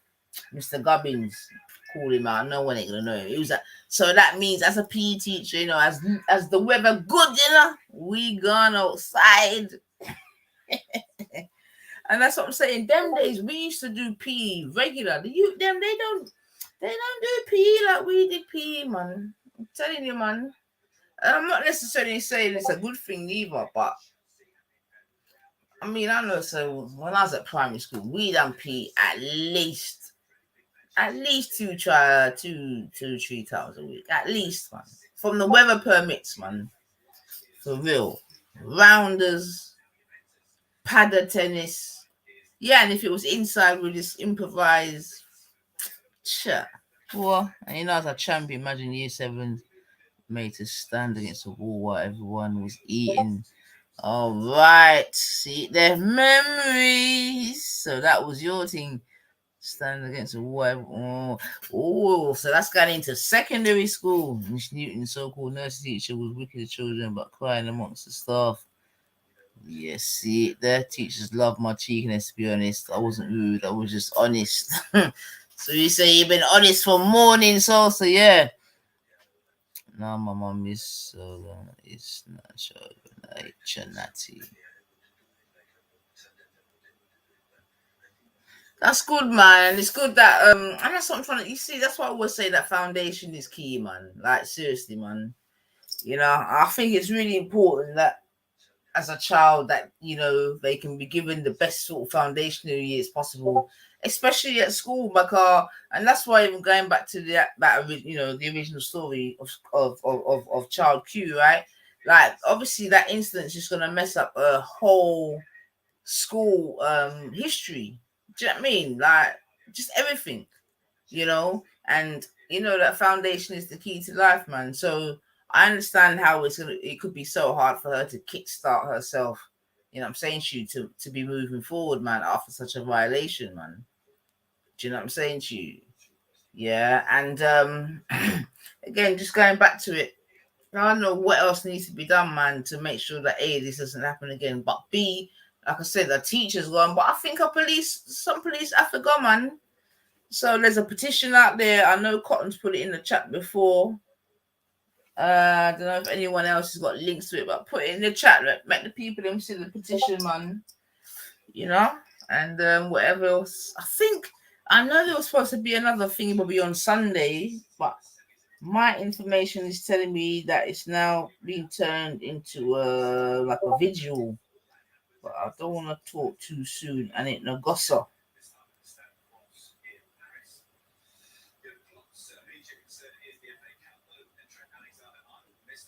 But let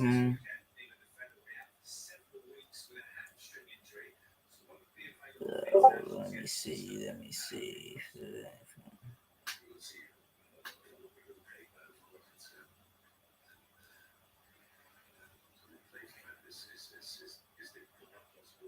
All right, so make we go on play a little more, and then I'm gonna switch it up still, family. Blood cleat. You know what I mean? Not even like that, but yeah, man. Sorry. Hello, everyone. Hello, everyone. My name is Denise Henry. I'm from the National Education Union. I am a teacher, a son, and I'm the black seat holder that represent black members in the union. And I wanted to say, I stand with Child Q. We are here to defend, yes, Child Q. And is not all teachers are the same. We know. Yes, and I just want to say, on behalf of the National Education Union, the Black Network, we will fight for justice for Child Q. Oh, that's interesting. So I think this lady is a teacher, and it sounds like she said she's from the Black sort of Teachers Network, and she's saying that not all teachers are the same. And I think that's important still to give that balance still, for real, man, because you know you can get emotional, and you know in a situation like this you can become less subjective and very, you know what I mean, or less objective, I should say. You know what I mean? So I think it's important for the teachers to come out and to say that still, man, because there's a lot of teachers now actually that you know what I mean, even as I take myself out of that sort of emotional state. Because trust me, family, when you read through it, you know what I mean, it's a mad thing to, you know what I mean, read those sort of events or whatever. But like I said, taking this sort of emotion out of it, not fully, but you know, and trying to be a little bit more, not even subjective, because that's not even what I'm trying to say. But yeah, not all teachers are like that. And just like it could be argued, not all Popo are like that, man. You know what I mean? Today or that day was just a very, very bad cocktail of fuckeries. You see what I'm saying to you? To where we are now. But yeah, I think it's important to, you know, there are a lot of good, you know, teaching practitioners out there and, you know, doing great works, you know, against the tide and this and that. So yeah, man, let me not be too, because I have to acknowledge that because I know some of them and I know what it is. And they face racism themselves, man.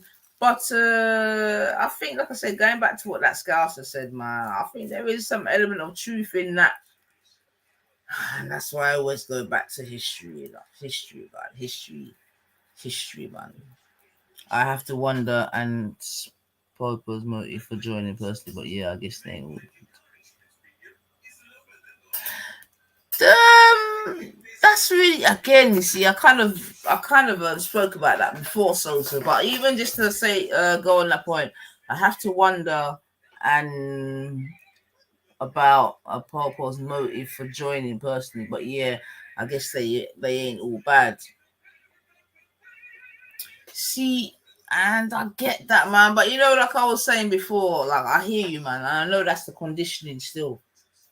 But I do believe going forward that is, you know, and you know, some, you know, there's many that's gonna have to take the fall for those that come in true still. But and although that again is a catch-22 because you had the same girl that tried it and said, "Fuck that, she can't deal with it, man." But I still think going forward, it's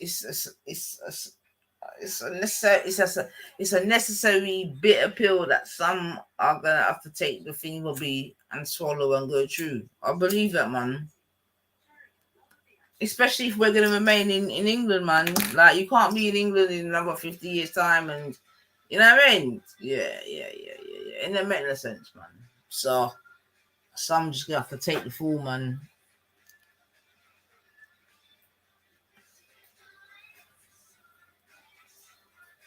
Absolutely, did Boots SD, man. For the teachers in the setting of education and protection of their students, bless up. Child through the school and police violate the child with their lies, disgusting. Absolutely, man. Spot on. And yeah, big up yourself for again making the differentiation. Because I think it is important, right? Because, you know, you can't, you know what I mean? Like one bad apple doesn't spoil or whatever. Can't remember the word now. Let me see something. Let me see now. Let me see. What's this?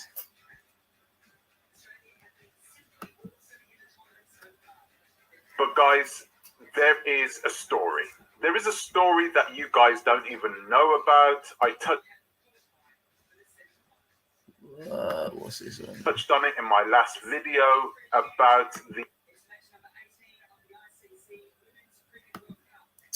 All right, so hold on. All right, let me just finish off this segment still. Let me just finish this off. Solidarity. And thank you.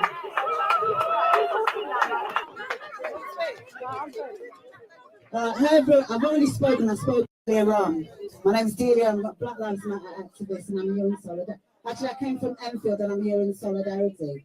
But I heard some brother speak, and he said the police are looking down, and they're going to be like, oh, they're going to be gone in the morning. You can make the changes that we need to see. Let me tell you something. Politicians, elected politicians, should have come out already and demanded resignations. They should have been out here a long time ago. From the story broke, they should have been out here demanding resignations. And I'm going to say to you, what I say to Black communities in Enfield, if politicians are not representing your interests, stop voting for them. There is an election coming up in May, and a lot of people don't educate yourself about how to stand in an election.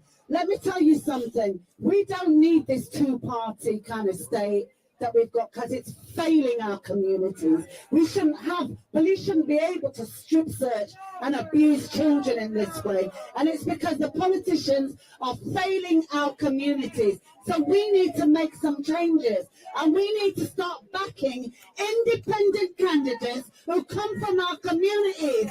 If we don't get the representation from elected MPs and elected councillors. Vote for people who will. It's not too late either. It's not too late. You just need people with the political will. And as a community, we have to be unselfish in a way. In Enfield, we've got independent candidates who are now registering to stand as candidates in Edmonton Green because we're tired of systemic racism that comes from our council. And you know something? We intend to take the seat. You can do the same here. You can do the same here. Sometimes we're looking around for someone to perform a miracle. There's no magic wand. The magic wand is all of you. You can make the change. So listen, it's time now. It's time that we make a change. If the Tory party and the Labour Party is just as bad as the Tory party, there ain't no goddamn difference in the two of them. The Labour Party is run by the state, just like the Tory party is. So do you know what we need? We need people who are prepared to stand up in these places, these civic centres, these town halls, and support community. And I think once we start to push change that way, we'll see a difference. Because you know something? We can't rely on these people. And I think we're here today because we know we can't rely on them. We can't. We can only rely on ourselves. And I'm telling you, there's more power in people than there is in Parliament. The people have the power. So if we want to see change, we're going to have to stop fighting for it ourselves. And let me tell you something. I'm not even joking. You've got till about the 3rd of April to register as an independent candidate. Register and ask your community to back you. If you're tired of systemic racism, do something about it. Solidarity, everybody.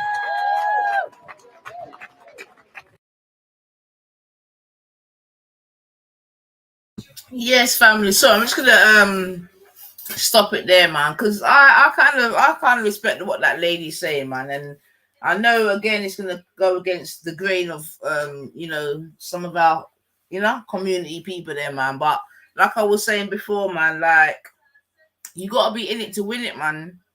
You see what I'm saying to you? You gotta be in it to win it, man. And the thing is that we've seen others from other communities, it could be argued, go and do that very same thing. You see what I'm saying to you? And do for theirs. They don't even care about anyone else, man. They don't even care about. They just go in. They say what they gotta say to get in, and then they go and do for theirs, man. That's what we've got to do.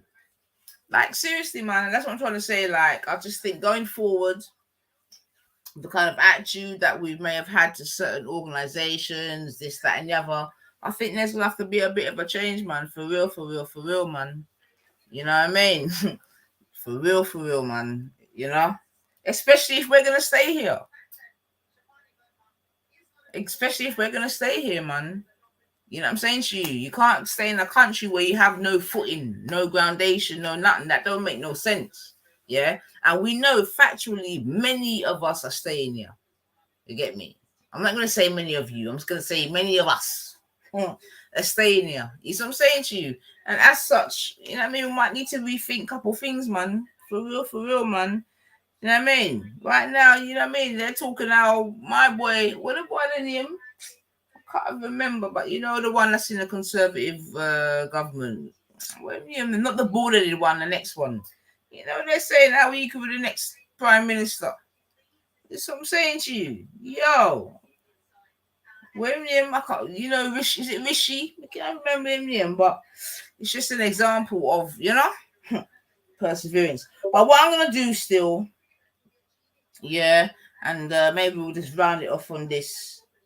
I don't even know it was them kind of hours, but I'm gonna. This is from a website called London World.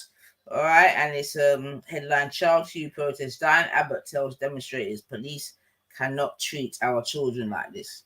Yeah, so the reason I want to read this is obviously she is the MP for them ends there. If I know any of my minor politics. So let's read on and see what she's going to say. Sorry for my dulcet tones, but here we go. The reason I'm here is that we have to draw the line. They cannot treat our children like this. It's 2022 and we've had enough of this type of stuff. Diane Abbott told crowd, "We have to draw the line. They, the police, cannot treat our children like this." At the protest against the police strip search of a black schoolgirl. The search took place at a secondary school in Hackney in December 2020, on the lead up to Christmas, mid-bloodly, without an appropriate adult present, while officers knew she was menstruating. Yeah. Sometimes I think that this is just all part of the trauma. But that sort of trauma exercise for us, man. I swear to God. But that's another story. A safeguarding report found that the search should never have happened and had no justification. You see the difference in reporting. You see how they've just put it in layman's language as compared to the reports in Ute, blah, blah, blah, blah, blah. You know what I mean? That kind of bow and chocolate and rare. That's what I'm trying to say. But anyway, the impact on the girl known as Child Q was profound and ongoing.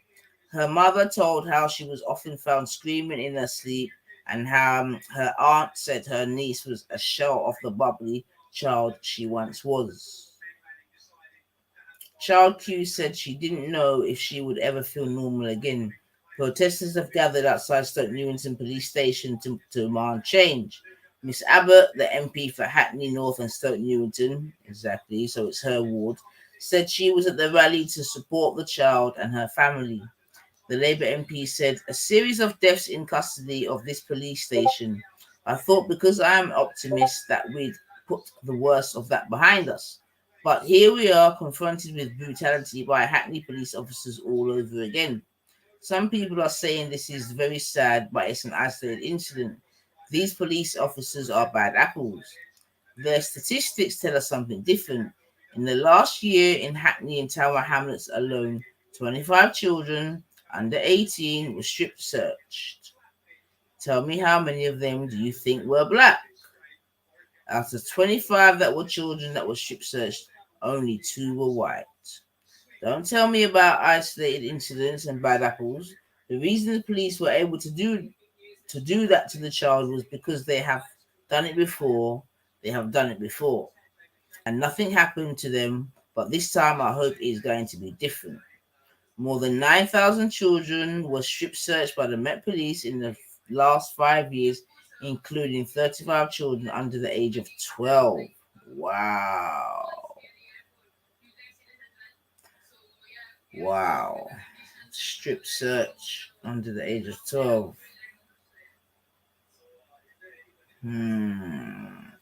Freedom of Information data shows.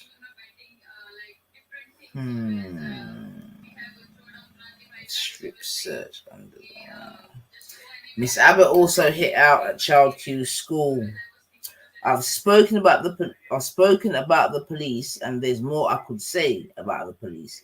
But let me just say something about the school, she said. What type of teacher calls the police on a pit? Bloody hell. Wasn't expecting that.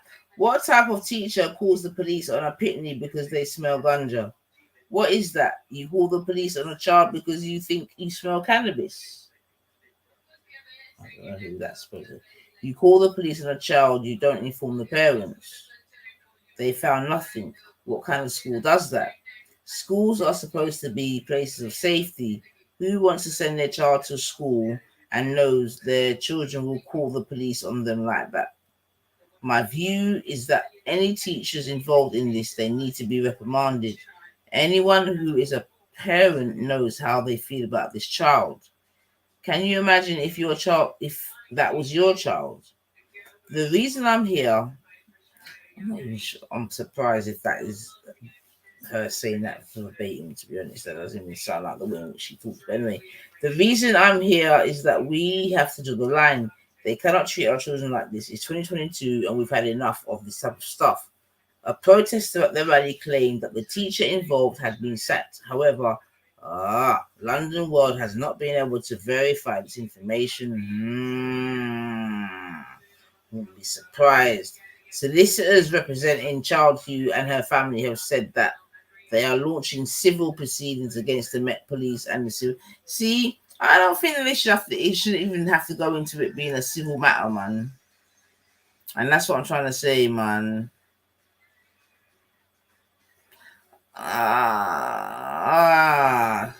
See, and that's why that report was just bullshit, man.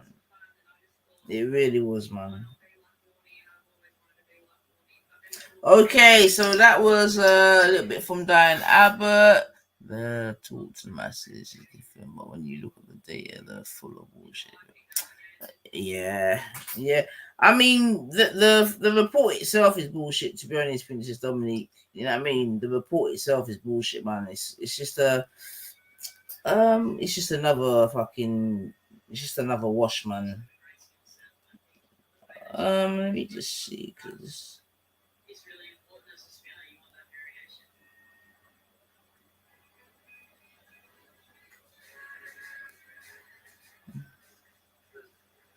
Let me just check something.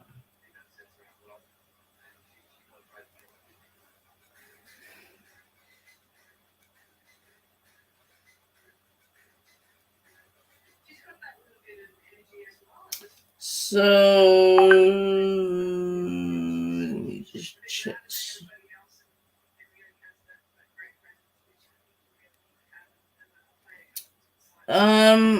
I was just gonna see if I've got time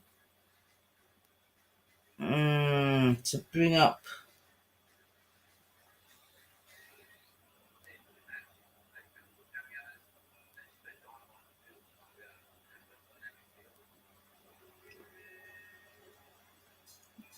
I wanted to bring up. I want to maybe look into the Tony Sewell report, but it's getting a bit late still. So I might have to do that another I don't time. have much to say other than the fact that safer schools officers make schools unsafe. We've seen this with Child Q. I've seen this growing up in London high schools. They do nothing but make this place where we're meant to be nurtured and taught an unsafe environment. Are you at the protest? Oh. I've been co-signed before like that.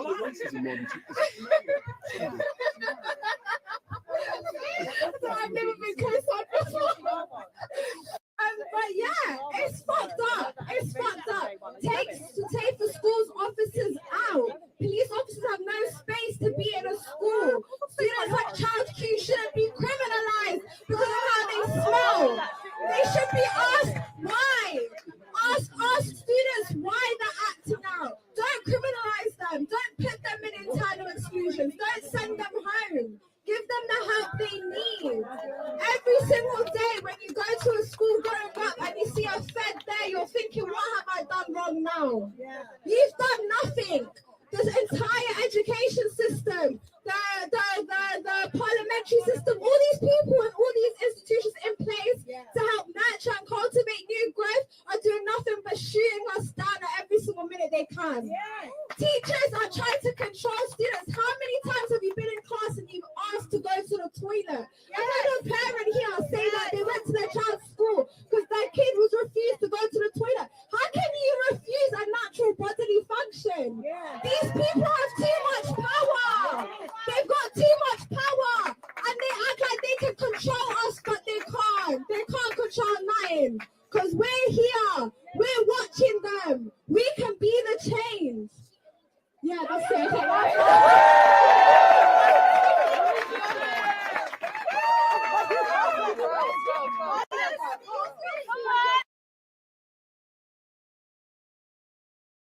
I'm just gonna pause it there still because oh boy, again a really interesting comment, man. But this is what I'm trying to say about that you see, now she's saying that the teacher then can't really control. You know what I'm saying? And this is what I'm trying to say about the lines being blurred, man. Because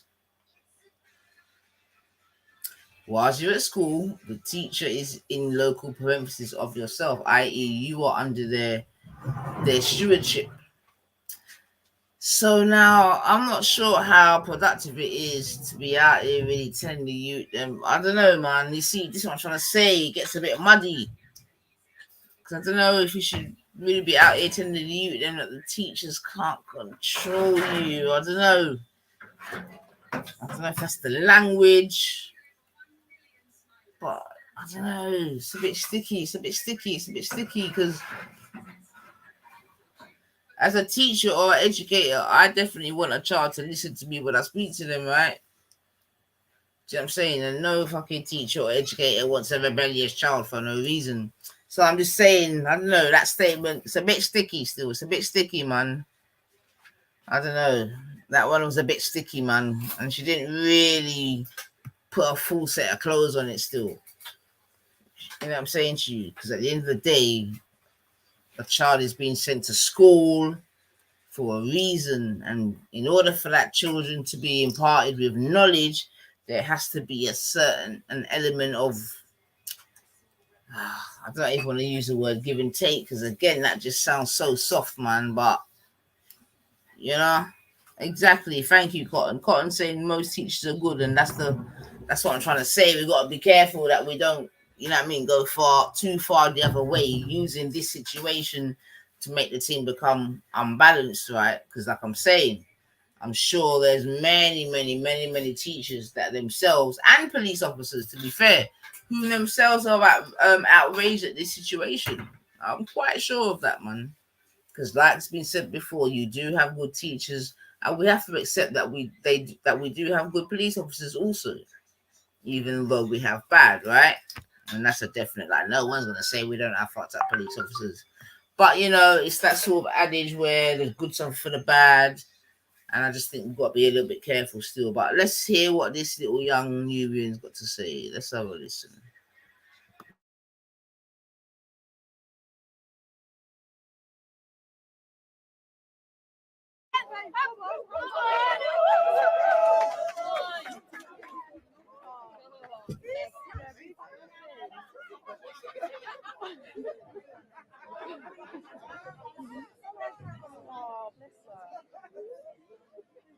No matter what happens, we still stand together, and we will all stand together to stop the racism, and we hope everyone is safe.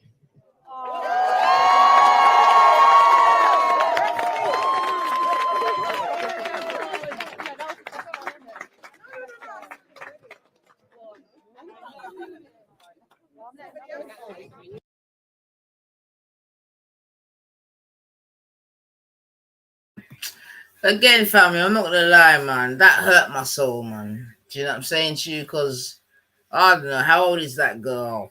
No more than 7, 8. Do you know what I'm saying? And you know, already at that tender age, you know what I mean? She's got to be sort of addressing such an issue as racism.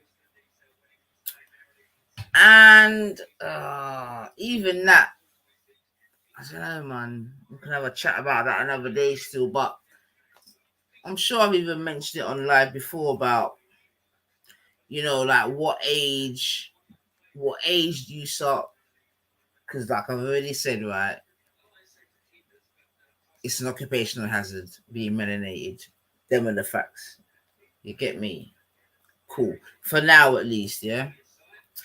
But I'm saying, at what age do you start to educate children, your child, whatever, about racism? You know what I'm saying to you? Again, it's a tricky one, because you don't want to put something on them that they may not have yet experienced or be able to, I don't know, fathom's the right word. I can't think of the right word still. You know what I mean? But then at the same time, it could be argued that you want them to have a small, at least some preparation for when it comes, right? Because it might just come as a boo, you know? So, yeah, man. Again, these are things that we can speak about on another time still. But for real, like, when do you prepare your child for, or do you? You know what I'm saying to you? Because there's some parents out there that don't really prepare their child for such things. Just let them go and feel it and deal with it as and when, you know. So that could make an interesting conversation still. But yeah, I'm definitely saying that this kind of hurts my heart to see these. And to be fair, there's a lot of young people there. They're obviously there with their parents, etc., etc. and their parents obviously have felt the need that they should be at such an event as this. You know, I think 10 to 11. All right, Cotton says that 10 to 11 is a good age. All right. Depends on your child's comprehension, says Salsa. Mohammed Hamdan says they shouldn't even know about it at that age. I mean, like I said, in an ideal world, that would be the case, man. But at the same, and I think again, it depends. Got to be real, like where you are where you live, and you know what I mean. There's different factors that come into play here. Still, I would guess. You know what I mean? So I guess there might not be like a one size fits all. Cotton says 10 to 11 still. You know, I tell you, man, it's a heartbreaking thing. Bless up yourself, Sepid. Hope you're well. Hope you're well. Hope you're well. Hope you're well. Hope you're well, man. Give thanks. Happy Friday. Sister Soul. So the schools are disgusting. Make a parent send a child before and while their child or child are going to be part. Yeah, that's another good poem. Yeah, Princess Dominique, that's a really good point that you actually raise it in terms of like, yeah, man, the contract that you're signing, are you really reading what it says, man? Like, for real. That's a very good point that you're making, man. And the word or the word quote unquote charter is also significant. So yeah, man, that's a good point that you and Sosa raised there still. You know, and again, it just goes to sort of highlight the sort of changes, however, sometimes subtle, sometimes like sledgehammers that are being made, you know. For real, man. The schools that are disgusting make a parent sign a charter before and while the child or children are going to be a part of that school lumping. Contracts, baby. You know, so the youth must sign contracts. If you come across, what's Muhammad saying? Yeah. If you come across racist people, you defend yourself naturally and you be more prepared because of the shock. Because will be shocking at the person's behavior, you probably have a much better response. If you come across racist people, you defend yourself naturally and you be more prepared because it will be shocking. I'll definitely catch the first bit. The second bit was a little bit confusing. Schools now. Well, yeah, again, Dominique, you make a really interesting point, and that's the sort of problem with I don't even say the natural progression of education, but just the progression of education as to where we are now. So definitely, and that's the problem, right? A lot of schools are businesses. Every academy is a business, because if you're an academy, it means that you've got some sort of you're in partnership with like a business, isn't it? You know what I'm saying to you, whether it be like a technological business, a sporting business, whatever in it. Fucking, this is what's his name? Fucking Tony Blair and his fucking PPP or whatever bullshit, where they basically made a marriage between businesses and schools, man. So you know that was sort of education sort of privatized through the back door, basically. You know what I mean? Yeah. And then on top of that, a lot of schools are in charge of their budget now. So you know how that goes, man. If you're in school, if you're in charge of your budget, you know the rest, man.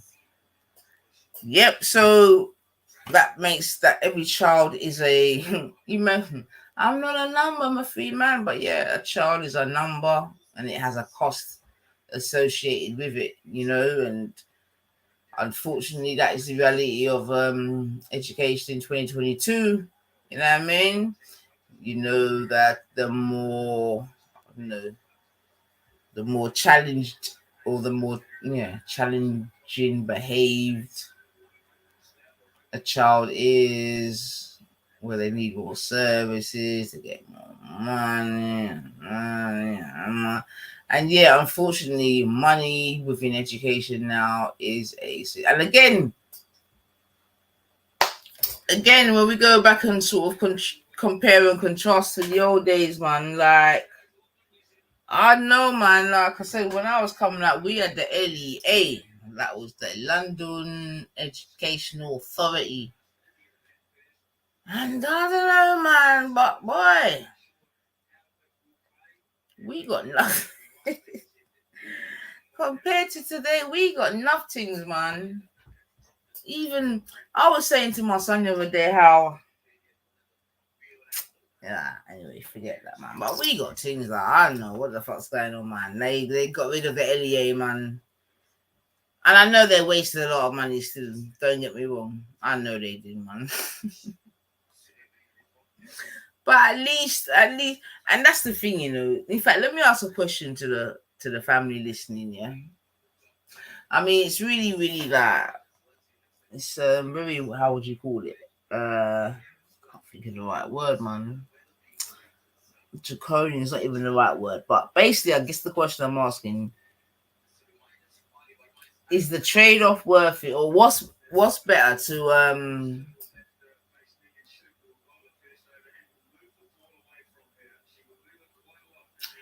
all right, how can I put it now? All right, then. So under Labour, yeah, Labour wasted money in it. They spent shitloads of money. It could be argued they wasted a lot of money, but it could also be argued that under that time they made a lot of money available to, you know, like services like education, you know, the youth and play, you know, them kind of, you know, the sort of forgotten arts, whatever, you know, them ones, right? Obviously, you know, the Conservative came in. They said Labour spent all the money. There's no money, so we've got to come in with austerity and tie our belts and all that. And then here we are today. So I guess what I'm asking you is the system better? And when I say the system, you need to encompass everything in it, like everything. Yeah. Is it better under a sort of a government that's about balancing the books? Yeah. But where other people suffer, or other sort of services and this and that suffer for the benefit of the books. Although I'm sure, even with that being said, I'm sure we're in just as much debt, if not more, than we were under Labour. Anyway, so that could be another good question, like, well, where was all the money gone? Because at the moment, England's debt is, let me just double check, UK.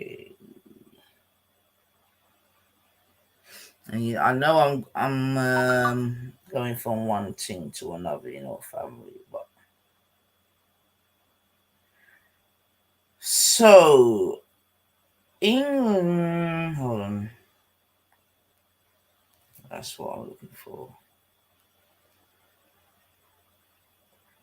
Ooh. We should just find it one time. Right, so I'm not even going to try and go back to compare it to what it was under when Labour left, which was in, what was it? When did Labour leave? Anyway, but presently the UK national debt grows at a rate of £5,170 per second. 99, they made out they gave much better facility for education and money went on war. Well, yeah, that's true, Mohammed, but every government has a war, man. So I hear that, and it was war, don't get me wrong, and I was against the war, but at the same time, I could remember, I'm old enough to remember, man. I'm just saying that, yeah, Labour were definitely bad money managers, but why? I just think there was more available to the you know, I don't even want to say the lower people then, but yeah, man, this austerity is bullshit. That's the point that I'm making, isn't it? It's fucking bullshit, man, because and what I'm gonna do is try and find out what England's debt it was when Labour left. Or if someone in the chat can do that, you statisticians out there. But anyway, like I'm saying, right now, England's debt is at, I don't even know if I remember how to read these big numbers again. What is that? 2,648,400,755 and bits. Yeah. So that's England's debt right now. 2,648,400,000. I'm sure I'm reading that right. 800. You see what I'm saying to you? So I don't know who they think that is going to pay back that debt and how. You know? Exactly. See, I was reading it right because it says UK national debt surpassed 1 trillion. Mainstream media headlines today are focused on Britain's record national debt, which just surpassed 1 trillion, a figure that can only exponentially increase unless the entire mechanism of the government finances hold. The truth, however, is much worse. Factoring in all liabilities, including state and public sector pensions, the real national debt is closer to 4.8 trillion, some 78,000 for every UK person. All right, then. So they went on to say, and this is from what's this? National Debt Clock UK. National Debt Clock.co.uk. So they're saying the figure is closer to 4.8 trillion, but the clock is actually showing 2.64 trillion. So I'm only saying that to say, like, I'm saying that to say, boy, son, they're both a set of classes, to be honest, both Conservative and Labour. They're both a set of classes, man. But going back to what that lady was saying before, I think definitely more people should maybe think about standing independently, man. For real. I don't know what it takes. Not who's going backwards, but they're making out we're going forwards. Maybe because we thought we had mobile phones. We was going backwards, but they're making it out we were. Yeah, I mean, I think many people would agree that we're sort of, with our quest for, or the speed at which we're going forward, we are reverse same time. I mean, I believe that to be the case still, man. And you know, I'm a nostalgic soul, so yeah. I think we're just moving too quick, innit? I'm moving too quick, man. But that's why I keep saying that history is a serious thing, because there's been times in history previously when things just moved too quick, innit? Moved too quick, had a time, didn't last, and it became history. All right, let's see what my girl's saying.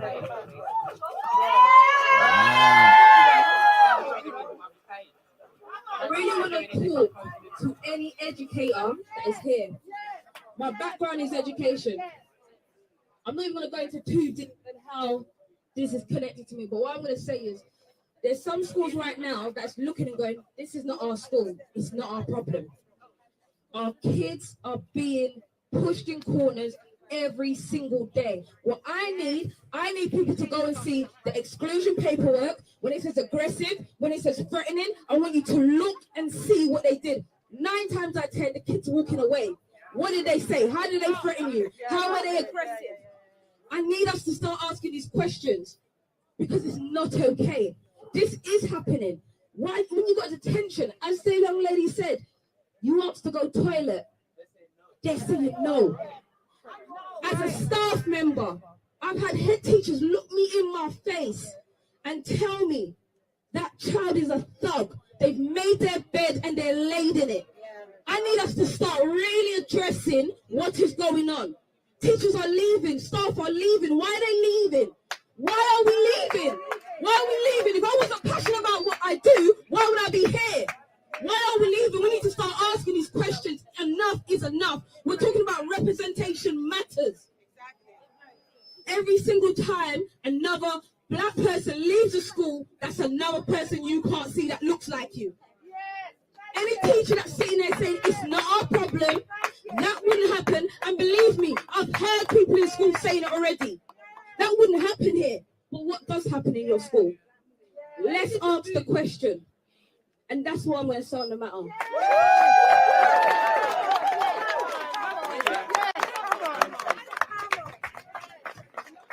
Now I'm gonna make I'm gonna make a video as well in a minute, man. But basically, I grew up in the education system in Hackney, and I just wanted to let you know the pipeline for a student of a BAME background is faster to go into the prison reform than university. They already have that marked down before. As soon as they step in year 7 and have the interview, they'll be like, yep, this child is here. They can see the progression going this way. So they have a faster pipeline for the prison system than going to university. They have this down from very, very early. And if we don't speak up, they're not going to support your child to go to the full potential and full progression. So as parents, and child minders, and carers, whatever your child, you need to read the lines, like read the blurred lines, read everything that you feel like your teachers are doing to your child that's not achieving their full potential, because those they have that written down. It's already submitted.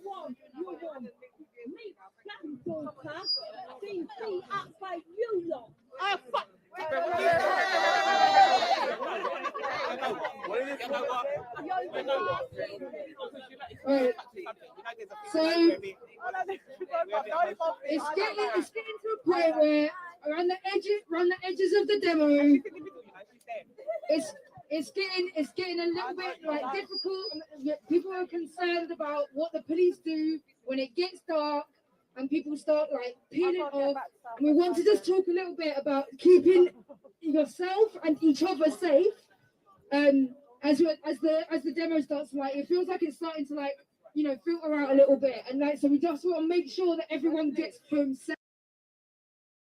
Result of what happened with a strip search with I will say no comment. No. I'm gonna make a video as well in a minute, man. But basically, I grew up in the education system in Hackney, and I just wanted to let you know the pipeline for a student of a BAME background is faster to go into the prison reform than university. They already have that marked down before. As soon as they step in year 7 and have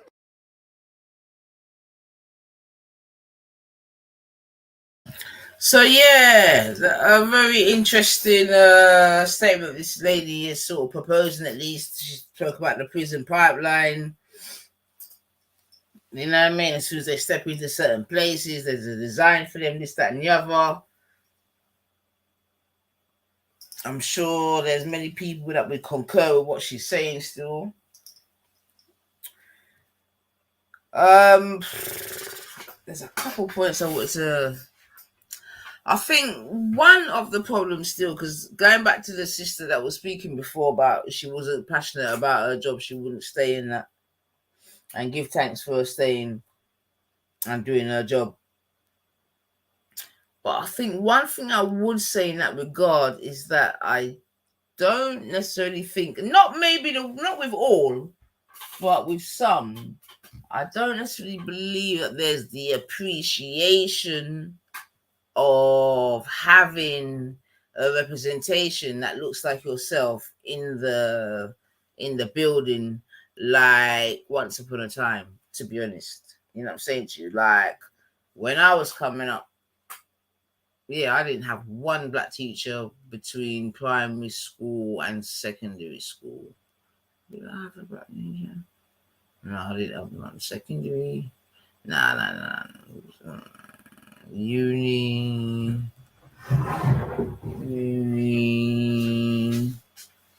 But yeah, definitely not and definitely not the sort of representation that these young people have today. You know what I'm saying to you? And if there's not black teachers, there's definitely like black TAs and sort of other sort of jobs within a school, whether it be admin, you know. Yeah, not even a black PE teacher did I have still. So I definitely think that some children may sort of take it for granted having sort of, you know what I'm saying to you, staff of color, BAME staff, etc., etc., etc. So yeah, that what the said before was quite interesting still. I think some of the children might appreciate the representation, but I do believe some it doesn't really bother them, to be fair. I gotta be honest. But alright, I'm gonna just let this play out, and then yeah, man, I'm probably gonna call it that still. Let's have a listen. Be like, yeah, this child is here. They can see the progression going this way. So they have a faster pipeline for the prison system than going to university. They have this down from very, very early. And if we don't speak up, they're not going to support your child to go to the full potential and full progression. So as parents, and child minders, and carers, whatever your child, you need to read the lines, like read the blurred lines, read everything that you feel like your teachers are doing to your child that's not achieving their full potential, because those they have that written down. It's already submitted.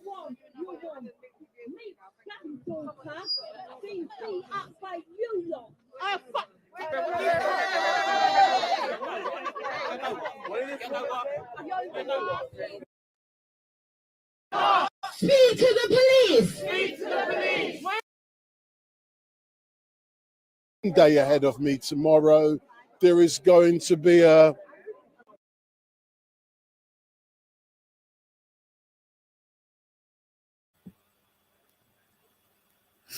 All right, family. All right. So I think, yeah, give thanks. I'm gonna give him a shout out again still. But yeah, man, give thanks for that stream still. So that was definitely the demonstration. See, I've got to find out how I can get these off of my ting and onto the ting, so I can show the ting. You know. Now what's this? But yeah, family, man. But I thought it was I think they done well, man. And you know, the children done the protest at the actual school itself. Which I don't know. Let me see if I can bring that link to you. Which I thought was very good, man. You know what I mean? Because again, there's still children going to that very same school. You know, and it can't be nice for a child to be going to that school knowing that, boy, this happened here, and you know it could happen again, man. So that sort of solidarity that was shown, I think that was quite important still. Yeah. Need to get confirmation on whether the teacher was sacked or not. You know, it hasn't been verified. But again, if they have, then good. But I would also expect the police to be sacked, to be honest. Yeah, after reading that report, nah. There's no room to there's no room for you know what I mean? Nah. But yeah, man. But family, alright, hold on. What was it? I'm trying to get this thing on here, but alright, I'm gonna let me see if I can do it this way still. So obviously we all know what's obviously what's popping off in Russia and Ukraine, etc. Yeah.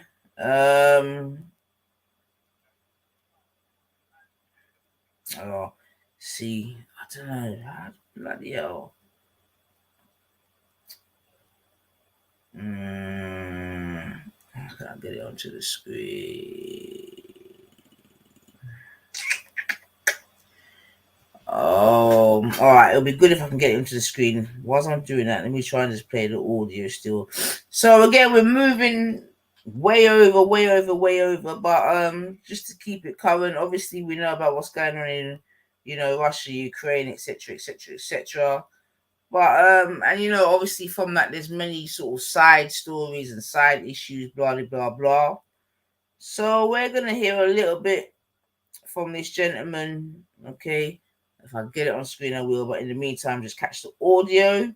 And this is entitled "The Forgotten Black Ukrainian Orphans." Okay, and then I'm going to see if I can bring up the visual. But in the meantime, just go and listen still.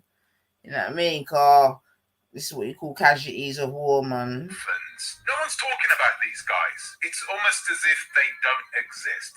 The Ukrainian government have never acknowledged them, have never given them any type of support. And also the Russians, of course, are not going to recognize these guys. They're even struggling to get any form of recognition from the people who fathered them. Most of them are fathers. Most of those fathers are of West African origin, okay? The vast majority of which are either Ghanaian or Nigerian. And we have a ton of these children who have been abandoned by their parents, not just the fathers, but the mothers too. The mothers have abandoned them simply because their families rejected. That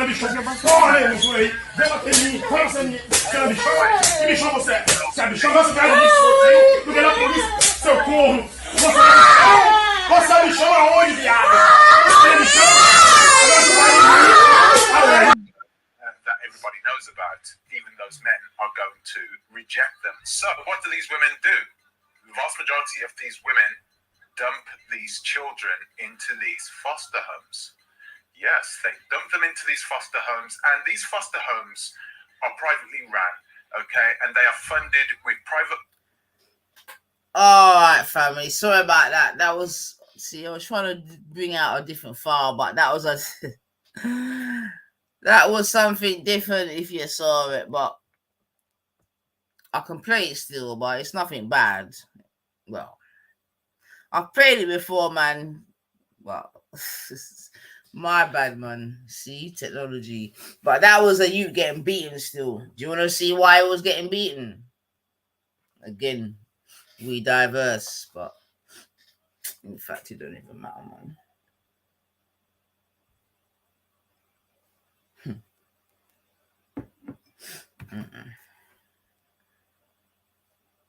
But guys, there is a story. There is a story that you guys don't even know about. I touched on it in my last video about the orphans. Yes, the mixed race orphans. No one's talking about these guys. It's almost as if they don't exist.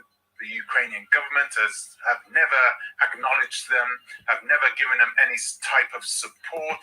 And also the Russians, of course, are not going to recognize these guys. They're even struggling to get any form of recognition from the people who fathered them. Most of them are fathers. Most of those fathers are of West African origin, okay? The vast majority of which are either Ghanaian or Nigerian.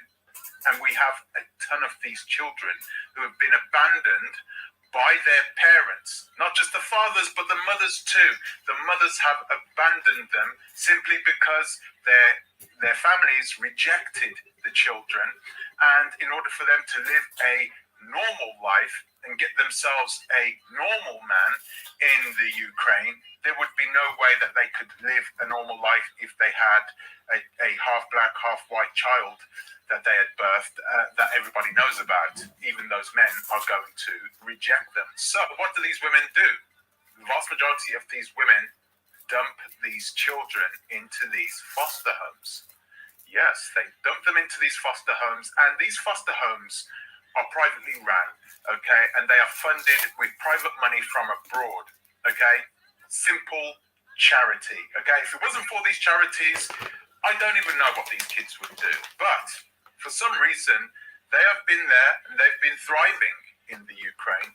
Most of them have gotten academic scholarships abroad in Italy and in the United Kingdom, and some of them even in Canada. Well, guys, I know about these guys because I sponsored one of them many years ago. It was over 10 years ago that I had heard about these mixed race children. I knew that there were only a handful of orphanages that would accept mixed race babies. Yeah, I don't know how to. I don't know how to. I don't know how to. Hold on. Oh shit! Shame.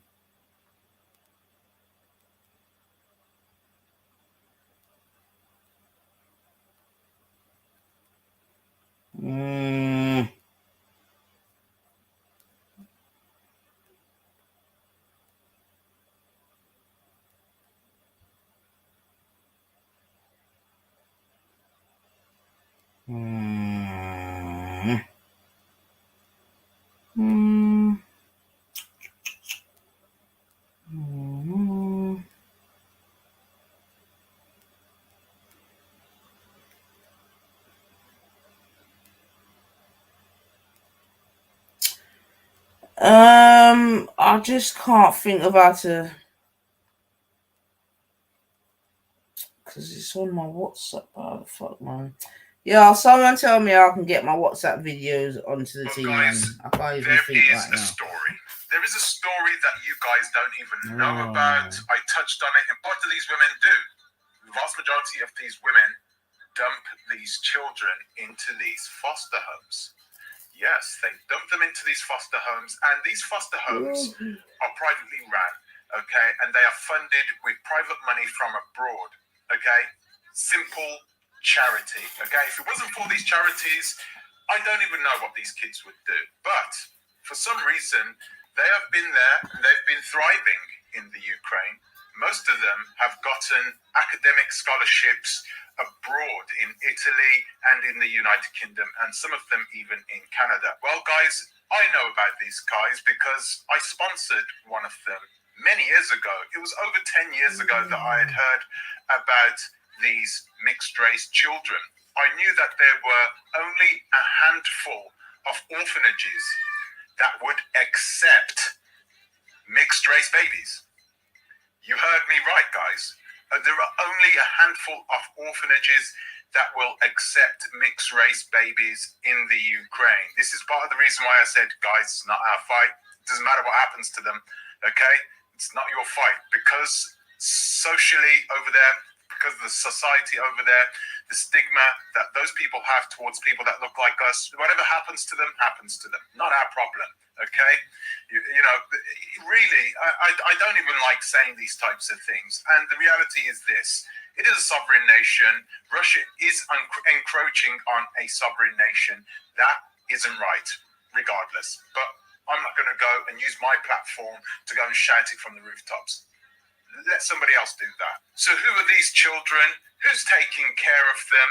Where have they come from? What's going to happen to them now? Many years ago, I watched a documentary made by a story maker who is a Ukrainian woman who now lives in Canada. That's what I thought still, so I'm not going to lie, man. Years. Her name is Yulia Ivanova, and she is a person who wanted to highlight the plight of these children in the Ukraine, these forgotten children, all but pariahed in their own country because of the color of their skin. These children have been taken in by a beautiful, amazing woman by the name of Olia Nenya. And this woman has taken these children in when nobody else would take them in. Can you imagine that? Can you imagine that there are orphanages that will turn away a child because of the color of their skin? Yeah? It's all coming to light now, isn't it, guys? This is the reason why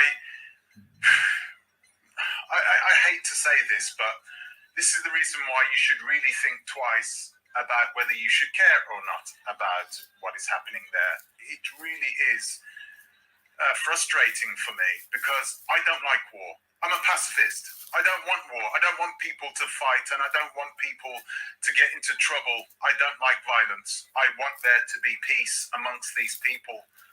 But once again, not my fight, Not my problem. I'm not going to be getting myself involved. The only way I'll get myself involved is because of some of those people in the country, the people who are good people, because there are a lot of good people in that country. And a lot of those people, like Olyarnenia, these people have done everything in their power to change the face of Ukraine, because it is an ugly face. They have an ugly past, and it doesn't seem to have changed them. The Ukraine fought with the Soviet Union against Nazism, and it seems as though a lot of people, especially a lot of disenfranchised white men in the Ukraine, have had to grasp onto something because they don't have anything. And the one thing that they can grasp onto is their links with their past. And part of their past was with Nazism. All right.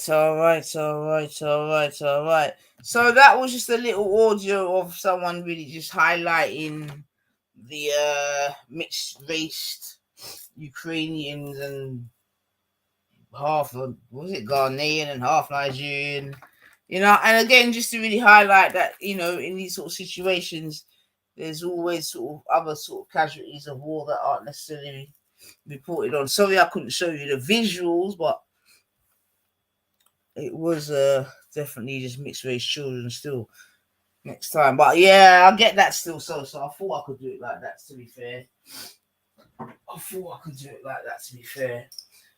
But yo, Sepid, big up yourself. Come on, man, give thanks and praises. Big up yourself. Appreciate. But yeah, family, what's that? What's this? They're born in Ukraine, man. They're born in Ukraine, man. But boy,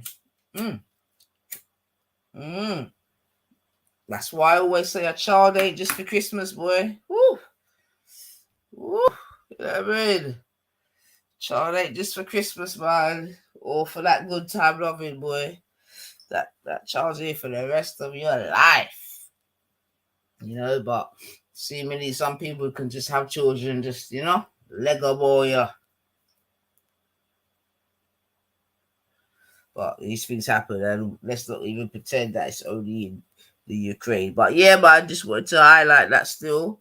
It get me about the forgotten, like I said, casualties of war. But family, I think I'm gonna leave it there. Still, what? I'm gonna leave it there, family. Saturday school in the morning, things I do. But yeah, man. I mean, look, it wasn't a sexy Friday night by the longest.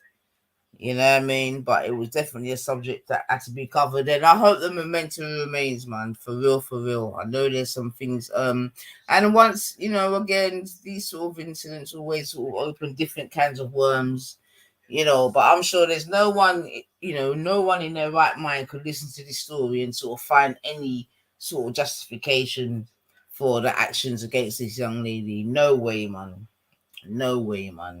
And, you know, they already sort of gave a very sanitized version in the main press or the MSA, you know what I mean, mainstream media, very sanitized. Even on TV, the policeman said he won't even go into the more graphic details of the incident.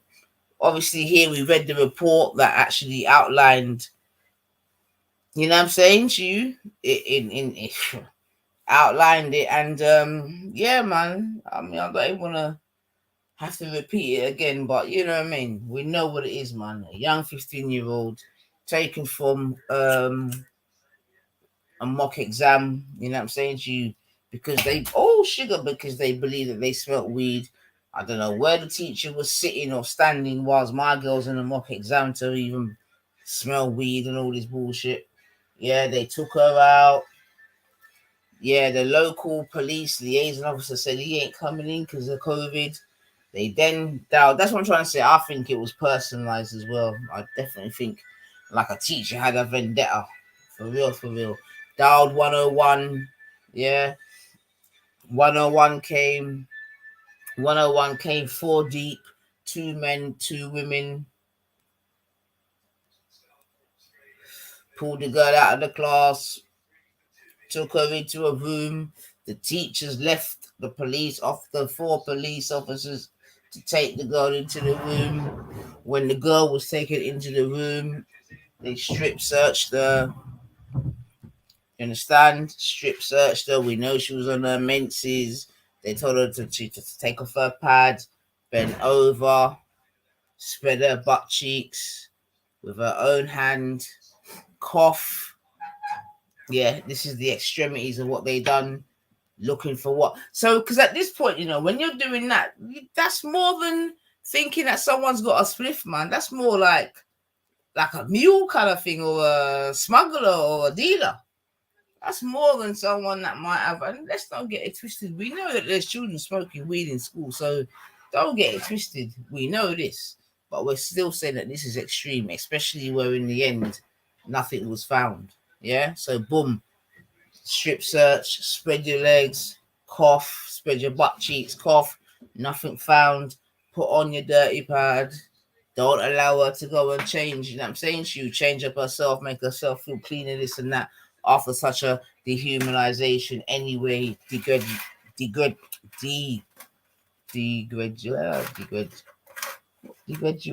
the word? Degrade. Whatever the flipping thing of after degrading is. You get me? And all the rest of it, And then to top it off, they sent the girl back into her exam. Amen. So let this be a lesson to us all, man. Not 100% sure what the lesson is, but Lord of Jesus, man. I mean, just put yourself in the position of that mother or of that family.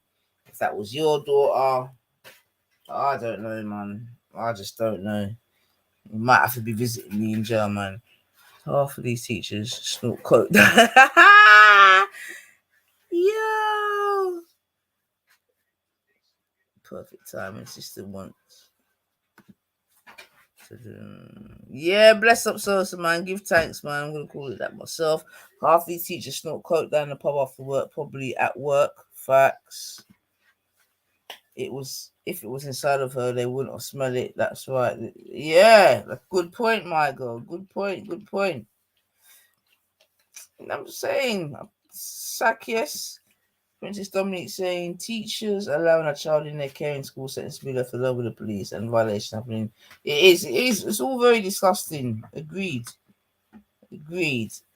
And Muhammad Hamlin ends with, if there's any consequence. What was you have a lot of Africans and North Africans, Asians going to the Ukraine University. They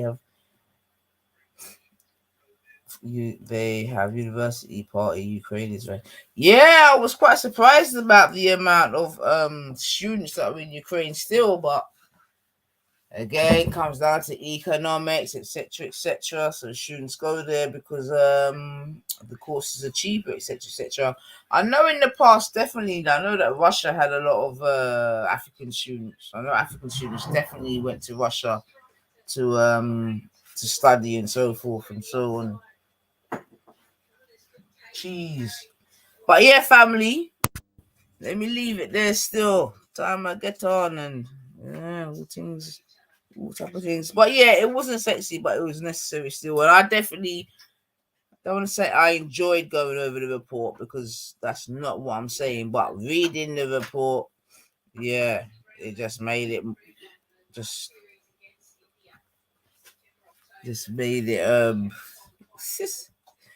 it just made it, oh man. But alright, hold on a second, man. Oh boy. Alright, let me go, family. Bird things. So you know how we do. Even West Indies have programs with Russia as students. There you go, man. There you go. And to be fair, it's a good thing still, because if it wasn't for certain programs like that, certain people wouldn't even get the sort of education that they do get, man. So again, we don't want to take this sort of situation. Well, again, that's going somewhere else still. But listen, family, you don't know. Been in the 9 house. I'm sure next time we can come back with something. Grand Rising class. All right. Today we're gonna learn about 9 ether. Y'all ready? Yes. Let's go. I'm calling segments on this one. 9 ether flow. 9 ether flow. 9 ether flow. My crown, kinky. My skin, melanin. I'll say it again. My skin is melanin. 9 ether flow, and you know I'm about to get it in. 9 ether flow, and you know I'm about to get it in. My crown, kinky. My skin, melanin. I'll say it again. My skin is melanin. 9 ether flow, and you know I'm about to get it in. 9 ether flow, and you know I'm about to get it in. That 9 is so divine, it's infinite, the highest number. Supreme mathematics, multiply any number by 9. Add the double digits together and watch it get back. I don't think you overstand, so Jake, won't you bring it back? That 9 is so divine, it's infinite, the highest number. Supreme mathematics, multiply any number by 9. Add the double digits together and watch you get back. Now that you overstand, let me tell you who I am. Let's get it. Heaven, that's me. Hell, that's me. The originator, me. I am the avatar of 9. Check the follicles that I produce all the time. This my scientist flow. Don't think it's solely a rhyme. I'm the first physical being. This ain't no diss track. I came from Adam, then I was formed into an atom. That's a fact. I'm bringing awareness to my peoples. You are burning star. I'm serious, B.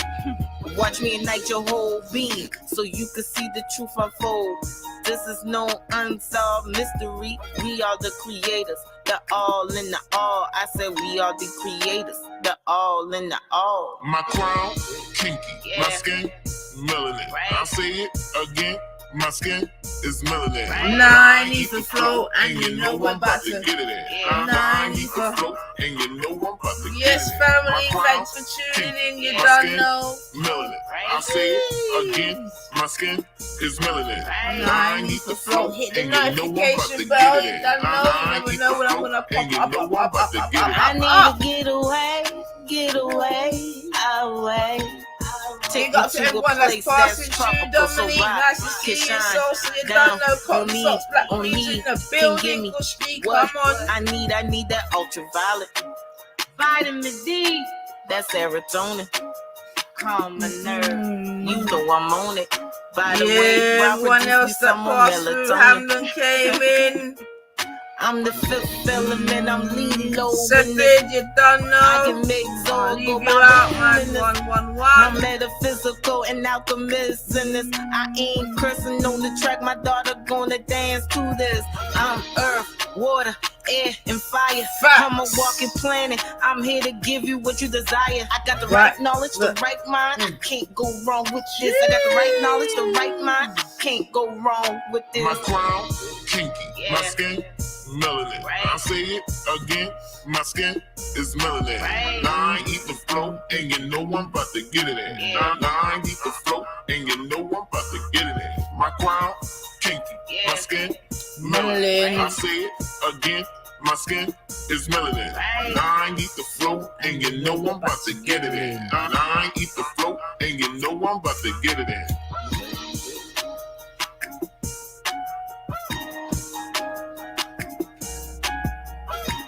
Yes, family. So we keep it on, man, but we just got no, man. But yeah, man, them kind of something that can't happen again. They can't, man. That's a fact. That is a fact, man. That's a big violation, and yeah.